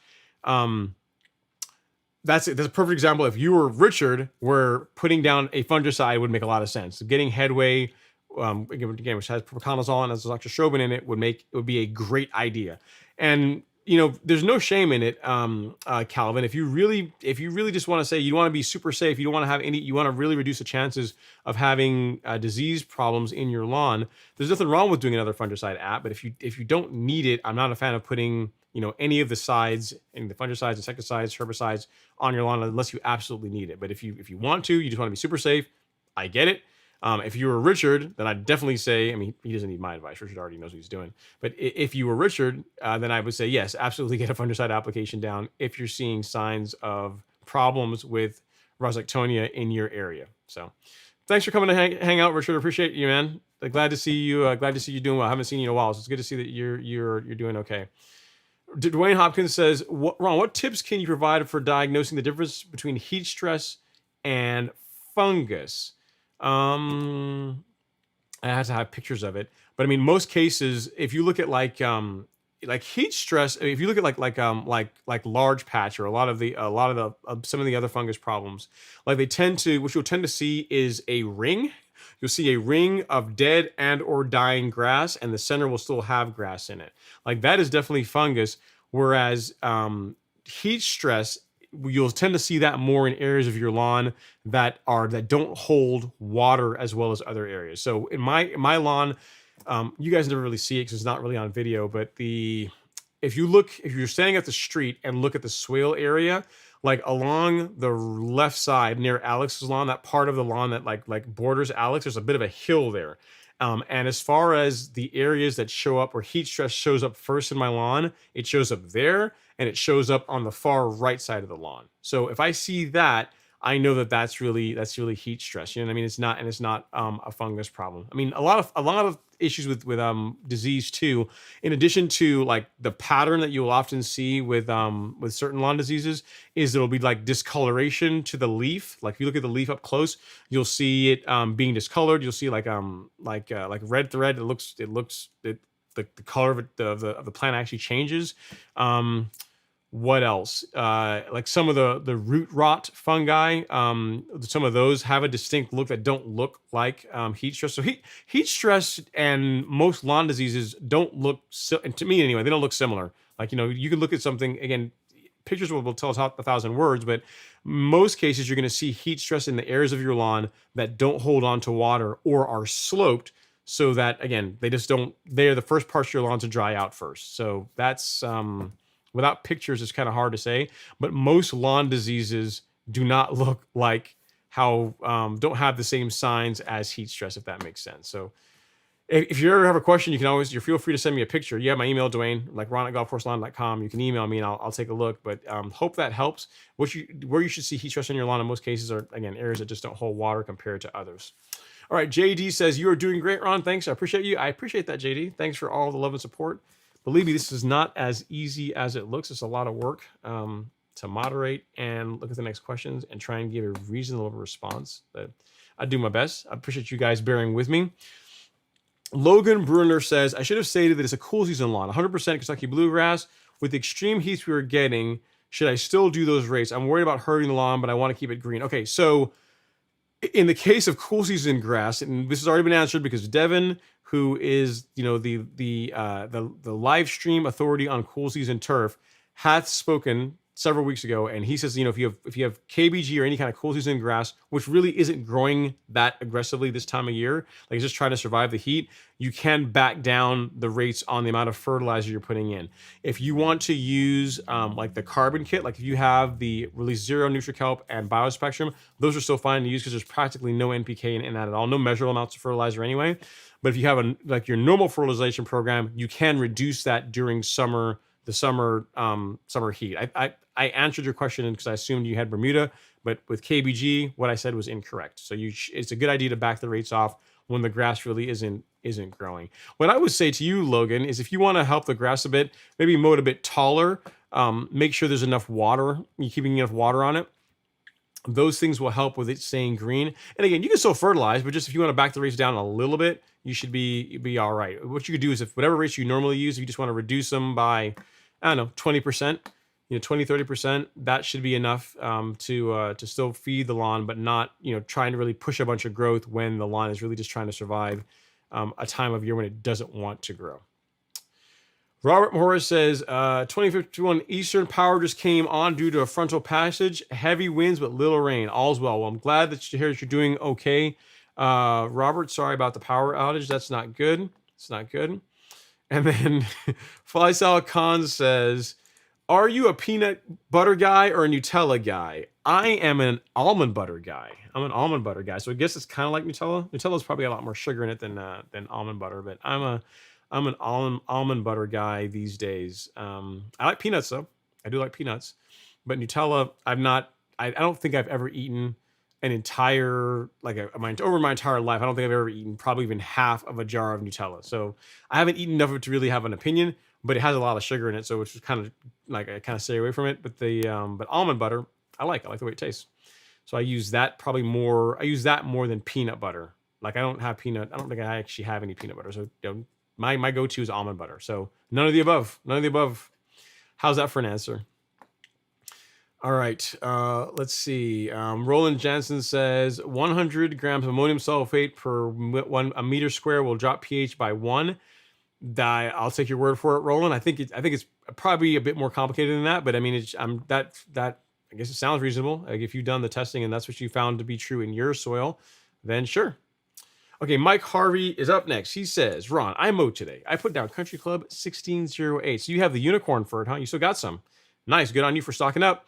He says, and I applied Headway G. Tomorrow the carbon kit is going down. Then golf on Sunday, meaning you're actually going to play? Sweet. Nice. He's wondering if I should do a granular treatment for armyworms. I would. If you haven't done any kind of insecticide this year, I absolutely would. Because if you've ever seen a lawn devastated by armyworms, they are, I mean, the damage they do it really quickly. Like in the course of a couple of days, like they can easily destroy a lawn. So, I mean, is Acelepryn, which is what I'd recommend you going with, Mike, is it an inexpensive product? No, but neither. But you know what's worse than that is like having to wait like a month or even longer for your lawn to recover from insect damage. Because what happens is if armyworms get in your lawn, then you still have to go get an insecticide. You have to spray them, kill them, get rid of them. And then the healing process comes, and that this takes time, right? It's a time game. So if it were me, I would get a bag of Acelepryn because you said, looks like you're a granular guy. So what I would say is, I'll show you here. Go to the Golf Course Lawn Store, go to Shop and Fungicide Insecticide, or you can just scroll down if you want to do that. You can do that too. We got it down here too. You can click on this or the little grub. And then you are going to want to go with Acelepryn G. So Acelepryn we have available in both the SC, the super concentrate, in a liquid form, or in your case, what you're going to want is going to be the granular. You're going to want this right here. So yes, if it were me, I would definitely get an insecticide application down, because armyworms are no fun. They are no fun. They do a lot of damage. They do it quickly, and it's easy. Like, you just do this, do a single app, and then you're good to go. Why wouldn't you? Why wouldn't you? All right, Petunias 444. If Chicago's in the house, what's going on, Petunias? Thanks for coming to hang out in the live stream. Appreciate you taking some time out of your day to hang out. And then Mike Havey, he says, I did a seller print already this year. Oh, then you're good then. He says the granular contains bifenthrin and carbaryl. Had armyworms bad last year and didn't want them again. Okay, so if you did a seller print, it doesn't have bifenthrin or whatever that other insecticide is in it. The active ingredient in a seller print is, I'm going to try not to murder this, is chlorantraniliprole. Chlorantraniliprole. That's the active ingredient in a acelepryn. So it doesn't have bifenthrin or carbaryl in it. So, but it's very effective against armyworms. So if you have already done a acelepryn, you should be good to go. You shouldn't have a problem with armyworms in your lawn. So hope that helps. That helps, Mike. Sounds like you did a bit of everything. JD says, who is the GOAT of the lawn YouTubers? I don't know. Who do you guys think? Who do you at? I mean, me answering that question is going to be kind of self-serving. I think it depends. I mean, if you break it down for warm season grass, cool season grass, tutorials type content, entertainment type content, it's hard to say. I think you guys, the viewers, decide who is the GOAT of YouTubers. I think most people would say that you definitely have to have Alan in that category, right? Because I mean, he's been around forever. He's like the original, the OG of the lawn care YouTubers. But I mean, I think the audience kind of decides who they like and who they don't like. So not one I'm going to answer. You guys decide. All right, next is John Williams. He says, don't do the ryegrass. It's ugly and very hard to kill off. Forget that. See? There you go. For those of you guys, for every person that I get that says you should oversee with rye, it's going to be awesome, man. Think of the stripe action in the fall, in the wintertime. It'll be great, man. You'll be dominating. Woo. And I get somebody that says, hey, don't do it. They'll either say, don't do it. I did it. It's a huge headache. And here's the problem. Here's the issue with this, John, is I've actually seen it myself. Like, you don't have to tell me. I've seen a lawn that's been overseeded, because there's one in the neighborhood here that was overseeded with ryegrass, and they didn't get rid of it. They didn't spray it out like in the March timeframe. And like June, this time of year, it looked horrible, because the ryegrass is all like sick and trying to die off, because it's like being cooked by the Georgia heat. And the Bermuda has been having this ryegrass has been around that's slowing it down from coming out of dormancy and really doing its thing. And the lawn just looks weird. It looks like sickly. I didn't like it. So I'm sure if you do it right, like if you have a program and you actually get rid of it, then it's less bad. But I don't know, man. It's just, this still goes back to having to mow in the wintertime, which I don't want to do. So I'm going to hold on to that one. I'm going to use that as my excuse. All right. Kevin D says, only raffle off the ryegrass section as an experiment. I start at, a fraction of a quarter. Okay. All right, Kevin. All right. That crazy lawn guy says, I just put down Turfplex on the front yard. How soon should I see the results? Also, I've used a McLean and a brand new California trimmer. Best parts for the McLean. I'm not going to be able to help you out on the McLean parts. Actually, you know what? I can help you a bit. Depending on what the parts are, contact the guys at Real Rollers. Reach out to Lee, Eric, or Andrew, and they'll be able to help you. They carry a lot of the parts for for McLean's, True Cuts, and California trimmers. So reach out to them. Depending on what you're looking for, they should be able to help you out. Or in worst case, they'll be able to point you in the direction of who can get you the parts that they don't have.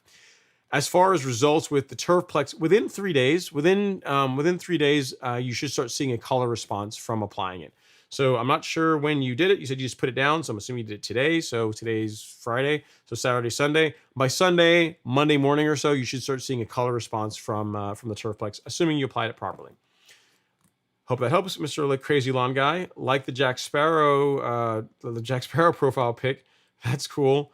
You said I changed the profile pic to show my Bermuda after first cut with the California trimmer. Yeah, unfortunately, whenever your comment got pulled in, like the software I'm using doesn't go and pull it again. So I'm not seeing it. Everyone's going to see your Jack Sparrow, unfortunately.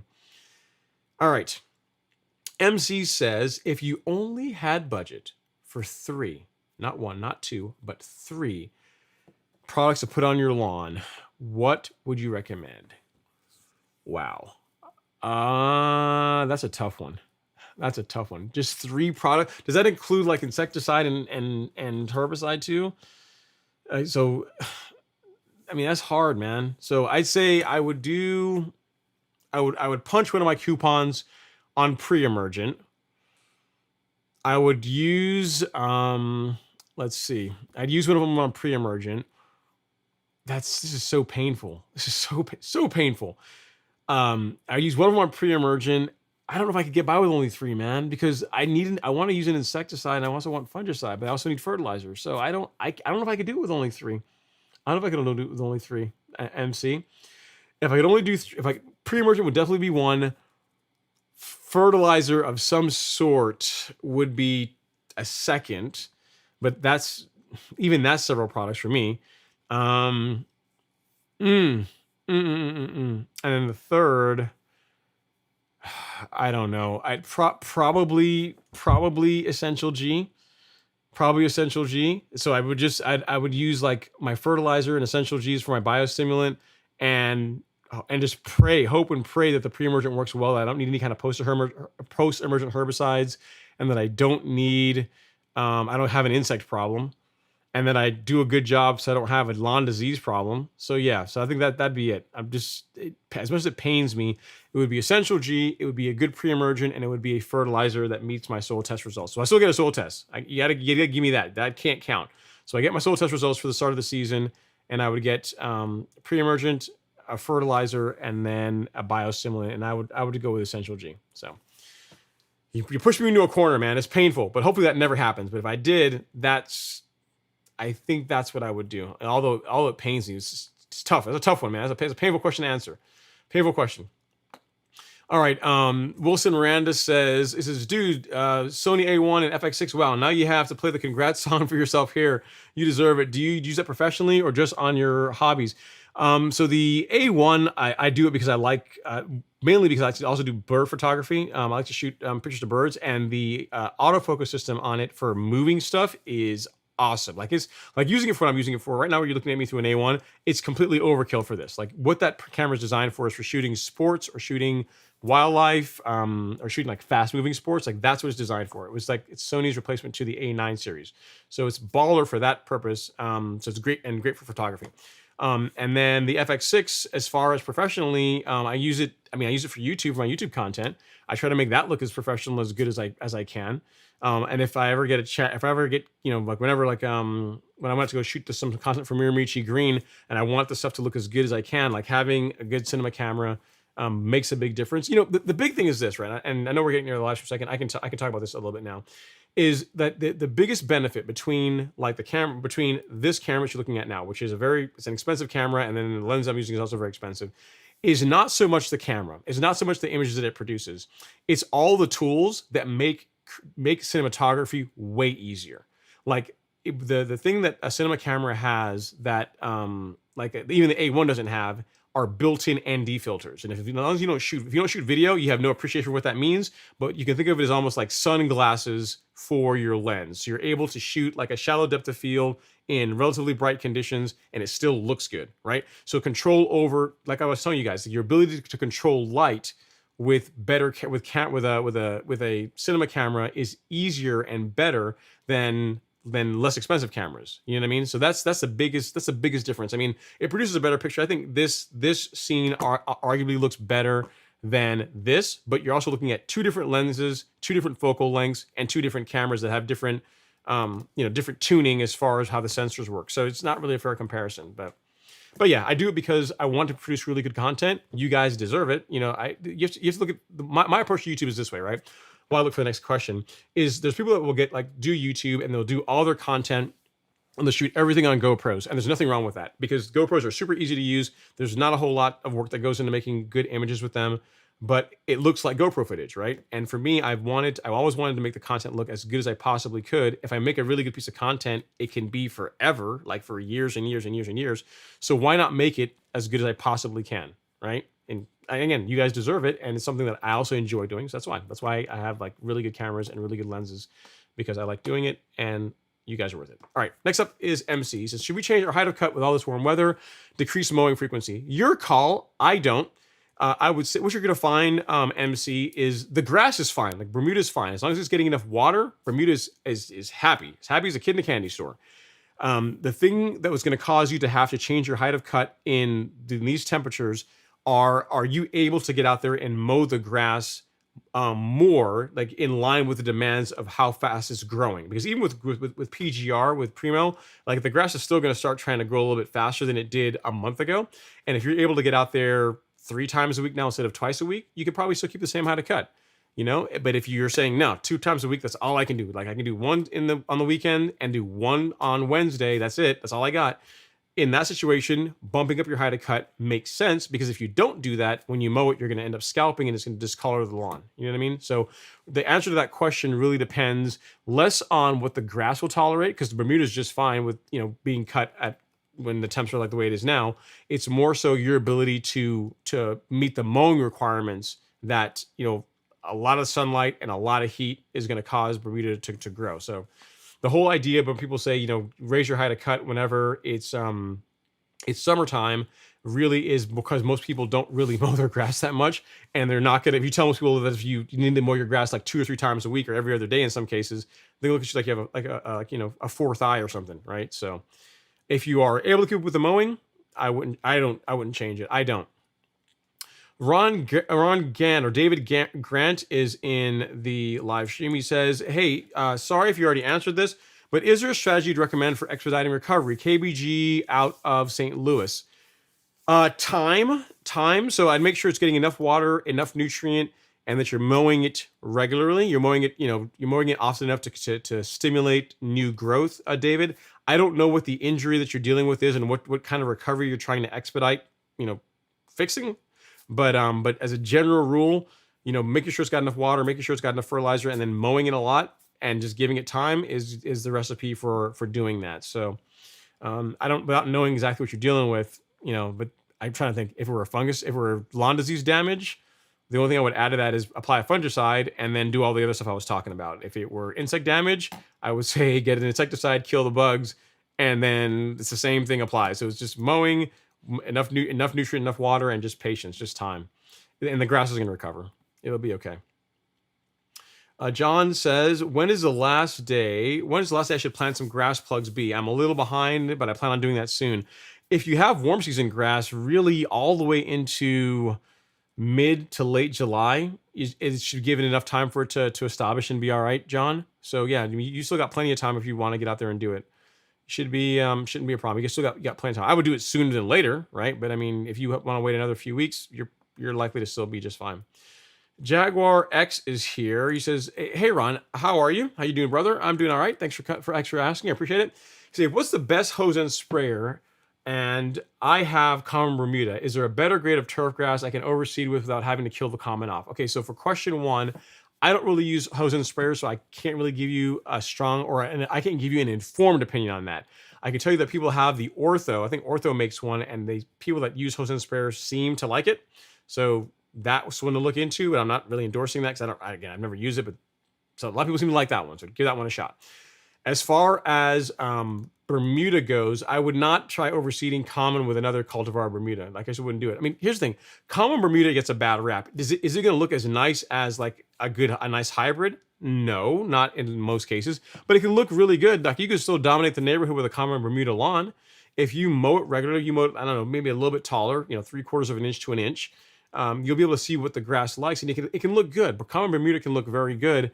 But if you decide that, what, I can't stand it, I want it gone, I want to go to a different cultivar, what I would say is do exactly what you said in the latter part of your question, which is kill it off, get rid of it, and then use sod to bring in the new kind of grass that you want to replace it with. So Tahoma 31 is getting a lot of great reviews. Maybe you can use that, or Celebration, or whatever you decide to go with, Tiff Tough, whatever your vintage is. I would do that after killing the existing, or doing your best to get rid of the common Bermuda. I would not try and mix them. McNasty Motorsports is up next. He says, I always appreciate the answer and knowledge as well. You're very, very welcome, Mr. McNasty. And next up, we got Demir in the house. Devin, he says, what's up, Ron? Looking forward to some good turf talk. Well, hopefully I have not disappointed, Devin.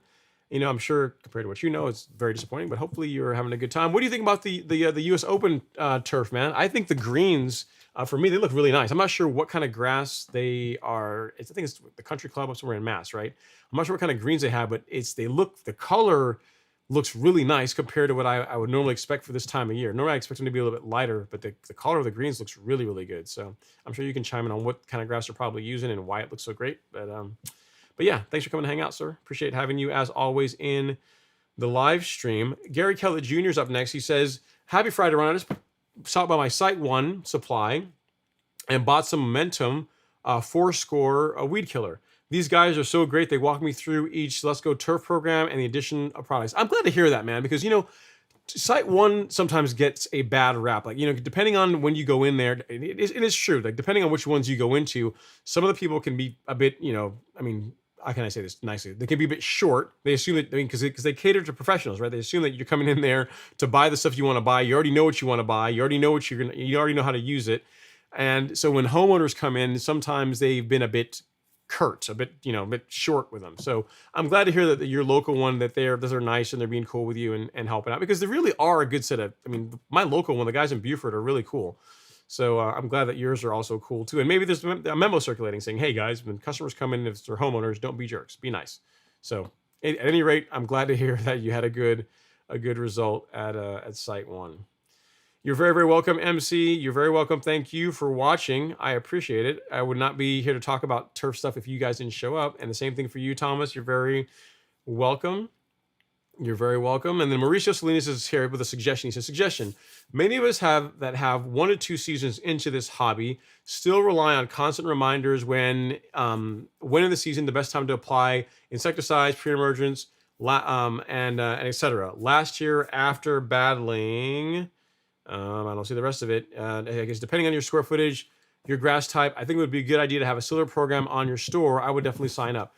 So I do have that, Mauricio, for at the golf course at golfcourse.lawn.com. Actually, I can show you the academy at the Golf Course Lawn Academy here. So if you just go to golfcourse.lawn.store, if you go to Academy and you go to course details, this is a course that I put out that has exactly what you're talking about. It's primarily the application calendar is for warm season grass, because that's what I have. But it covers all the things you're mentioning. It covers insecticide, it covers fungicides, it covers your fertilization program. It has a bunch of videos in there that talk about stuff that most people would not watch if I made YouTube content on it. It also has a really cool aspect, which is the live stream, the Facebook group, which is a private group. You have to be a member to be in that. A group set of a good set of guys and gals that, we have great talks about turf grass. We talk about problems, challenges, bounce ideas off of each other. So it's a really good community. That's one of the best parts of the course. So if you want that, it's available right now in the Golf Course Land Academy, but that's something that is paid. If you say that, nope, Ron, I don't want to pay for anything, but I still want, some help anyway, if you go to my blog and then you go to this one here, step-by-step guide, you can't see what I'm showing. I went off here. So if you go again at the Golf Course Lawn Store and you go to the blog, and we've got some articles, we're trying to do better about publishing more articles, but the one you're going to want to get to know, I've got stuff on weed control, on killing different 4-Tops products for killing weeds, pest control. There's one on fungicides. It's going to be coming out next week, hopefully. On grubs. So I got a lot of those things covered here. But if you want an application calendar that's like definitely not as good as the one that's in the course, if you scroll all the way to the bottom on the blog post on how to get a golf course lawn, in here is a very basic, a very rudimentary calendar breakdown month by month of what you would do in March, what you would do in April, what you do in May, what you do in June, and that kind of stuff. So if you want something that you can use, especially if you have warm season grass, this is a free way to get that. But if you want something that's more detailed, and it's in addition to being able to ask me, questions outside of like the live stream, that's what the Golf Course Lawn Academy is for. So hope that helps, Mauricio. The Academy is actually pretty cool. Also, another bonus is that you guys get a small discount. Like if you're an Academy member, you get a small discount on certain products in the store. Right now, that discount is 10% on certain products. And that's only really going to be until the end of this year. Going next year, that means it's going to get reduced a little bit. But yeah, so there's a way for the course to pay for itself as well too. So hope that helps. You got some free options, you got the blog option, and you have the paid option. So I gave you a bunch of different options that will help you hopefully get what you need. Next is T1000. He says, temps in Austin, Texas have been in the high 90s for weeks. The lawn is stressed, watering consistently, added hydrogen, chelated iron, fungicide 2 weeks ago. Should I dethatch to get rid of the brown grass? I would not. I would not do that right now. Absolutely not. I mean, you figure right now the lawn is stressed, T1000. We don't want to be, because the thing is, dethatching means different things to different people. Like if you're doing true dethatching, that is aggressive. That's pretty hard on the grass. Like it's actually going beneath the surface and it's tearing out the thatch, and it's also taking out some grass with it. So it's a very stressful process.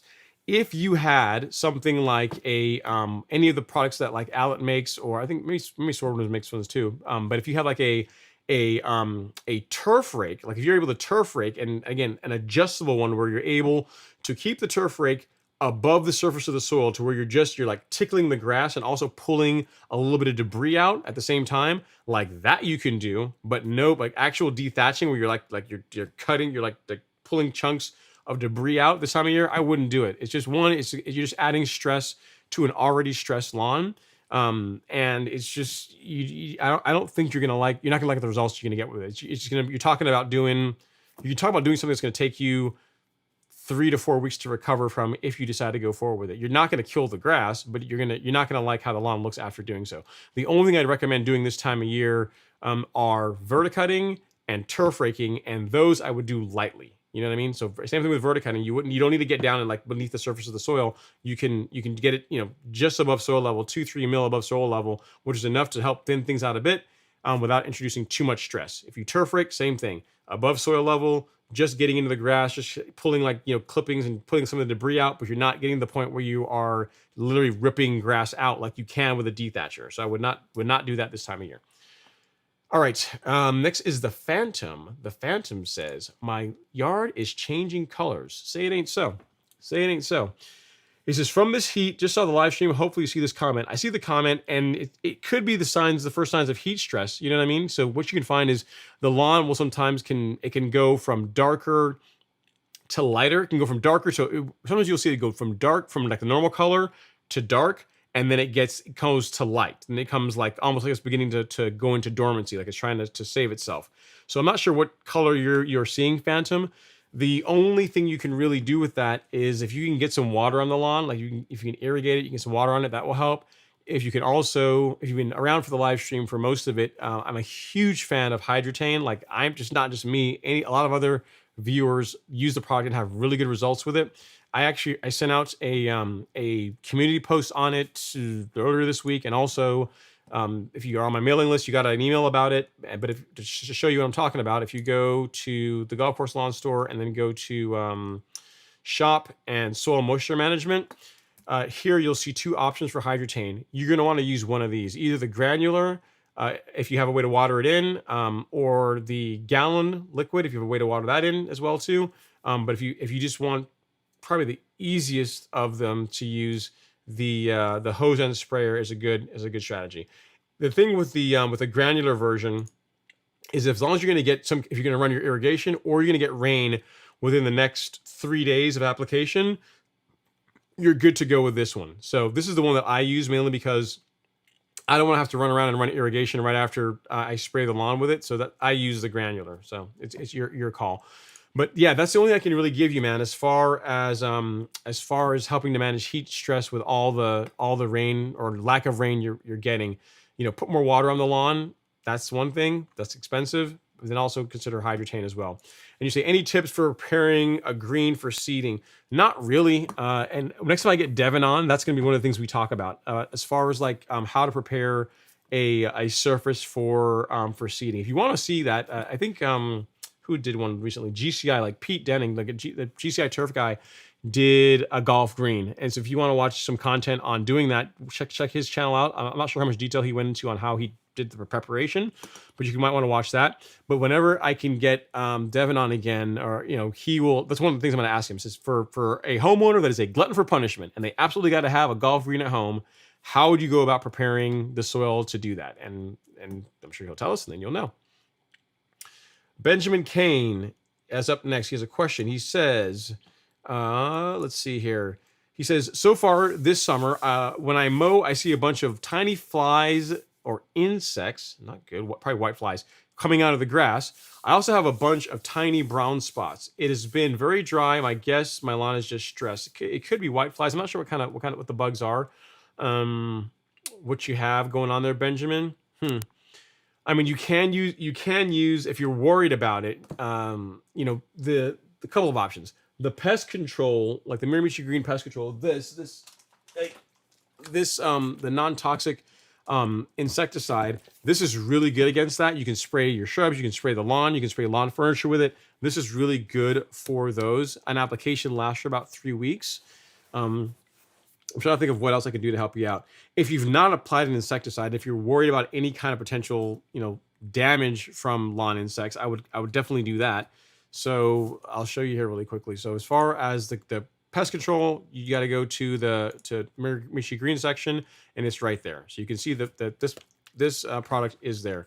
As far as insecticides go, the one that I'm a fan of that I like the most is Acelyprin. I really, really do like this. So you have a choice of liquid, which if you have a backpack sprayer and you want more control over application rates and you're good with that, go with a liquid. If you just want something that's easier to apply, but is equally as good, works just as well, then the granular. That's something you could do to your lawn. As far as the stress, without seeing pictures of it, it's hard to know exactly what's going on with it.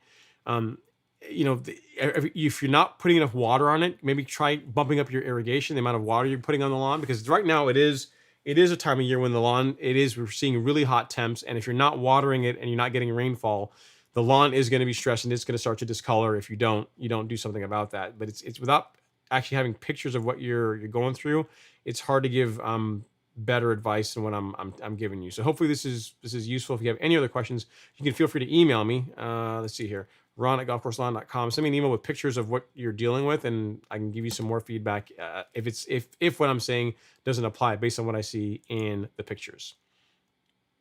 Matt W said, last year I made the mistake of overseeding my hybrid Bermuda with common Bermuda seeds. How and when do I get rid of the common Bermuda patches? It's very difficult. Practically, I won't say it's practically impossible, but it's very, very difficult to get rid of common Bermuda out of hybrid. I mean, you can physically remove it. You can get out there and start digging it up, but I mean, there's not, to my knowledge, there is not a selective herbicide that will kill common Bermuda, but will not seriously injure and or kill hybrid Bermuda. So I will say, Matt, I mean, I haven't seen pictures of it, but I mean, if you can, it's you're not going to be able to get rid of it easily. I mean, the thing I tell most people in this situation is if you can lower your height of cut, right? Because hybrid typically allows or tolerates being cut shorter better than common does. You can try that, and that you can see it can cause a hybrid to spread a bit more. But outside of physically removing it, there's not really an easy way that I'm aware of to get rid of common Bermuda in a hybrid Bermuda lawn. Not that I'm aware of. Okay, I have a super chat here from Corey. Actually, two. One from Not Crazy Lawn Guy. I thanks so much for that. Appreciate it. Super chat received. He says, can relate neighbors to the questions, wife annoyed. And then the one from Corey Dale here. Super chat received. He says, thanks for the super chat, Corey, and also for that Crazy Lawn Guy. He says, my first time watching live, love the channel, just ordered some products I've been cutting with a true cut Bermuda. Loves the weather here in Bama. Fire. Yeah, that's what I'm telling you. I mean, the temps right now is harder on us than it is on Bermuda. You know what I mean? So yes, you want to put some water on it, needs some, but it's really harder on us to be out there working on the lawn than it is really on the Bermuda. Assuming you got good soil, then you're taking care of it. Robert says, totally in agreement with the great explanation. Yeah, that's the idea, Robert. I mean, I thought about putting the card up, but I'm like, you know what? I got to explain this because Robert doesn't understand. You are not normal. Like the way you see the world and charts, numbers, and graphs. Like that is your jam. Like you love that. To the average person, they're intimidating. So I have to put like explanations in there to make it easier for people to just don't skip over it. Because what will happen is if I add it to the product descriptions, people they won't even look at it. Or it'll be confusing, or it'll cause a bunch of questions for me if I don't do a good job explaining it. Cleve Anderson says, I got some sedge coming in a couple spots of Bermuda. What can I use to control both? Fescue is the dominant grass. So you want to get rid of the sedge and I'm not sure if there's one product that will target Bermuda and sedges. So for fescue being the dominant grass, go with Sedge Hammer. I would tell you certainty, but that you have a really bad day if you use certainty on a fescue lawn. Don't do that. So you go to shop and then weed killer, and then scroll down here till you find nut sedge killer this is basically sedgehammer. This is like a off-brand version of sedgehammer. So you can go with this. As far as killing Bermuda um, in a warm season, in a cool season grass, you can use tenacity. Tenacity is going to injure it, but killing Bermuda is really, really tough to do. Cleve. I don't know if we even like, I mean, you can do this combination of tenacity and sedgehammer. Like sedgehammer will knock the sedges back, and tenacity is going to discolor or seriously injure the Bermuda while being safe for your fescue. But just know that it's probably going to take multiple applications, and the sooner you do it, the better. Like, don't let the Bermuda start really hulking out and, Bermuda being Bermuda, like growing and really taking over. Like, you want to get on top of it sooner than later. So that's what I would recommend. There's some other concoctions you can use as well. I believe a claim is another herbicide that is safe for cool season grass, but is bad for Bermuda. So I can show you that one as well. That's an option. I want to say, but I'm not sure if it's safe for fescue. That's what I'm checking here really quick before I tell you to do that. Yeah, so it is safe for fescue. So a product called a claim. I'll give you a link to that as well. Go read the label for it for sure. First, if you don't want to do tenacity, let's see, claim. I think I spelled that correctly. I think I did. Yeah, this guy. So there's a link here that I'm putting in the chat for you now, Clev, that will so in addition to tenacity and sedgehammer, that's one concoction. You could also do a claim and sedgehammer is something you could try as well to target the Bermuda, because that's really the problem child. I mean, sedgehammer should do a decent job against the sedges. I mean, it's not as good as certainty, but it should do a decent job. But Bermuda is a monster. It's a monster to try and get rid of. So you could go with tenacity if you want, but I mean, I think a claim is probably going to do a better job than tenacity will. Hope that helps. Let me know if you need anything else. Let's see here. Tim, let's see here. Tim Jackson. Oh, DJ Smooth says, what up? What up? What's going on, DJ Smooth? Tim Jackson says, you're looking skinny. How much weight have you lost? So I have lost weight, actually. You're right. Says, how much weight have you lost doing all the verticutting, turf raking, and mowing? Did you see the pictures I sent of the TIF sport? I have not seen pictures, Tim. When did you send them? Did you send them tonight or earlier? I got to look here and see if I can find it. I don't not if you sent them before the live stream, I have not seen them. If you sent them during the live stream, I have not seen them as yet. How much weight? So I've lost about a couple of things that's happened, right? So a couple of things to let you guys in on. So I've been trying out in addition to like being out in the lawn like a crazy person, I've also been trying out like a plant-based diet, which is a lot less fun than it sounds. It's actually about as much fun as you'd think it would be. So like that's no cheese, no dairy, no meat. And again, and when I say I'm doing that, it's been meat is like the minority now, right? So I may have like if I go by Alex, they can cook and they can make meat taste like butter, like awesome. So I will have my cheat meal there. But between like eating like a lot less like dairy and just eating a lot healthier and working like a crazy person out on the lawn, I've lost about 12 pounds. So I normally sit around 195 pounds, thereabouts. And when I weighed myself today, I was like 183. So yeah, good eye. I have lost weight. It's a combination of working like a crazy person out on the lawn and also a combination of this new, I would say diet, but just changing up my eating a little bit, trying to see how it works. It hasn't been terrible bad. But we'll see. I'll probably end up somewhere in the middle. But for the first month, I'm trying to be really, really strict about it. So we'll see how it works. David Lee says, hey, Ron and chat. Should I fertilize my zoysia grass in the morning or in the evening? It's hot in Georgia. Thanks for all the information, Ron. It's your call. I've done both, David. If you're going to use a granular fertilizer, if you're going to fertilize it in the morning, get your fertilizer down, and then if you want to run irrigation afterwards, that's a plan. If you want to do it in the evening, that works too. It doesn't matter. I guess what I'm trying to say. It doesn't really matter. Either one will work. I've done both, and either one is just fine. What I'll tell you is this: if you're using the first that I recommend, the ones that are in the store that are less likely to burn, you want to make sure that they're less picky about applying them to a lawn that has any bit of like dew on the lawn. Like some fertilizers, like if you apply them to wet grass, you really need to water them in right away, because if you allow them to dry, you increase the likelihood of burning the lawn. You know what I mean? So I don't know what kind of ferts you're using, but if you're using like any of the stuff that I sell in the store that has a slower release component to them, like all of them pretty much have some slow release in them. You shouldn't have a problem with that. So morning or evening, the answer is whenever you have time to get out there and do it. That's what I would say. That's what I would go about doing it. Rob G says, Ron, what do you recommend if you have hybrid Bermuda and common Bermuda in a lawn with a little centipede?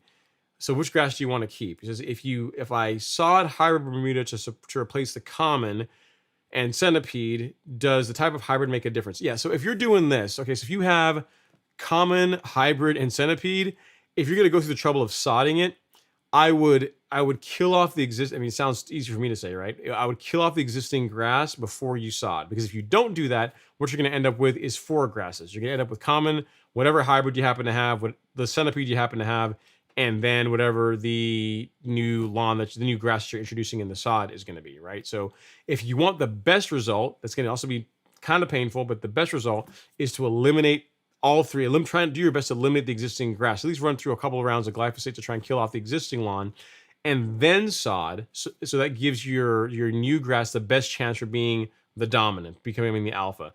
You still may get some of the old grass, some of the hybrid, or some of the common that might still punch through, because it takes like more than a season to really truly get rid of Bermuda.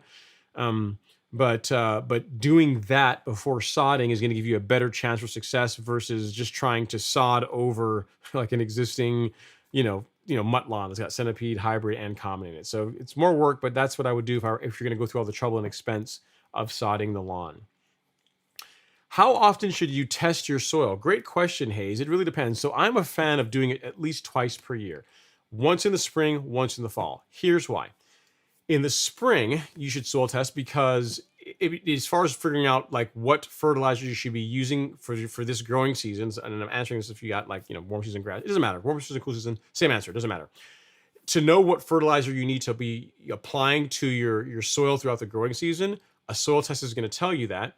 And then so that's what the spring one is good for. And then I'm a fan of doing one in the fall, because if you want to see, one, how effective was my fertilization program, right? Meaning that if my phosphorus levels were low, right, and I use a fertilizer throughout the growing season that had a bit more phosphorus in it, did it make a material difference in the movement of my phosphorus levels over the course of the 3, 4, 5 months that I was doing that? So a fall soil test is going to tell you that. In addition, a fall soil test, if you happen to live in Georgia, where our soil, or at least the soil around here, tends to trend more acidic in nature, where you need to apply lime in the fall, a fall soil test is going to let you know, hey, compared to springtime, is my pH trending lower to where I need to do a lime application at some point during the fall months? So a fall soil test is good for, one, measuring the effectiveness of your fertilization program, and also for determining whether or not you need any adjustments, making adjustments to your soil pH, because that takes time. Like if you apply lime to your lawn, to your soil, it isn't like a week later pH just jumps up like out of the blue. It takes like months for that to change. So knowing that your pH is trending lower in the fall is good, because you're able to apply your heavy lime application. You've got October, November, December, January, February, all the way. You got like 4 or 5 months for that to react and to help bring pH levels up, so that when springtime rolls around and you test again and you say, hey, you have to figure out what kind of fertilizer you want to use that year. pH is not one of the things that you're correcting, because that takes a lot longer to fix than macro levels typically. So hope that helps. Try not to go too much detail over, but I'm a fan of it for twice a year for that reason. As far as soil tests go, the one that I like is the one from My Soil. These are really super easy to use. You get results in about a week. And what's also nice about them, and in the last year, they created this portal that whenever you do your soil test, say you do a spring soil test, right? And then you do a fall soil test. All of those soil tests are all saved in a portal that you get access to. You don't have to pay any extra for that, and it's just you have all your soil test results over time. So you're able to go through and compare how your soil is changing over time. So it makes it easier for you to make intelligent decisions about what you do to your lawn from a nutrient input standpoint. And you're saying your next question is, how high should I be cutting in Georgia right now with the heat wave going on? It depends on you. It's a difficult question to answer. How high you mow is a function of how much, one, the kind of mower you have, but also two, how much time do you have? Because the lower you mow, the lower you go, the more you have to mow. So if you mow your grass at 1.5 inches, that's going to require this time of year. I mean, mowing still probably twice a week for it to look decent, right? But if you are like one of these guys that are on this real mowing life where you're mowing your lawn at, under 1 inch, that is where, this time of year, every other day mowing, really, if you want it to stay nice, is what you're going to have to do. Every 3 times a week. If you're using plant growth regulator, you can get by with 3 times a week. If you're not using PGR, every other day is what you're really going to want to need. So how low should you cut is dependent on you.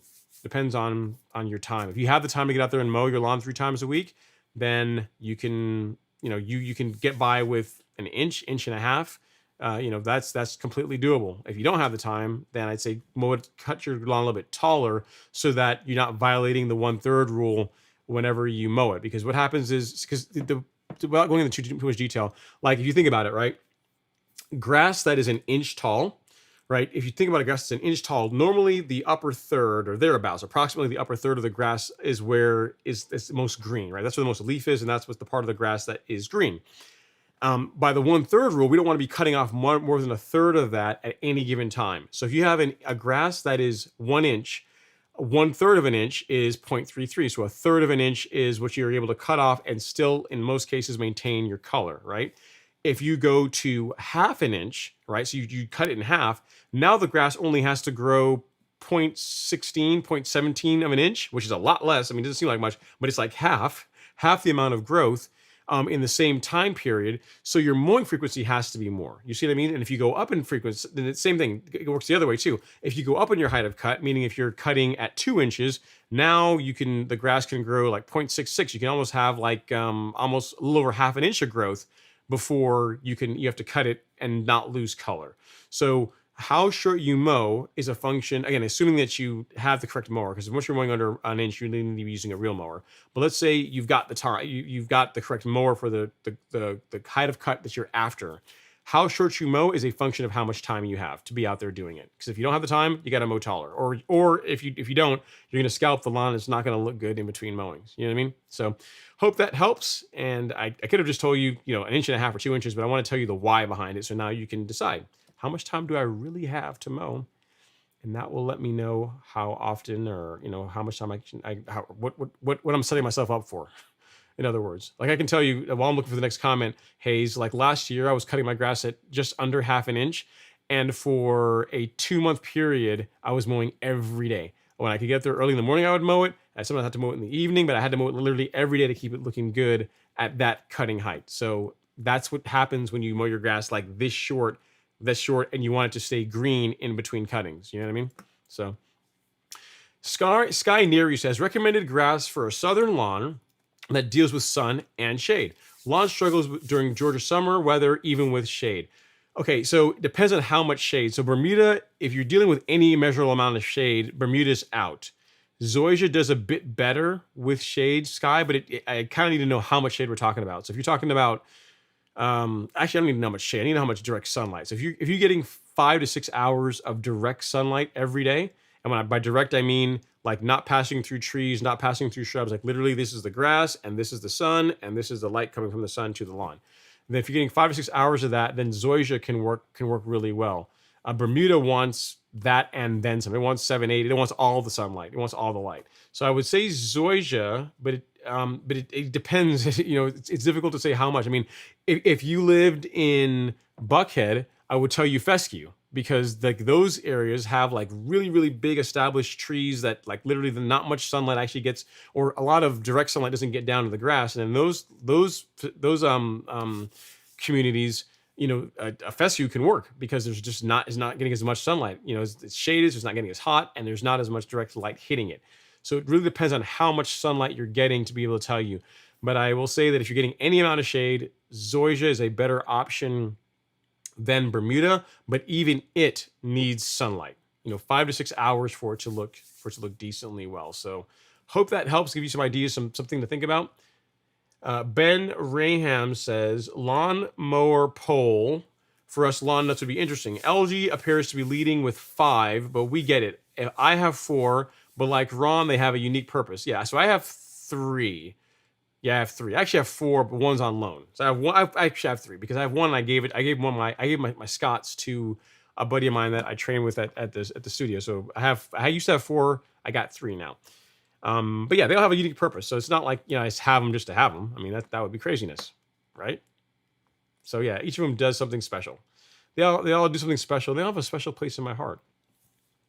And Aurora says, I could say aerate the lawn, but I'm mowing the lawn a bit taller than the heat. You are correct. I should see if there are any really hard spots or rocks. So check for that. Yeah, especially if the rest of the lawn looks incredible. The rest of the lawn is gorgeous when you get out there and you look at it, but you got a couple of spots that for no good reason, no apparent reason anyway, are looking bad, like they're struggling and they're thin and, just looking like, no love is there. Check it. Check beneath the soil. That's often part of the problem that people don't really think about. That seriously, no matter what you do, until you fix that, you're not gonna. The grass is really never gonna do that well. Never gonna do that well. Okay, JC says my neighbor has overseeded ryegrass every year, and he fights every year to wait and kill it off. He probably spent $3,000 on some sweet looking zoysia after he killed the lawn off. Yeah. So that's my thing, man. I mean, I have enough problems as it is. I don't need to go introduce ryegrass to it. I'd be afraid. Man. I can't do that. Just can't do it. Can't do it. All right, guys, we were winding down our comments. Let me see what else we got here. Corey Dale says, no, I already got your answer. He says, just orders from 22.3, so he got rid of the Turfplex. Going to give it a try here in Bama. Hey, guys, that's one thing that's good to know. I didn't tell you guys this. Both Turfplex and Nutrizol are finally back in stock. How long will they stay in stock? I don't know. Because as soon as we get in stock, you guys buy it up really quickly. But they're both currently, I looked at the inventory before the show. They are still currently in stock as of now. So if you want to get some Turfplex, like with it being June, I would get enough to where you're good for the rest of the season if it were me. Same thing for Turfplex, same thing for Nutrizol. That would be my recommendation. Unless you can deal with it being out of stock for, the 10 days, 2 weeks it takes for us to get more of it in. All right, Shauna W says, I needed to spray Drive Accelerate. Tried to do it early in the AM because of the temps, but I still just colored the Bermuda. How long until it recovers to normal? Thanks. Depends on on your application rate, Shauna, but I'd say 2 weeks. 2 weeks, you should see the lawn beginning to get its color back, bouncing back. But it really depends on the application rate that you use. It's hard to say without knowing that. But you didn't kill the grass. I guess the question you're really asking, did you do permanent damage to the lawn? Kind of unlikely. It will bounce back. In most cases, 2, maybe 3 weeks if you kind of dinged it kind of hard. I will tell you that when my lawn was sprayed with Speed Zone and Dismiss, which is a great option for killing weeds, but a bad option if you don't want your lawn to turn yellow, that was like a 3-week affair. You know what I mean? So that's why I was like, you know what? We can do better. That's why these guys, Celsius and Certainta, these are more my favorite. But if you want something that's more focused primarily on crabgrass, Drive Accelerate or Quinclorac are a better option than these. But for outside of Celsius does have some crabgrass control. It's just not as good as Drive Accelerate or other Quinclorac type products. But these also won't turn your grass brown unless you spray them like a crazy person, which you guys shouldn't do. All right, Ben is up next. He says, for others with physical challenges, the True Cut, being able to lock in the blade but then control the pace without it getting away from in terms of walking speed is good. I agree with that. That to me is one of the best advantages of the True Cut, Ben. The fact that you can lock in the reels where it's spinning, but you can feather how fast your walking speed is. I particularly like that. Now, here's the thing. I love it. There's people that hate it because they say, I have big thumbs, but people say that the fact that you can do that makes your thumb get tired because you're sitting there like pushing on it the entire time. I remember when I first got a True Cut the first year, that was hard. Like I didn't notice, not hard, but I noticed a bit of soreness for the first couple of months of using it. But it's not an issue anymore. Like even when I take like the entire season off, like whenever I'm not mowing between like whatever, I don't know, November and March or whatever, and I pick up the True Cut again, I don't have that problem anymore. So that's one of the negatives that people that really dislike about the True Cut system is the fact that wheel, like their thumb tends to get tired. But I think once you get used to it, I find it to be superior than especially as far as options go, when you're using it to like mow around like a mailbox or mow into like tight areas, the fact that you're able to control how fast the mower moves is kind of handy. Mr. McCullen is here in North Texas from here in Dallas. He says, I mow with a Scott's Reel mower 3 times per week, still dark green at 3/4 inch height of cut. Well done, sir. That sounds good. 3/4 at 0.75, you should be able to maintain a green lawn with three times a week mowing. Twice a week mowing, kind of that might be tough, especially with how fast the grass is growing given the temps. But 3 times per week, you shouldn't have a problem at all. Because that's the thing, guys. Yeah, I really should qualify that. I always say, the lower you go, the more you have to mow. But really, that's not true. You can actually mow your lawn, at 1/2 inch once every 2 weeks, but it's gonna look terrible. So the question really, I should say, is if you want your lawn to look good in between mowings at lower heights of cut, meaning no like discoloration, no, not scalping it, then that's when you have to mow more frequently. So you're doing exactly right, Mr. Cool Million. Sounds like you've got it figured out. Keep rocking that Scott's mower. I like it. I love mine. It's a great mower. Josh says, I ended up finding the drum belt on R&R Products. I picked up a new razor tool, tournament bed knife as well. We'll be here Tuesday. Nice. I like it. Blue Jay 3000 says, I'm vegan and you will drop weight first and then you'll gain healthy weight back. Cool. Yeah. Because I will tell you, it's crazy how the 2 things I've noticed about this, and I know it's not really a lawn care point, but 2 things I noticed is thing 1 is how much better I started sleeping. Like literally within 3 days after trying this plant-based diet, like I literally have had the best sleep in this past like 3 weeks of doing this than I've had in I don't know how long. Like literally go to sleep and I'm out like a rock until I wake up. So that's something I didn't really expect and really kind of cool. And even though I didn't really want to lose weight or need to lose weight, that happened. So we'll see. I'll take your word for it, Blue Jay 3000. We'll see if it comes back. You know what I mean? And then Aurora, they're all coming out of the woodwork. She says, if you're doing a plant-based diet, be sure to get a B12. I take it every day. I have to take a supplement every day through certain foods that you could eat a lot, since most veggies and fruit don't have enough B12, or take a supplement. And I take a supplement. I do. All right. And next up is Robert Mahores, going back to lawn care, guys. Now, I know you guys don't want to talk about like plant-based and veganism and all this kind of stuff. Although I got to tell you, it's crazy how much better you sleep once you do that.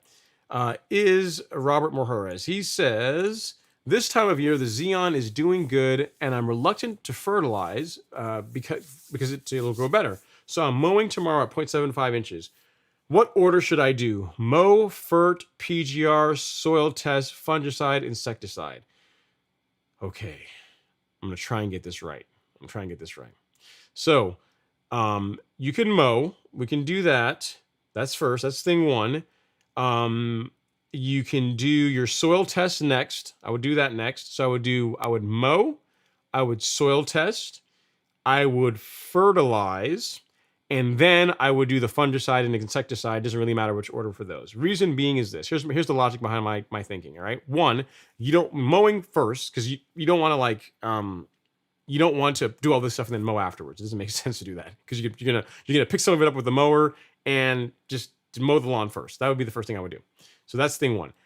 You don't want to fertilize right before you do a soil test because it could potentially skew the results. So don't do that. So mowing, soil test results first, definitely. Then you can fertilize because fertilizer for the most part isn't really toxic and doesn't, even the fungicide and insecticides are fairly safe.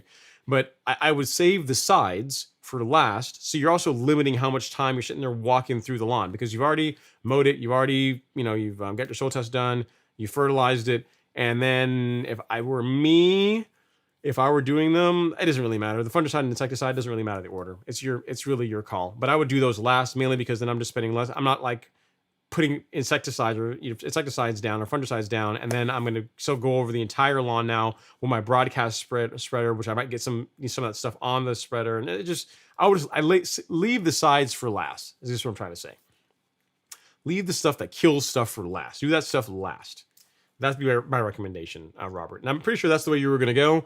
But that's my thoughts on the matter, and hopefully my working through the mental math as to why I would do that makes sense to you as well. Salvador says, I joined late today. I ordered 1,000 worth of fertilizer from the golf course lawn store, and I haven't told my wife. Pray for me, Ron. Yeah. I mean, I'm sure she's understanding, right? Sure. I mean, and the thing here's what's going to happen, Salvador. Right? Here's what's going to happen. If you tell her and she finds out, she's going to find out about it eventually. But you should just be upfront, just tell her what happened. And she's probably just going to have to go out and buy $1,000 worth of whatever it is that she's into, to compensate, and that's fair. You want to go spend this money on the lawn. Although the argument could be made that fertilizer is really for the house, because wives love to say that. Wives or girlfriends love to say that. It's for the house. It's not really for me. It's for the house. And you can say the same thing for the fertilizer, that it's for the house. It's not something that I want to do. It's something for the family. It's for everybody. But that's probably not going to fly. You could try it, but it's probably not going to fly. But just be prepared to let her enjoy spending some money in things that she likes to do. Jared Alwyn says, when are you going to sell the Earthway spreader on the golf course lawn store? That's a good question, Jared. I don't know that there's enough demand really to do that. My price, I don't know. The challenge with that is shipping it, right? I don't know. I have to look into see. I have to actually reach out to Earthway and see. I'll tell them, hey, I'm a huge fan of your products. What would it take for me to actually sell it? They might tell me to go pound sand, or not. I can ask. It's worth a conversation. We'll have to see, right? Can at least keep a couple of them around to see if you guys how they sell. All right, last few questions here. Salvador L is in the live stream. He says in the high 90s and low hundreds next week. No rain in the forecast. Hydrogen applied a few weeks ago. Watering 3 days a week. Any precautions I should take if following your program? Hybrid Bermuda. Not really. I would limit any kind of any major stressors to the grass in the form of, like, do not dethatch your lawn. If you turf rake it, make sure you are not getting down into the soil at all. If you verticut it, go light. Just be gentle. Don't introduce additional stress if you can while the lawn is going through this. Bermuda's probably gonna be fine, but I wouldn't introduce crazy amounts of stress to the lawn this time of year. I wouldn't. Outside of top dressing. Top dressing is okay if you go light, because if you do it light, it's not stressful. Next is Tim Jackson.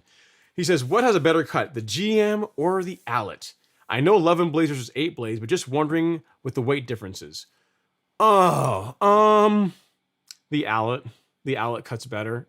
Mainly because it's I think it's the weight, if I had to guess. Because if you quantify better cut, like if I look at the lawn after it being cut with the Allet, due to the additional weight and the roller, and keep in mind too, the clip rate on the Allet, because it's variable, you can get a pretty high clip rate. I'm not sure if it's quite as high as what the GM is doing. I have to check and see. But it's actually quite fast for an 8-blade reel. So you get a really good cut, and then coupled with the weight of that unit, because it's a good 100 pounds heavier than the Greensmaster. It just lays better stripes. They're both excellent. They both do a really good job. I will say that I prefer on the back lawn, I prefer the Allet all day long, every day. On the slope, I prefer the GM, because I'm able to do diagonal mowing easier with that. I can do it with the Allet, but it's easier to do with the GM. I can do my diagonal mowing easier with the Allet, with the GM. And there's a section of my lawn that you guys can't see, like where that big shrub is on the right side of the lawn. There's actually a pretty severe drop off there. And I feel comfortable maneuvering the Greensmaster, which is still like a 200-pound mower, in that section. But the Allet is, it's like you're there and there's literally like 4 or 5 feet of like a very steep grade that goes into my neighbor's lawn. So you just got to be really careful when you're dealing with something that heavy there. So for those reasons, I prefer the GM for the slope than the Allet. But they're both good. But if you had to ask me which cut do I prefer on the back lawn, the Allet for sure. But they're both great. They're both great mowers. It's not like I'm trying to say that the GM is not a good mower. They're both. It's like you're asking which is better. I don't know. You're asking like which is better, a Koenigsegg or a high-end Ferrari. That's probably not a good answer. Koenigsegg is better, but if you're asking about like two really hyper exotics that are both like crazy awesome. Good example. If you're asking which is better, a Koenigsegg or like the new Mercedes, the new hypercar that has the F1 engine in it. They're both awesome. It's really more your flavor, your vintage, what you prefer, what you're looking for, the situation, how you're going to use it. Those types of things begin to matter more. So they both look excellent. They both do a great job. In other words, if you took the average person and showed them a lawn cut with an 11-blade Greensmaster or an 8-blade Allet, most people, I'd say most people, even probably most turf professionals, are not going to be able to tell the difference between the two of them. They're going to say the one thing they will know between the two is if you look at the stripes are definitely better with the Owlet than they are with the Toro. But that's a function of weight more so than, like how the mower actually cuts. All right, there we go. Delvin says, salute to you, Ron. 11:30 and still going. That's dedication tank. It is 11:30. Wow, it is late. Yep, it is late, but we're about to wrap it up, guys, because we were almost done. That was like the last question, I think. Salvador says, taking my notes for house defense. Thank you, Ron. If you don't see me next week, it didn't go well. It'll be all right. She'll forgive you.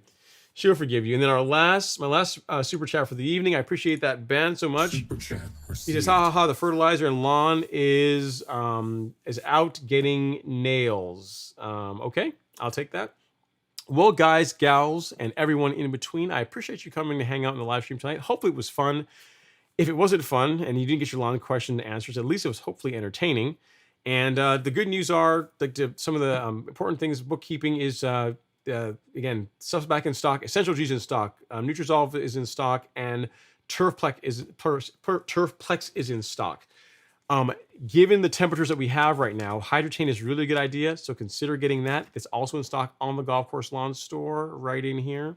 And then the last thing I will leave you guys with before I put on the very cool outro music is consider incorporating plant growth regulator to your lawn care program. If and when you do, you will not look back. It's literally one of the best things you can do for your lawn, especially given all the more you got to do this time of year. Let's see. I think that's pretty much it. One last from Aurora. He says, what's the best weed killer for KBG when dealing with multiple weeds, crabgrass, dandelions? Tenacity. Go with Tenacity. That is what I would recommend. So I'll put a link here in the chat for you real quick. Aurora, or Aura Base. And you're the last comment of the evening. Get that, the product is linked to you with the surfactant, and that's what I would use for cool season lawn. Thanks so much, guys. Have a great weekend. If you're out there, be safe, make sure you hydrate, and have a great time in the lawn. We'll see you guys next. Oh, actually, you know what? Before I stop, let me turn my music off. I can't do the outro yet. Next week is the World Championships for Tong Sudo. So I will not be here Friday night because I will be at a tournament. So next week I should have asked you guys sooner. I can put a poll out as well on the community. I'll do a community post of the poll. We have a choice. We can either skip next week. We can either skip the live stream next week, which y'all are going to say, no, we ain't doing that. Or we can do it Wednesday night. We can do it on a Wednesday evening. That's when we'd have to do it if we're going to do one next week. So I leave it up to you guys. When this ends, if you guys want, leave a comment at the end of this. Once I end the live stream, you could be able to leave a comment. You'll be able to say, Wednesday night, or I'll also do a poll that says Wednesday night if you guys want that, or if you want them to skip, we can skip too. All right, now I'm really going. Thank you.